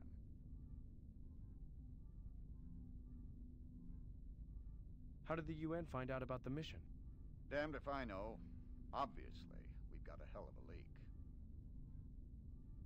Well, I know, but I guess the presumption of the game is that you have not discovered it by this point. Were any more signs of ET activity discovered? None. The installation on Persephone is it, as far as I know. So what was the purpose of the expedition? What are the mission objectives?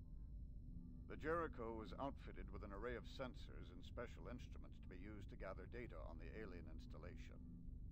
She is also carrying a planetary lander, adapted specifically for the harsh conditions on Persephone. Captain McCain was going to use the lander to go down to the surface of Persephone with a team of scientists. Now, these are the mission goals. To land on Persephone and see if the builders of the installation are still around. If so, initiate first contact and establish a basis for ongoing communication.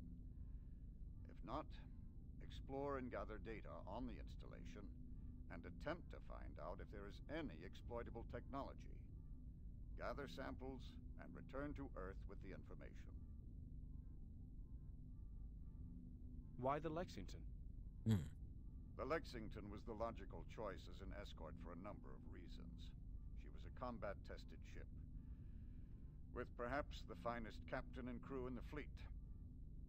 She's one of the fastest ships we have. She had also been outfitted with an experimental new weapons control system.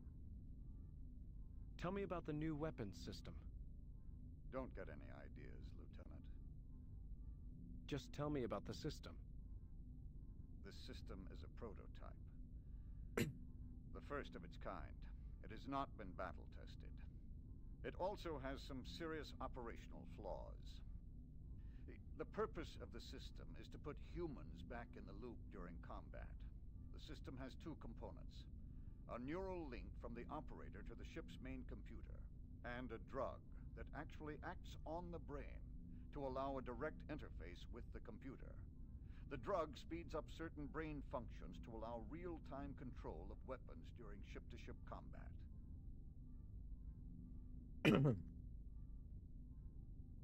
And just in case people kind of missed the message on that, is that at this point, it's drone combat run by computers.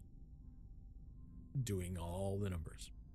People are out overall command. People aren't running the micromanagement on those drones. Sounds promising. Why is a link needed? As you know, up to now, combat has happened much too fast to be managed by human beings. Battles in space have been resolved by unmanned autonomous drones that can accelerate at 100 gravities, turn on a dime, and deliver a serious load of ordnance on target. These drones are equipped with smart computer systems capable of assimilating data and executing complicated strategies in the blink of an eye. The drones are carried aboard starships crewed by people who make the initial decisions about how to arm and deploy the drones. Once released, the drones are pretty much on their own. For the last 10 years of the war, there's been a race on both sides to improve the battle management software that runs on the drone computer hardware. A group of Alliance techies in Singapore decided that if it were at all possible to speed up human reaction times, a human brain in the loop could give one side a tremendous advantage in battle. You would have to speed up thought processing and reaction times by orders of magnitude. You're correct, Lieutenant. The solution was a drug called HYPE. HYPE is actually a concoction of neurotransmitter chemicals, micro-machines, and genetically engineered viruses. This stuff actually rewires your brain to make it faster and more efficient. Well, faster and more efficient for the purposes of managing a ship-to-ship encounter in real time. The drug also creates the nerve pathways to the forebrain needed for a direct neural link to the computer. Are the changes reversible? Now, that is one of the problems with the whole system. No, the changes aren't reversible. But at this point, it doesn't even matter that they aren't reversible. What do you mean? The drug has a nasty side effect. The modifications HYPE makes to the brain begin decaying after a few days. The results include loss of faculties, hallucinations, wild emotional swings, dementia, and finally, inevitably, death. But does the whole system work for the week that you can function without impairment? 2 test subjects volunteered to try it. Both were able to outthink and outfight the best battle management algorithms in simulated encounters between equal forces of evenly matched drones. The combination of the human brain, the central computer, and the battle management software on the drones seems to convey a significant advantage in combat. It's like, ooh, Serafino, you've seen that kind of concept of drug and Neuralink stuff before in some sci-fi. You like it. I'm actually kind of curious where you've seen it. Just if you know offhand, I'm not asking you to go and dig for it, but actually kind of curious what sci-fi stuff has brought that up before. Why did you deploy a prototype before operational testing? As you know, the war isn't really going our way. At some point, we realized that we might have to deploy the HYPE system, even though it is still an early prototype. We knew we would have to begin recruiting volunteers to operate the system in battle, over the objections of many principled naval officers. Okay, so we're talking like sci-fi back from way back. You know, funny enough, I think I've got some of that. I have a copy of Neuromancer around here I gotta read. I didn't know the war was going badly. What's happening? The conflict has turned into a war of attrition. The UN has more resources and more production capacity than we do. They can outproduce us 10 to 1. We have a technological edge, but we are being slowly beaten into the ground. How long do we have? If things continue at the current pace, we'll lose the war within 5 years. Does the UN have an equivalent weapons system? The UN doesn't have anything like the HYPE system.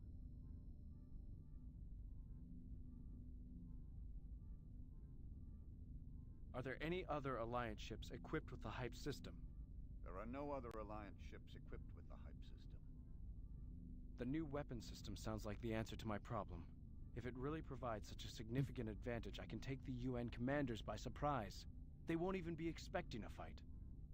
Don't even think of it. Too late. Besides, I have no intention of giving you the release code you'll need to activate the system. Would you rather see me die with no chance at all? God damn it, Lieutenant. You are an irrational, insubordinate, stubborn son of a bitch. I don't know how you got past the damn psych profiles. I think my irrational, insubordinate, stubborn streak is why Dana picked me to finish this mission, even though I have no combat experience or piloting skills. Let's work on the other seemingly intractable problem for a moment.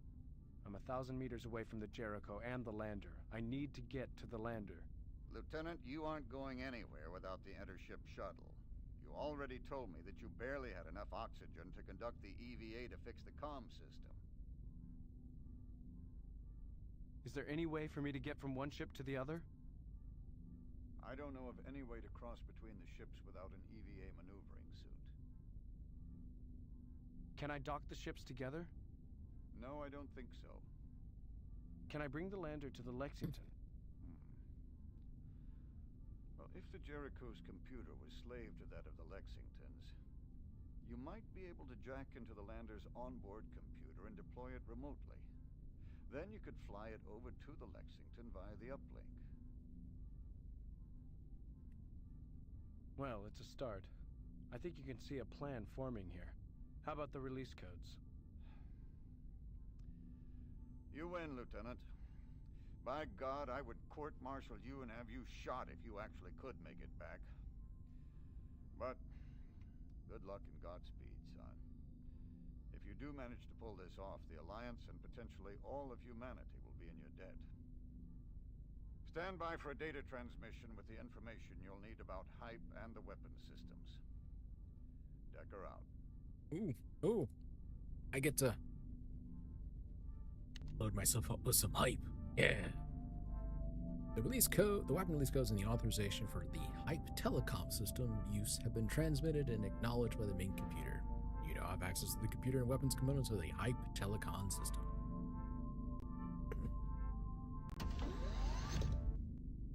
Okay.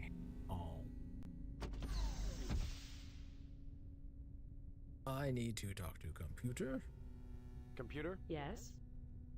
Give me access to What system? weapons. Please. Tell me about the Hype telecom system. All information about the Hype telecom system is classified as Top Secret Omega. Because you are now the acting commanding officer of the Lexington and have a current SSBI and Top Secret clearance, I am now temporarily upgrading your clearance. Thank you. Until such time as a senior officer assumes command of the Lexington, in accordance with OPNAV Vinst 5510.1 and ASOC DSO OPSEC Guidelines, Section 72, you now have access to compartmentalized information designated as Top Secret Omega, Gamma, and Delta.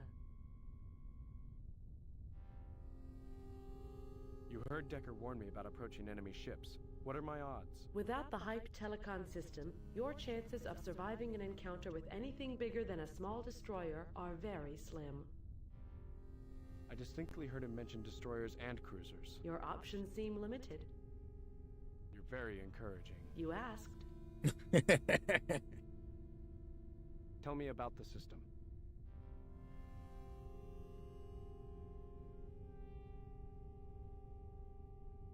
Where can I find the Hype system components? The MMI goggles and the Hype drug are stored in a safe inside the medical officer's quarters. How do I get into the safe?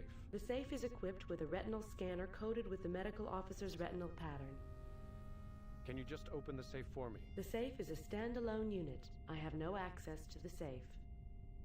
So how am I supposed to get into the safe? You'll have to figure out a way. Perhaps brute force is the answer. I know. I'll use an antimatter bomb.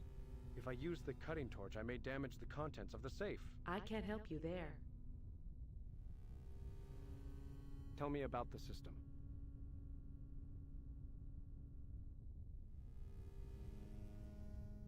Okay, how do I get the Hype telecom system up and running? There is an automated checklist available for system initialization. You can access this checklist from the bridge tactical consoles. Follow the instructions. Is there any detailed information about the system? A complete file on the Hype telecom system is stored along with the telecom MMI and Hype system components. I'm done. Acknowledge. I'm done. Let me go to the officer's quarters, which I think was here. Aha. Look in. You look in the eyepiece. You see two little green crosshair patterns that immediately begin moving from side to side. The retinal scanner hums and chatters to itself, but your retinal pattern is not key-coded in the scanner's memory. This device. This is an electronic device of some kind. It has two lenses set a few centimeters apart that make it look almost like a set of binoculars, which, mind you, the journal mentioned that Poole was coming into these quarters and hiding something, and this might be that. The device is made of a flat black plastic and has a dull red LED on top and a small switch set into one side. Let's turn this on. You flip the switch on the side of the device, and the red LED on the top lights up. You also hear a very faint humming noise. Look in.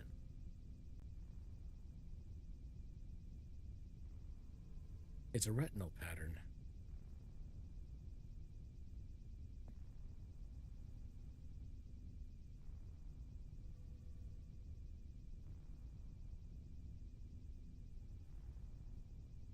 Holy crap. He's got a whole selection. Does that mean they got retinal patterns on people? Oh, yeah.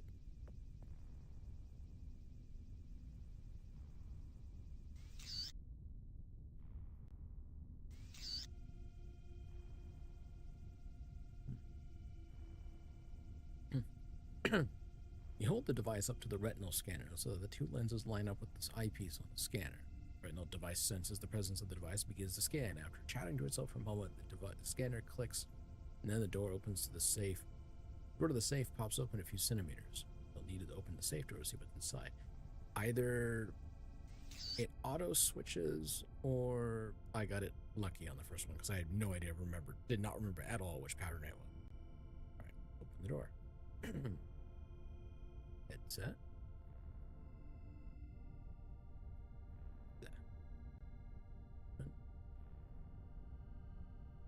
Take the cable.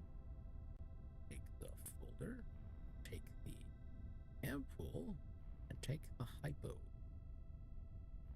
Close. Alright, let's take a look. Folder.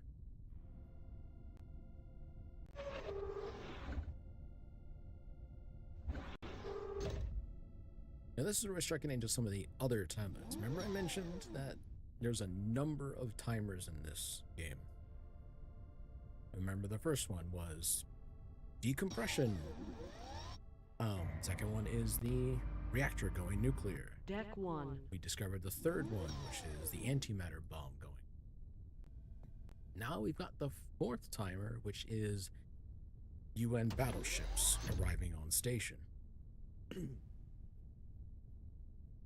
bridge sits at the top of Lexington's habitat module and has a domed overhead with viewports that look out at the stars. The view outside is breathtaking. The bridge itself is striking in appearance, a circular room with the CEO's chair in the center, surrounded by an array of consoles and screens.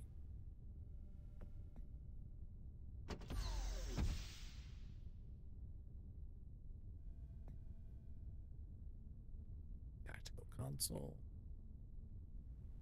Tactical station. Let's do a quick look at the documentation.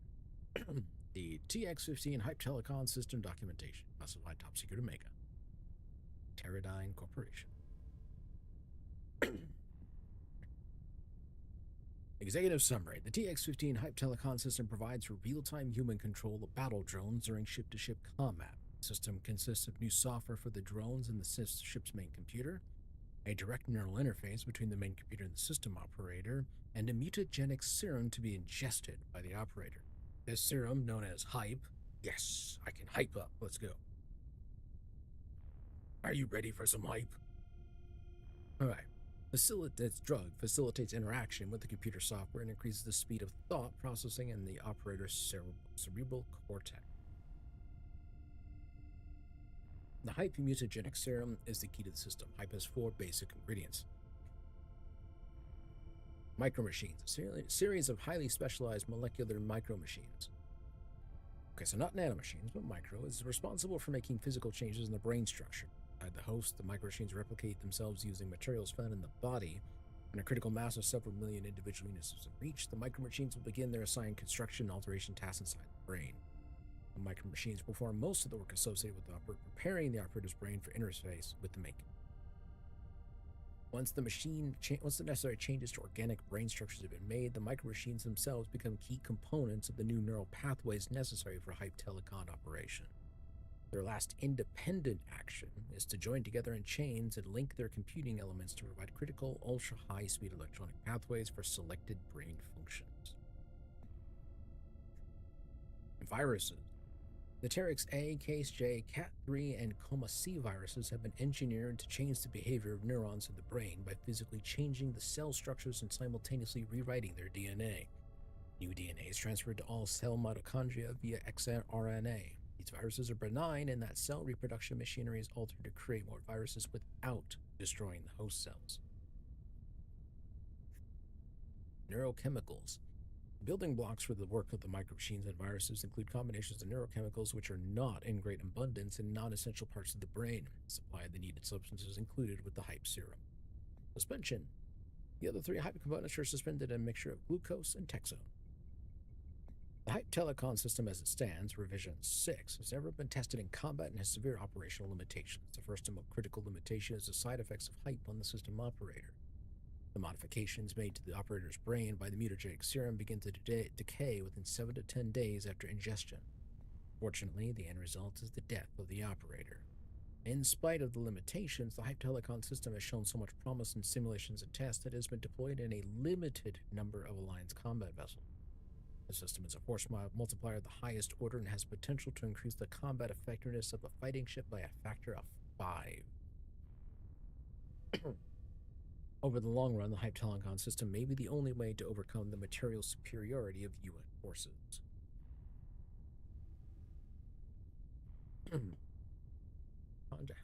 Oh, okay. That is the end of it. Project background. Hype telecon system had its origins in a University of Singapore research project known as Catalyst. Catalyst has an attempt to simultaneously augment human brain function and provide a direct neural interface with the computer system. Dr. Alan Pahu of the University of Singapore launched Catalyst in 2110. I would like to know that, I don't know, did they look at cybernetic interfaces, perhaps? But anyways, but then again, that would not speed up thought. But Dr. Paho subscribed to the Enhanced Human School of Evolutionary Dynamics. According to the Enhanced Human School, the next step in the evolution of sentience is the enhancement of human beings by technological means, as opposed to the Electronic Life Form School, which believes that the next step in evolution is an entirely new form of intelligence. Dr. Paho worked with a team of nanotech engineers, molecular biologists, genetic engineers, cyberneticists, and optoelectronic engineers to develop the essential technology for brain augmentation and direct neural interface. The work was proceeding apace when funding of Catalyst was threatened by the continuing hostilities between the Alliance and the UN. Dr. Paho saw the military applications of Catalyst soon after the Catalyst budget was cut for the 4th year in a row by the University of Singapore administration. Dr. Paho joined Teradyne Corporation and proposed an expansion of the Catalyst project for military use.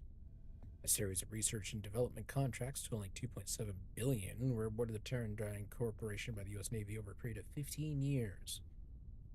Hype Telecon system is a result of this work and the 10 years of concentrated research that preceded it. That's the end of this file. There's an ampoule. Put the ampoule on the hypo. Take cable, attach cable to headset. Take headset, put on. Connect headset to tactical console. Run console. Hype Telecon System Initialization Checklist Revision 3.1.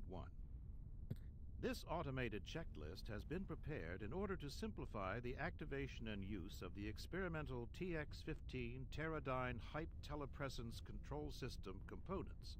These include the TX-15 RC-09 Client Battle Direction Software for the Basilisk Strike Craft, the TX-15 Block 2 Cyber System Software Upgrade for the main computer, the Telecom Man-Machine Interface, and the Hype Mutagenic Serum. Please stand by while the TX-15 Block 2 software upgrade runs a self-diagnostic to ensure proper operation. Thank you. Hype Telecon Checklist Step 1. Manually reprogram all RC-09 battle drones to be used with the Hype Telecon system. Use the arming console in each of the weapons bays to activate drones in storage, program their onboard computers for telecon operation, load them on the launcher, and hand them off to the main computer. The Hype Telecon program is coded as 180 in the Armor Servo Mech data store. Step 1 has not been completed. No drones are available for telecon operation. Hype Telecon system initialization terminated. Right. I now know what the code is and what the next step is. Disconnect. Which means I need to go down to the weapons bay.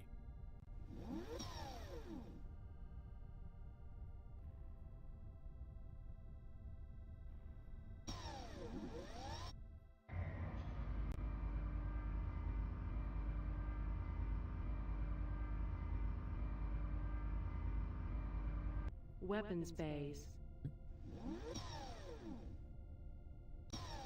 Oh, let's start from the right. You are on the catwalk that runs along the edge of the huge weapons bay. It leads from the corridor door to the blister control room.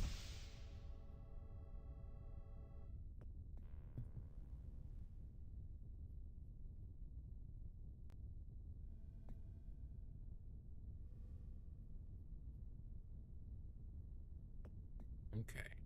This is the control room for Weapons Bay 1. Consoles here are used to program the onboard computers for battle drones, load them on the rotary launcher, then hand them off to the ship's tactical system for central control. Select Drone Alpha. Program. Load which program? 181. Oh.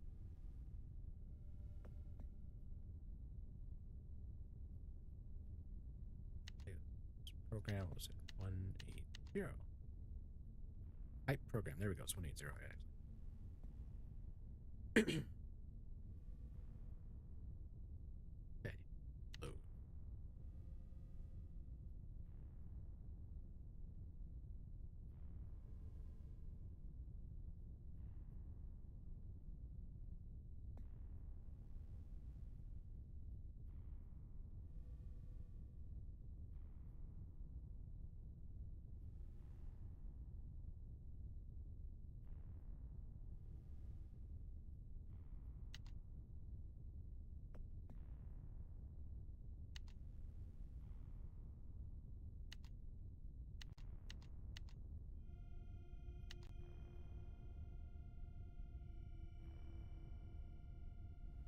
Kind of a cool sequence because this is like, it's very much, it's like you have a drone bay.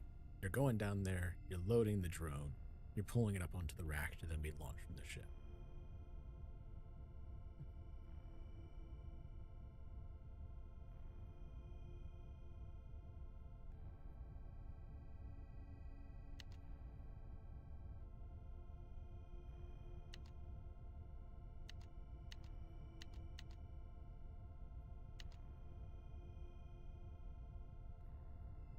And then off to the side, you can see, like, you know, the different armament, you know, bays. We're changing up the armaments depending on the loadout you're running.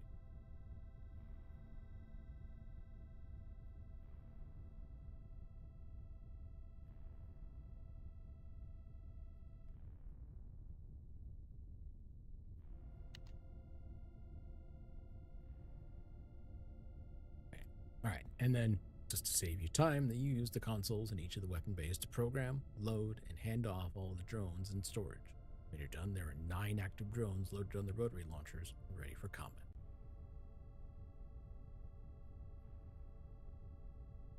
I guess they must have missed putting the sound in those.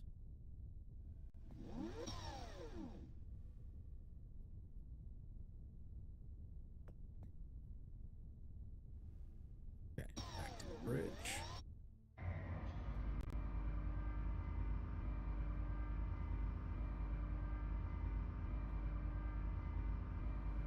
Deck 1.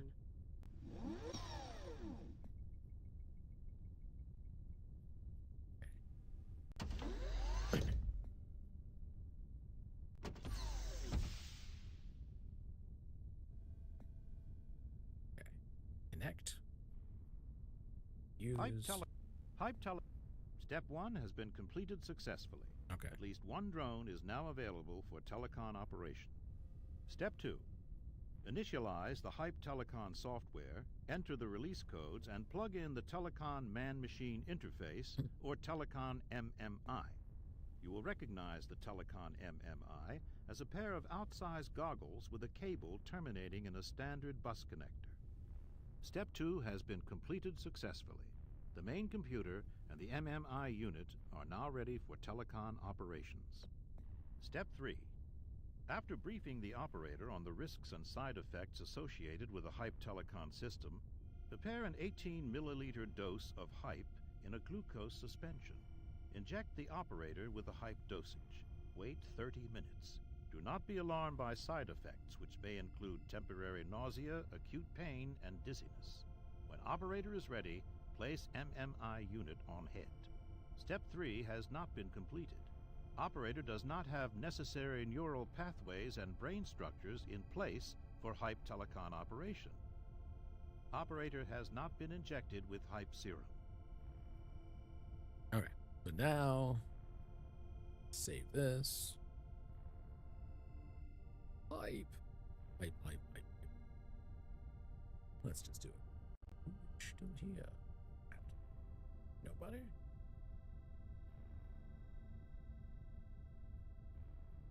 So. Yep. There. Hey, viewer. Happy viewer. It's nice on YouTube. Hello, viewer on YouTube. It'd be nice if they would. My software would tell me that they're there. I had to go look. Oh no, it's just a quick view. Alright. Time to use hypo. You roll up one of your sleeves and gently put the needle into one of the veins on the inside of your arm. Hypo dispenses the serum from the ampoule and you feel a burning sensation. A few seconds later, you are sicker than you have ever been in your life. It takes several minutes for the clouds of pain to recede enough for you to get your bearing. And then you discard that. Catch. You. Hype telecon. Step 1 has been completed successfully. All right. Step 2 has been completed successfully. Step 3. Hype telecon system now coming online. Stand by.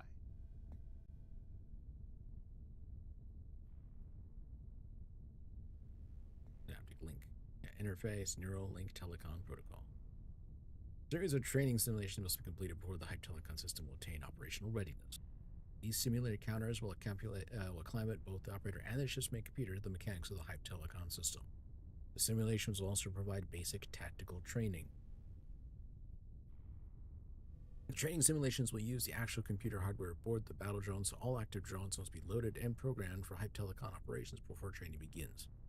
Control of the hype telecon system will be released to the operator once all training scenarios have been completed successfully.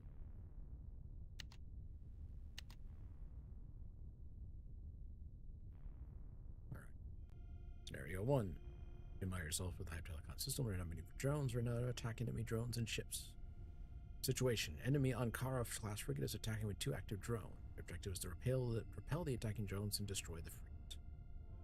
So tactical advice is saying, first of all, go with the default drones loadout. You'll have opportunities to experiment with different loadout options in later scenarios. Second, slow down the speed of scenario and take your time. Familiarize yourself with the hype telecon system and its interface. Learn how to locate the enemy and maneuver your drones. Observe the characteristics of the different drone configuration. Your opponents won't present much of a military challenge, but this scenario is intended to give you time to learn, so let's do it. We're just going to run mid-range. Okay, we'll run with the standard loadout. We have 3 different loadouts for this: a fighter, attack, and a bomber. So we do fighter configuration. Chemical reaction thrusters, heavy particle beam weapons, 10 gigawatt pulse lasers. So they're lightly armored, high maneuverable, used for reconnaissance and light attack. Attack drone. Interceptor anti-drone missiles, Viper anti-ship missiles. Attack drones are heavily armored, usually used for escorting bombers over descending capital ships. Bomber. The Grand Slam heavy anti-ship missiles, Firefly anti-sensor. Used to deliver heavy ordnance. Their primary mission is the destruction of enemy capital ships. Deploying. Oh, definitely. Let's slow that down.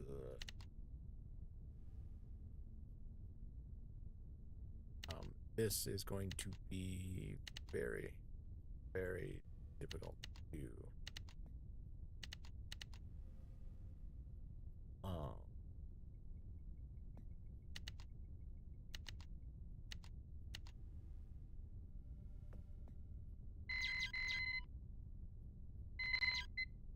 yeah, this is going to be impossible with this. I don't have the the keyboard controls to All enemy ships have been destroyed.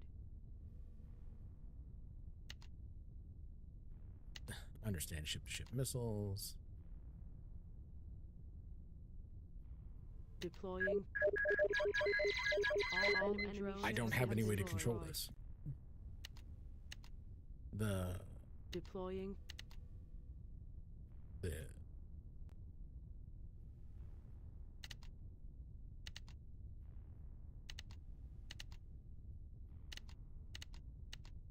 If you look how fast that's rolling, yeah, it's.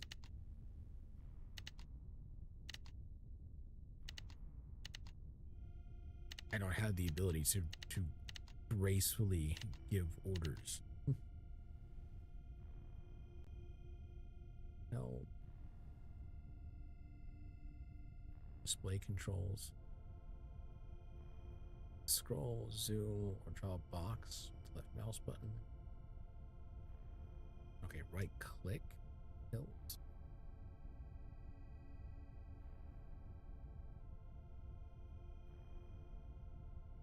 It's not letting. Kind of. Okay, hold on. So I can do that.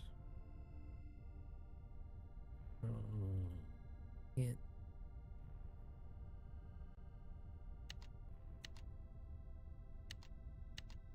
Okay, that is actually much more manageable. Let's crank the difficulty back to where it was. Speed is at a normal.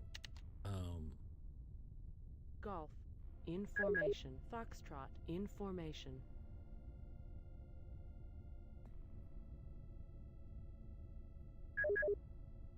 Echo. In formation. Charlie. In formation.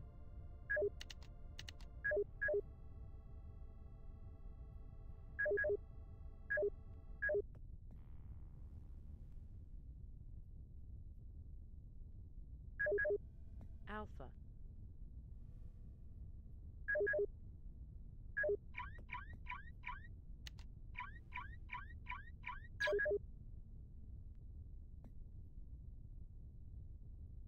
Charlie. In formation. Yeah. Echo. In formation. Bravo. In formation. Alpha. In formation.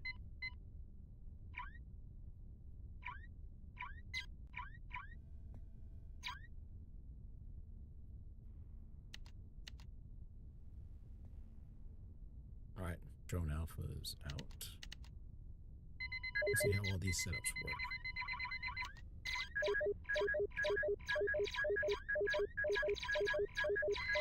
Heavy target destroyed. All enemy ships have been destroyed. Somehow.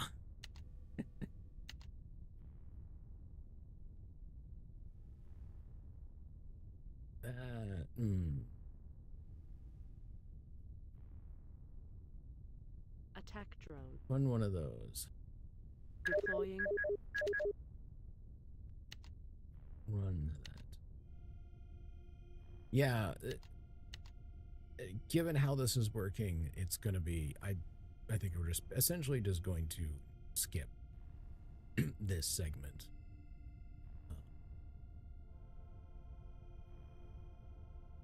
It kind of depends. Like, I could run with this. If I do speed up, I've managed to get, yeah, without changing actual, simulation speed, kind of stuck. Yeah. Pretty much. Let's see. Golf. In formation. Foxtrot. In formation. Echo. In formation. Delta. In formation. India. Tracking target. Hotel. Tracking target. Alpha.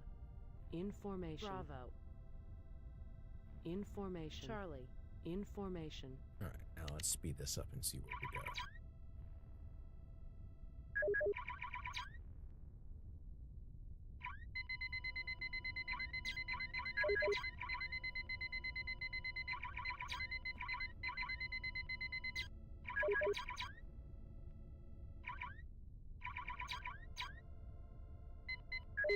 Heavy target destroyed.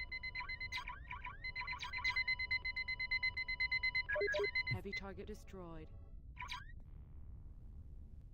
Yeah, we're just gonna skip through some of these. Cause you hit like that. All enemy ships have been destroyed. Oh no. Attack drone. Attack drone. Attack drone. Deploying.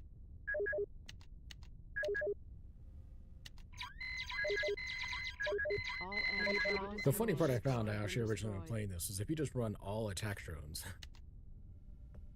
because I have anti-ship missiles and they just punch through everything. I mean, you won't have any reconnaissance, but they just punch through all of it. Deploying. It was kind of funny. It was an interesting attempt at having a strategy aspect to it, and if you're willing to go through the whole process, from like 10:15 at night, deploying. It was an interesting add-on, is what I guess I might say. But the issue with DOSBox and the speed on this. All enemy ships have been destroyed.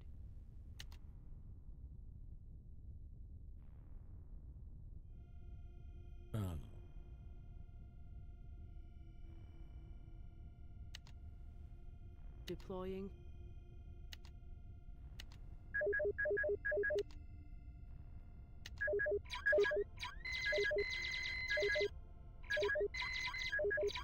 All enemy ships have been destroyed.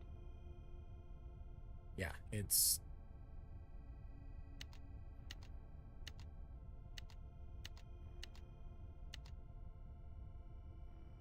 I might come back through and run through, but this is like, okay. Oh.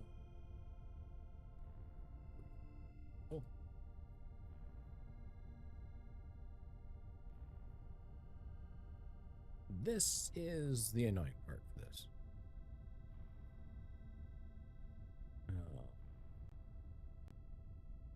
Computer? Yes. Give me access. What's this? Navigation. What do you...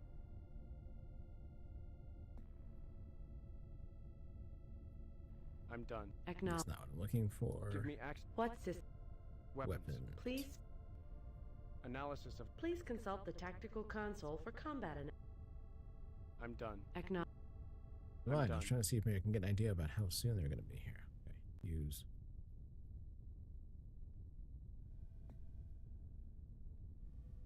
No one in contact within center range. This is going to be the most annoying part of the game. Because it's going to be waiting, and I will get an announcement that something is within sensor contact range.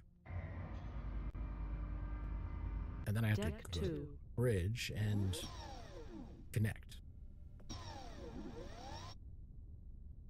And have the fight.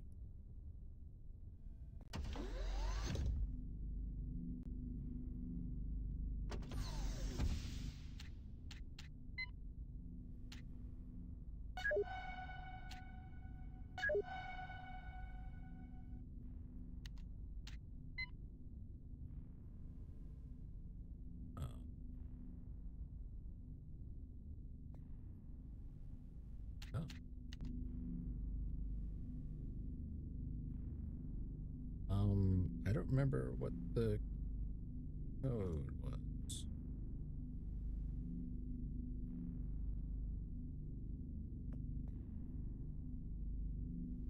Huh.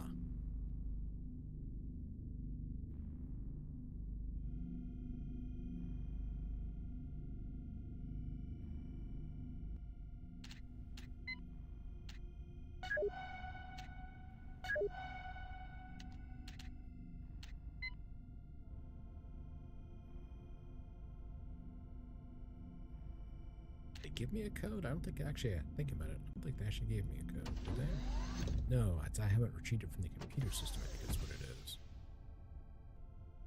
Computer? Yeah. Give me what? I'm done. Hold on. Computer? Yes. Wrong line of inquiry. Generally. Ask. Let's talk about. Okay.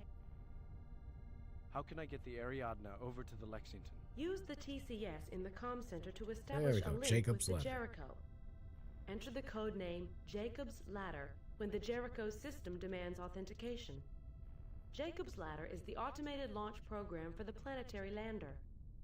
The Jericho's systems will resume the launch preparations that were aborted when the UN drones attacked.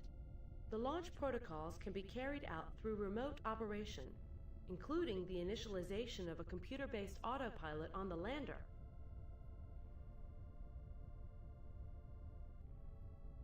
Do I have to... No.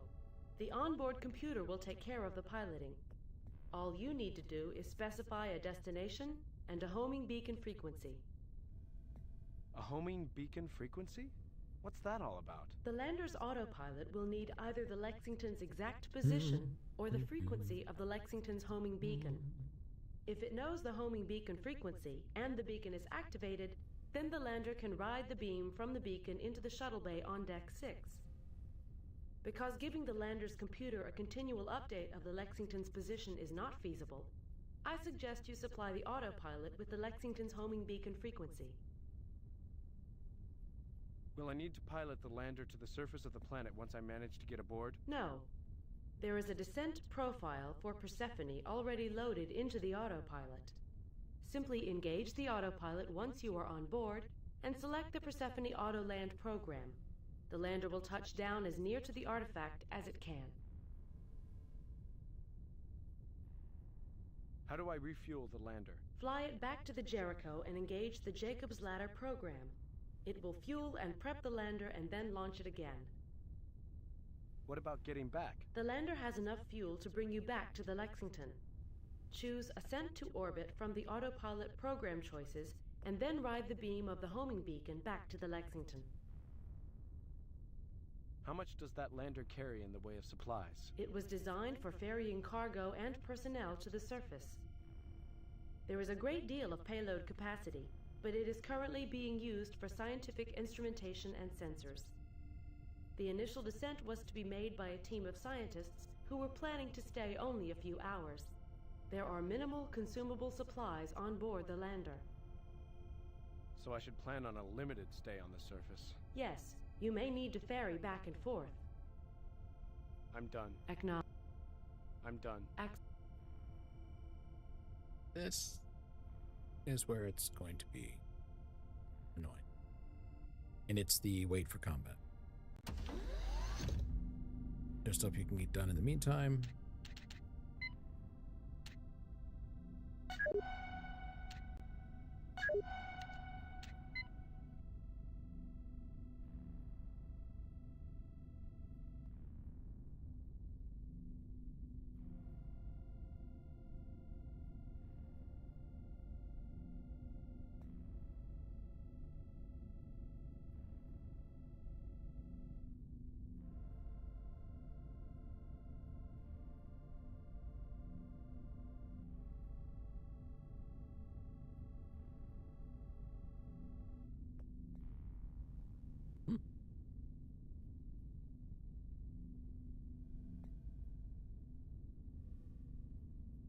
Meters from USS Jericho, waiting homing beacon activation.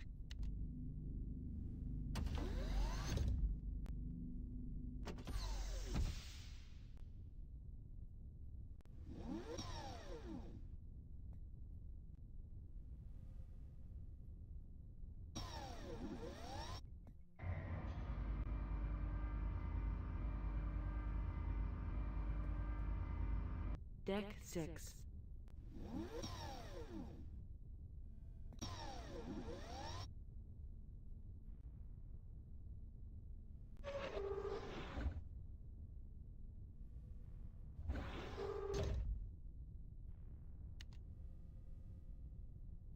I'm actually trying to remember how much time it actually takes for everything to show up, because I remember actually sometimes it's like 4 or 5 fights, and it's so annoying actually for that.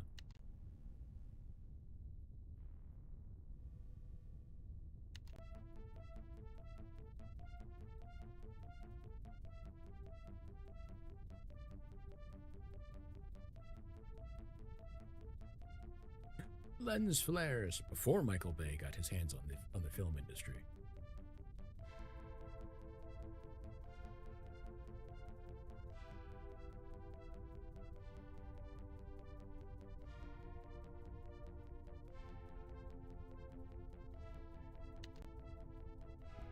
shuttle bay doors closed.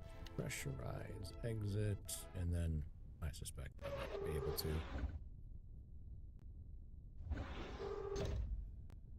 Actually. Attention, enemy contacts are inbound to our position. Right there.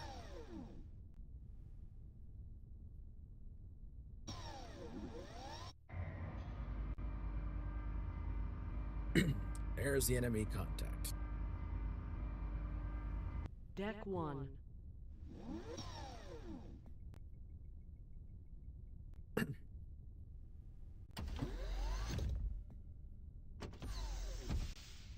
Connect.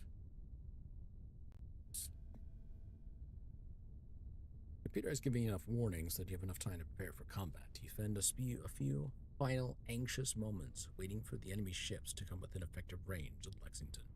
When they do, you jack into the hype telecom system. We are just rolling with that, just because. Deploying. Given combat speeds here. All enemy drones have been destroyed. All enemy ships have been destroyed. And I've lost a drone in the process, but I mean, them's the breaks.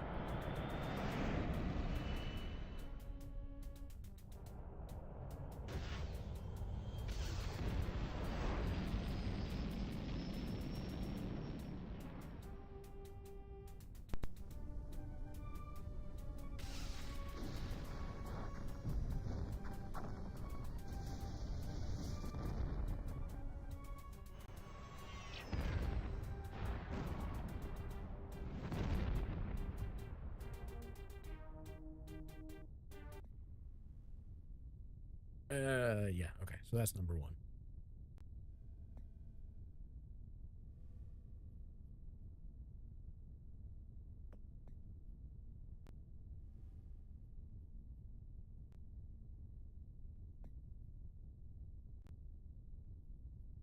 No enemy contacts.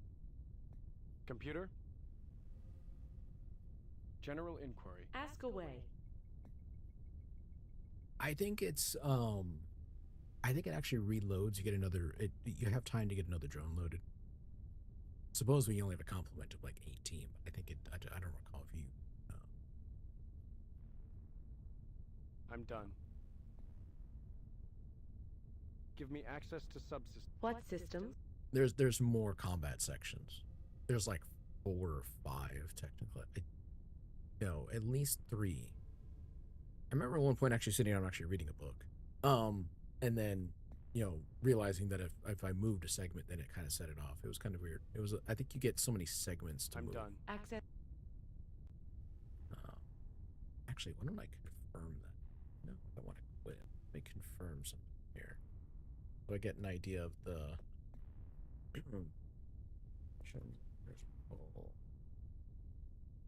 Let's spell that correctly instead of critical.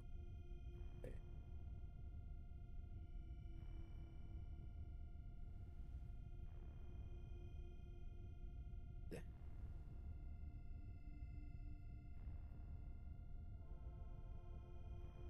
Let's see.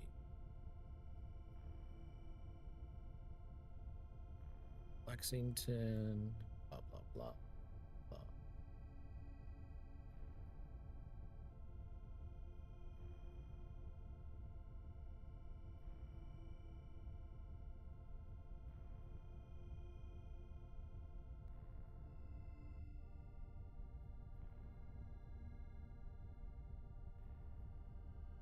Huh.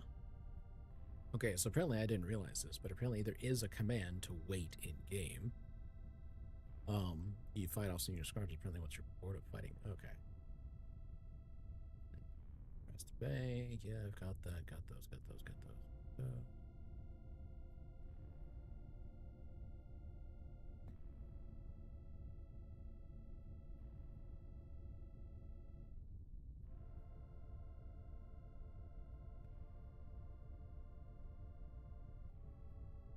Okay, there's no real. I can wait in game. Essentially, is what it is. Just. Oh hey, look, time pass. this up. So this.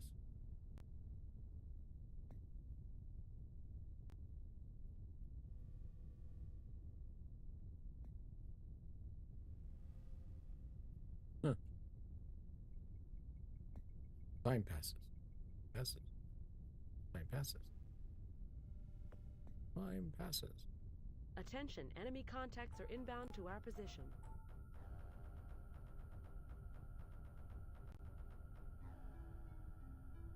Yep.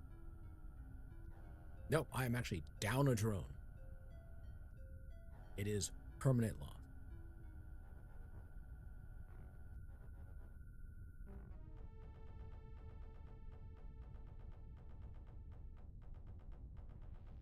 Deploying. Which actually, when you think about it, they mentioned that you've only got... Oh, shit, there's a lot of... Heavy target destroyed. All enemy ships have been destroyed. Yeah, given the speed of how this is running at, I mean, I guess I could try to find a way to reduce the CPU speed, but I don't recall the stuff for doing that with DOS bugs. And quite frankly, in my opinion, it was an interesting experiment with the combat drones of like, hey, look, here's this great thing, it's really cool. That is a very strange ship build and should never have been built that way. Because all it took was blowing up the central core to blow up that ship. Anyways. Let's see.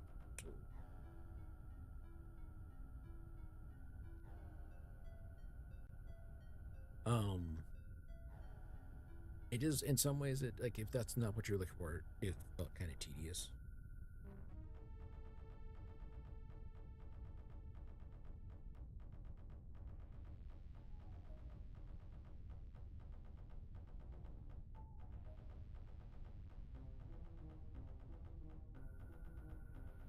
I think I can do, what, one more or something?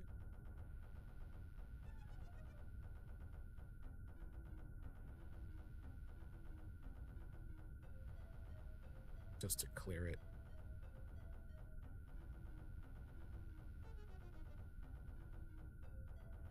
Oh wow, they gave a lot of time for that.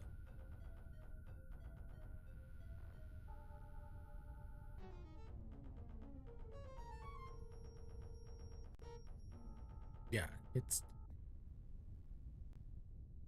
not that kind of game, and quite frankly, I think around this time, like you start getting later in years, like Homeworld 1 comes out.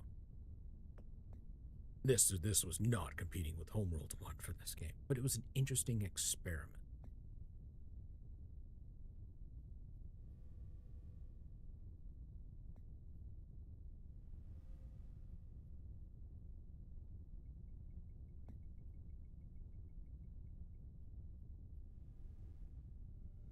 Waits too long, keels over dead.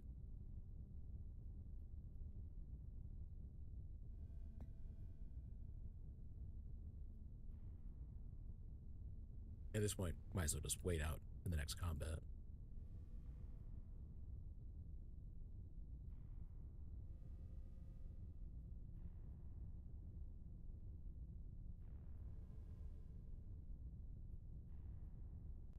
Okay, given how long that's going, I'm just reloading.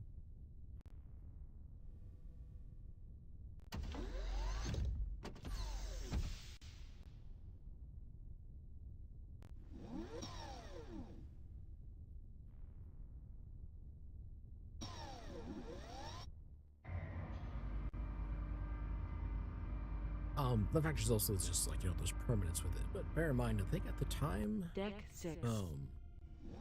I think at the time this game came out, I don't think a lot of those space...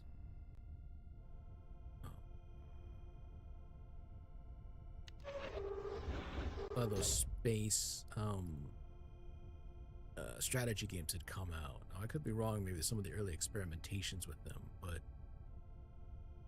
open, grab this, yep.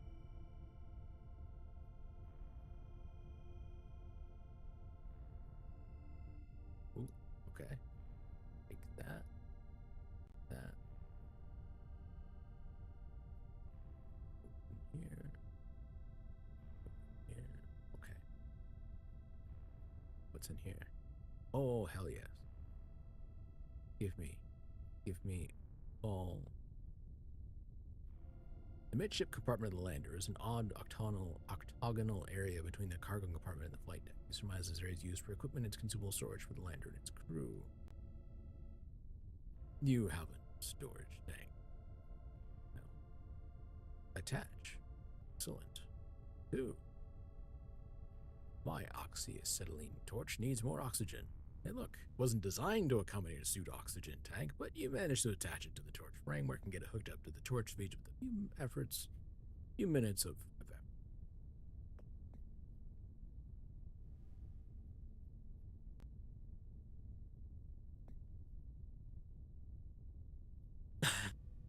You reach for the controls and then pause. How is the planetary lander going to fly through Lexington's massive shuttle bay doors if they aren't open? The Ariadne cannot depart from Lexington unless the bay doors are open.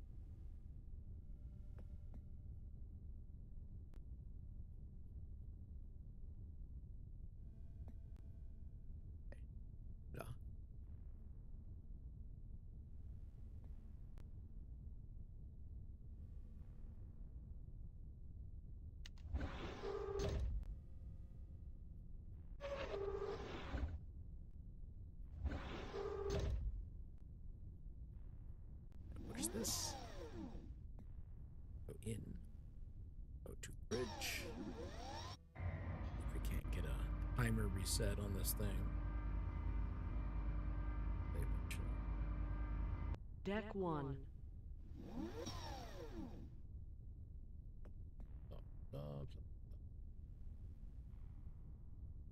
Checking something.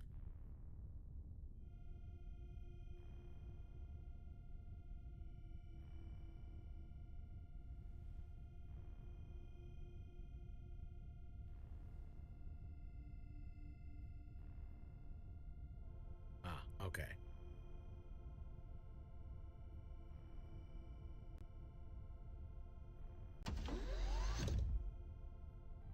Nothing? Okay. I have this odd feeling that if I walk away now, like...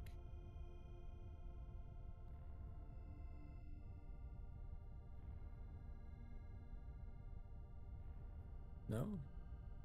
Well, that's kind of annoying-ish.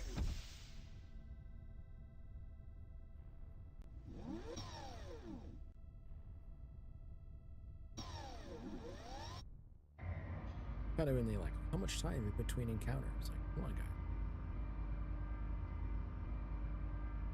Deck 6.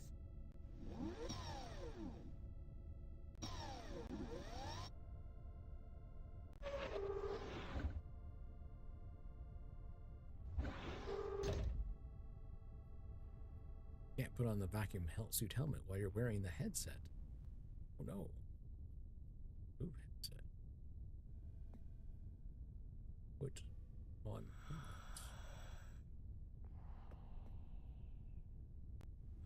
Pressure. Deep pressure. Right?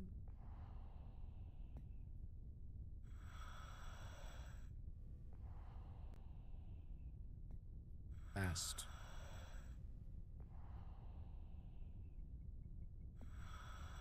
Yes, I am a...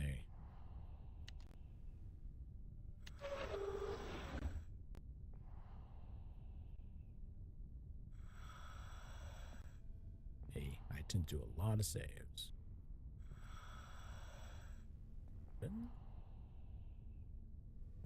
Gauge against 3 checklists. The Philander has finally finished its checklist. You go back inside Lexington Log to compose a quick message describing the events to date. A message will be left looping on the ship's computer in case you don't make it back. As you record the message, you can't help but think that fate has caught up to you after all. It's your turn to leave a message for those that will follow. You think of all the haunting logs and messages that are left behind by Dana, Tran, and the other members of the Lexington's dead crew. When you were done, you return to the shuttle bay, discard some of the items that you think will be of no use in Persephone, and enter the lander. A moment is needed to get buckled in, button up the lander, and engage the craft's auto. Under small OMS engines fire, and you're on your way. So one thing I double-checked on was I did do a fast look on a walkthrough just to double check is how many fights are there do you have to go through? So it turns out you can actually just wade through it and just have fight after fight if you really wanted to. I think the main thing is they get you through like 2 of them, basically. Kind of thing. You go through one, you have a bit of time to get the land over, but then you have a second. After that, you can wait as much as you want to do as if you want to continue kind of doing it. I think the idea is that you went, at least what I saw was you did the first one, you got the shuttle over, you went through the checklist, and it's got a pre-flight checklist that it has to run through. It run through it really quick here, but what I saw is that you probably need to get through about 2 combats for that pre-flight checklist to go through properly. So, we're on our way. We're going to change disc.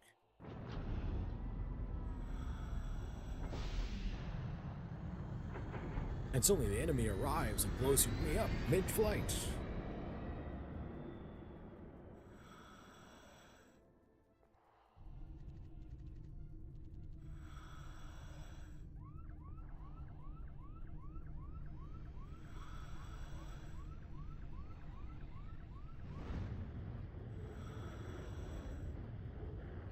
Well, I don't think I'm coming back up. Like controls for the Ariadne. The controls are dead.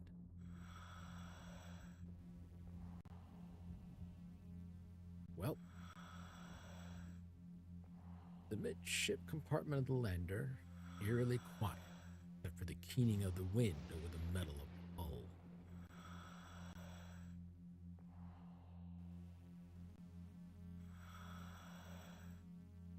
Open. The ramp on the back of the back of the lander was torn off by the impact. The cargo compartment is open to the toxic atmosphere of Persephone. Anything? Locked. Compartment's empty. Well. Probe launcher. Nice probe. Huh, okay. You strip the rubber-like insulation from the length of the wire so that you have a 10-centimeter length of the thin interwoven strands underneath. Thread these strands through the metal fittings and the antenna on the back of the seismic probe. When you're done, the wire is securely attached to the probe. Okay, probe launcher. You insert the seismic probe into the wire launcher tail first. Take care not to tangle the wire that is attached to the back of the probe. Well, I'm stuck here. Let's go. You climb down from the ladder, taking extra care. Heavy gravity of Persephone. To avoid falling any significant distance. Remember, Persephone is 2.5 gravities. A fall could be pretty bad for you. You are standing in a furrow dug by the lander in the crash, ripping the sky filled with roiling clouds visible. The belly of the lander seems to have shredded on impact. A number of shards of hull metal are littered around the impact site. This is kind of where he has some of the transitions over to actually hand-drawn versus the wreck of the lander. It's a sad sight. The sturdy little ship is canted at an angle at the end of the long furrow it plowed through the ice and rock when it hit the surface of Persephone. The ramp, landing gear, and most of the vital systems in the belly of the craft were ripped out during the crash. That takes some more. Take some more. Take some more. All of them? Ah, you got plenty. Right. Yeah. So, neat. God, I think I spelled that right. This is the surface of Persephone. We're standing on a plain covered with chemical snow. A monotonous landscape broken by stark fingers of rock pointing skyward in the distance.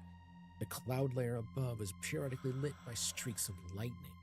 You can hear the crackling of the perpetual electrical storm that your suit might. Sticking out of the snow and running down the sides of the cliff and frozen rivulets are a series of sharp chemical ice formations that resemble large crystals. In the minus 290-degree temperature of Persephone, the ice is as hard, if not harder. Can I take some? You hammer away at the ice crystal. It shows no sign. Rock spires and the sharp spires of jagged rocks claw skyward from the endless drifts of chemical snow. Trying to climb over it? A professional rock climber would have had a tough time on one of these towers, even if he wasn't wearing a spacesuit in a storm in a high-gravity world. Ah, there's the wreckage right there, Taylor.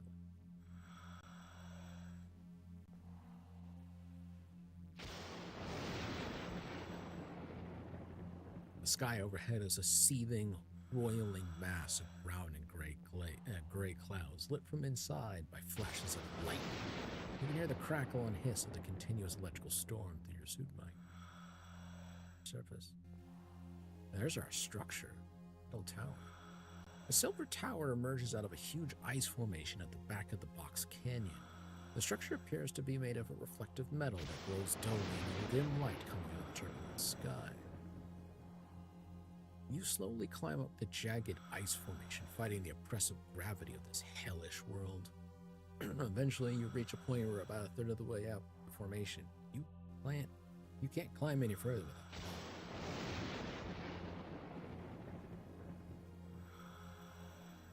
the ice formation is surprisingly smooth, offering very few handholds and footholds for climbing.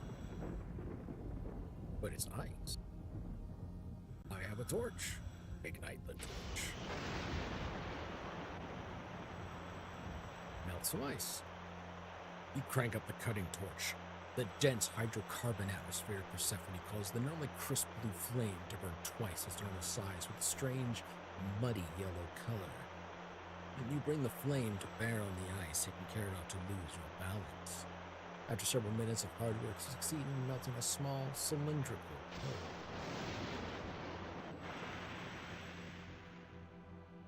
I have explosives. I have an antimatter bomb. Hell yes. So, let's open the antimatter.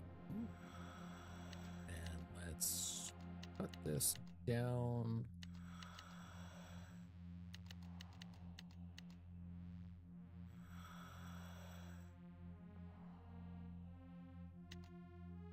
Okay, maybe not immediate, because that is very much a, oops, I blew myself up. I have become the bomb. 30 minutes of work. You scrabble your way back down the ice formation. Take care not to go fast, lest you fall in the heavy gravity world. Walk away.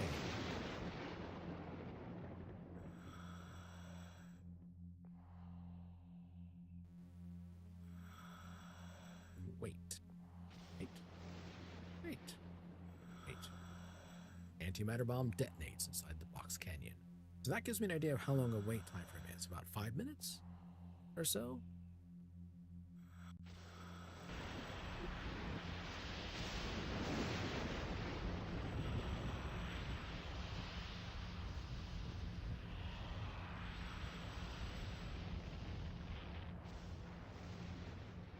Apparently, that didn't damage the structure. Bear in mind, yeah, it didn't at all. Just blew out the ice.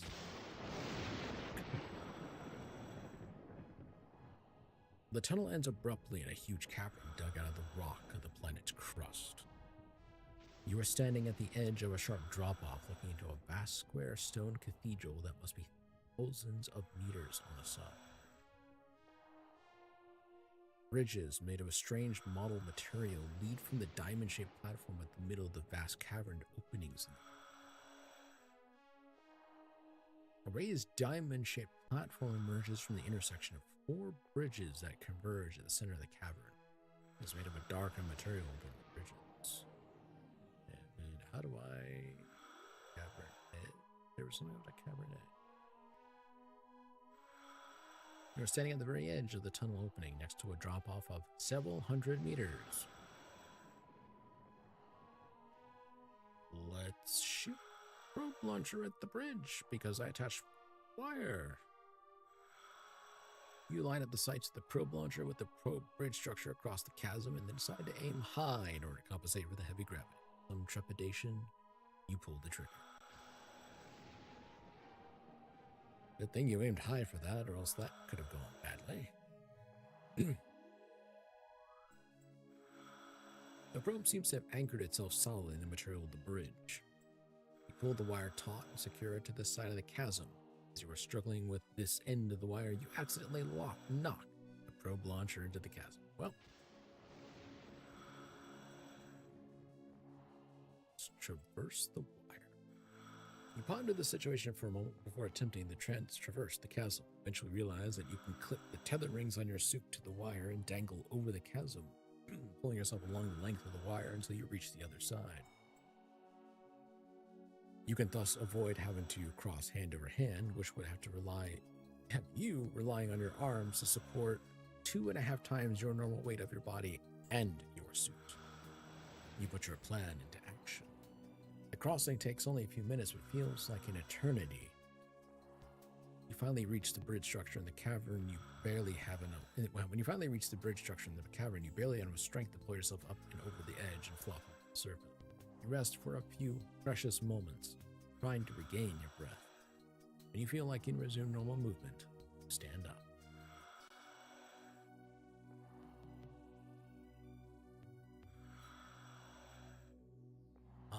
The lip of the lighter colored bridge material runs around the edge of the diamond-shaped platform at the center of the cavern. This is the top of the platform in the center of the cavern. All the bridges converge. It seems to be the focus of this vast installation. Try going this way.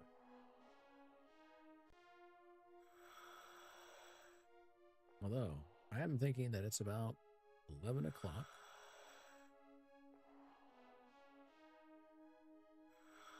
Secondary smaller cavern with rock and crystal wall. Pyramidal depression in the middle of the cavern draws your attention. This is actually probably about a good point to actually stop. One, I'm actually going to save there just because I didn't blow myself up with the bomb accident. And yes, there is more to this game beyond just this point, but for another time. So we're going to exit this now. Oh God, what's that doing? All right, restore this. Okay.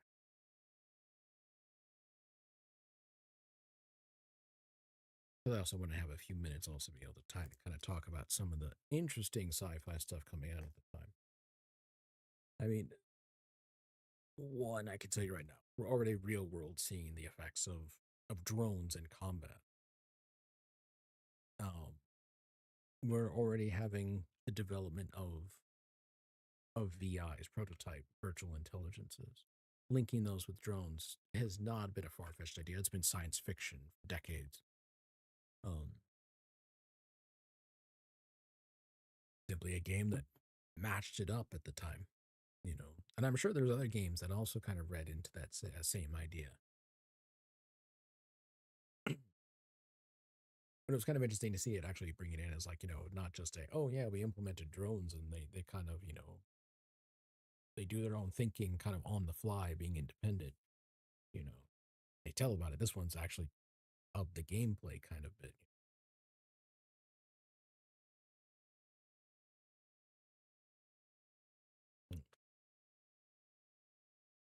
There being interesting politically in game, there seems to be a very clear split between essentially two political entities. One which goes, technology advancement should be controlled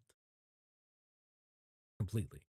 Like we're afraid of electronic AI, AI wiping out humanity. It's a viable fear, given how computers tend to be programmed. It's a viable fear to have, but, how far do you stifle technological progress kind of thing?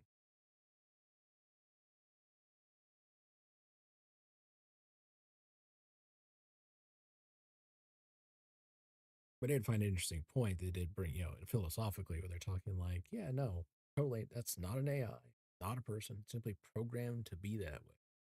and that AI is not going to just happen spontaneously.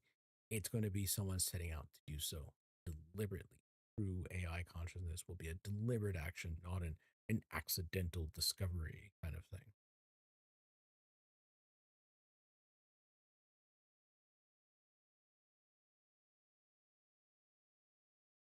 You know, the use of sort of hard sci-fi and some of this stuff where it's like, hey, yeah, you have to match certain speeds. You gotta, for that, where they're talking like, hey, you're talking in G's of acceleration and such. And it's kind of interesting. The usage of nuclear reactor being used for power. Very real concept that we're, dear Lord, the number of places that are like, yeah, we should be building nuke. Like, and it is a very fair point of thinking about like, yeah, we're not really using nuclear stuff because we're kind of afraid of what do we do with the results. And I thought it was sort of a thing of, if we don't, it's sort of feels like a catch-22.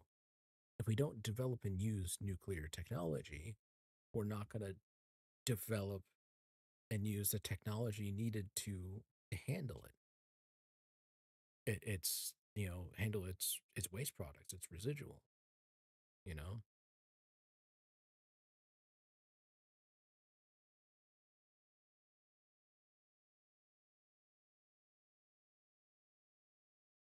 because there are just some power types that are just not going to work off planet, off world.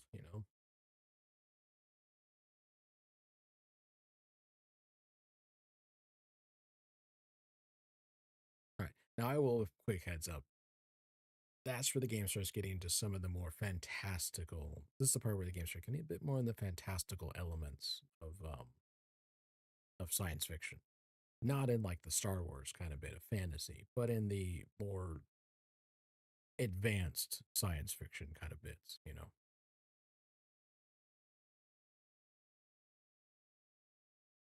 Kind of interesting to look in on the writing on the game at like who sort of like came up with some of the story on. But anyways, I think that's gonna be a good enough spot for this. And to think, I was thinking I was gonna just do some Elden Ring.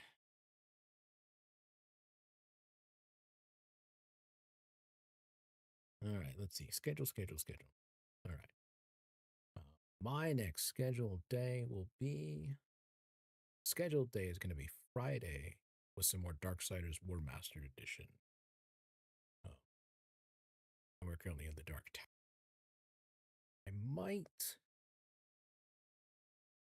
pull out. I don't know if I'm going to do Elden Ring at all in this time frame. I was thinking I might do it, but if I do it, it will be spontaneous for like 1 or 2 hours. It will not be a end item. I definitely have some Chrono Cross happening on Saturday at 4. So Friday is 7 p.m. Darksiders. Saturday is 4 for Chrono Cross. I might, given the amount of time needed to finish off for Mission Critical, I might actually pull that one out on Sunday and make a brief schedule changes and pull that one out on Sunday to finish it up, because it's been a while since I played it, and really at least someone here is enjoying it hanging off to the side and watching me.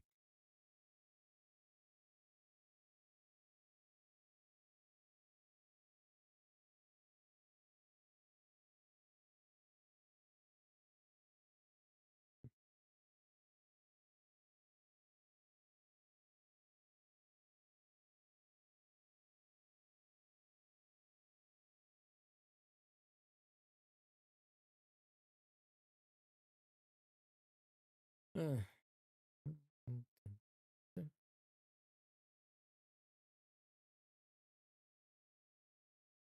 all right.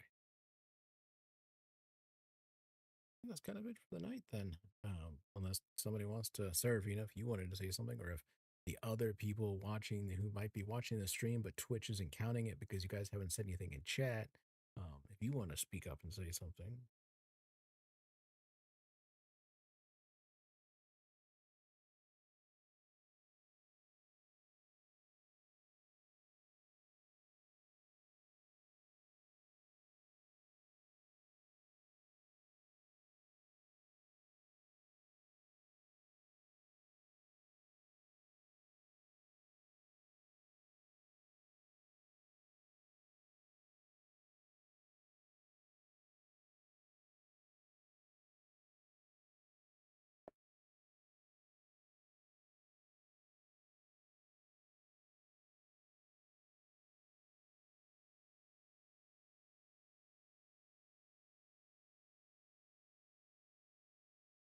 Okay, I guess no one. All right.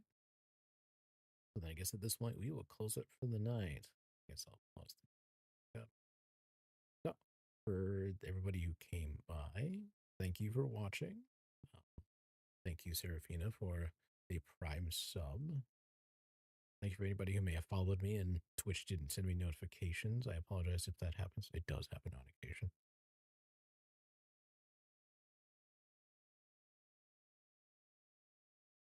And then a couple items then. Thank you for any followers. For following on that, if you're watching this on the YouTube end, actually a couple of heads up. Twitch, as it's a game and music, Twitch may decide that it's going to mute segments, in which case you can watch my stuff over on my YouTube channel, which typically doesn't have an issue with it. If you are watching this on the YouTube channel and you like what you see, hit a subscribe. Tell me that you like what you see. Got feedback? Give me commentary on the video. Let me know what you think. And with that, we're done. Have a good night. Thank you all for coming. I'll see you all on Friday and maybe a spontaneous stream for Elden Ring at some point in that time frame. Might be tomorrow. We'll see. So, have a good night and thank you all. Oh, and clip me at some point. If you like something I said, clip me. Clip me, clip me, clip me, clip me, clip me. You heard me. Give me clips.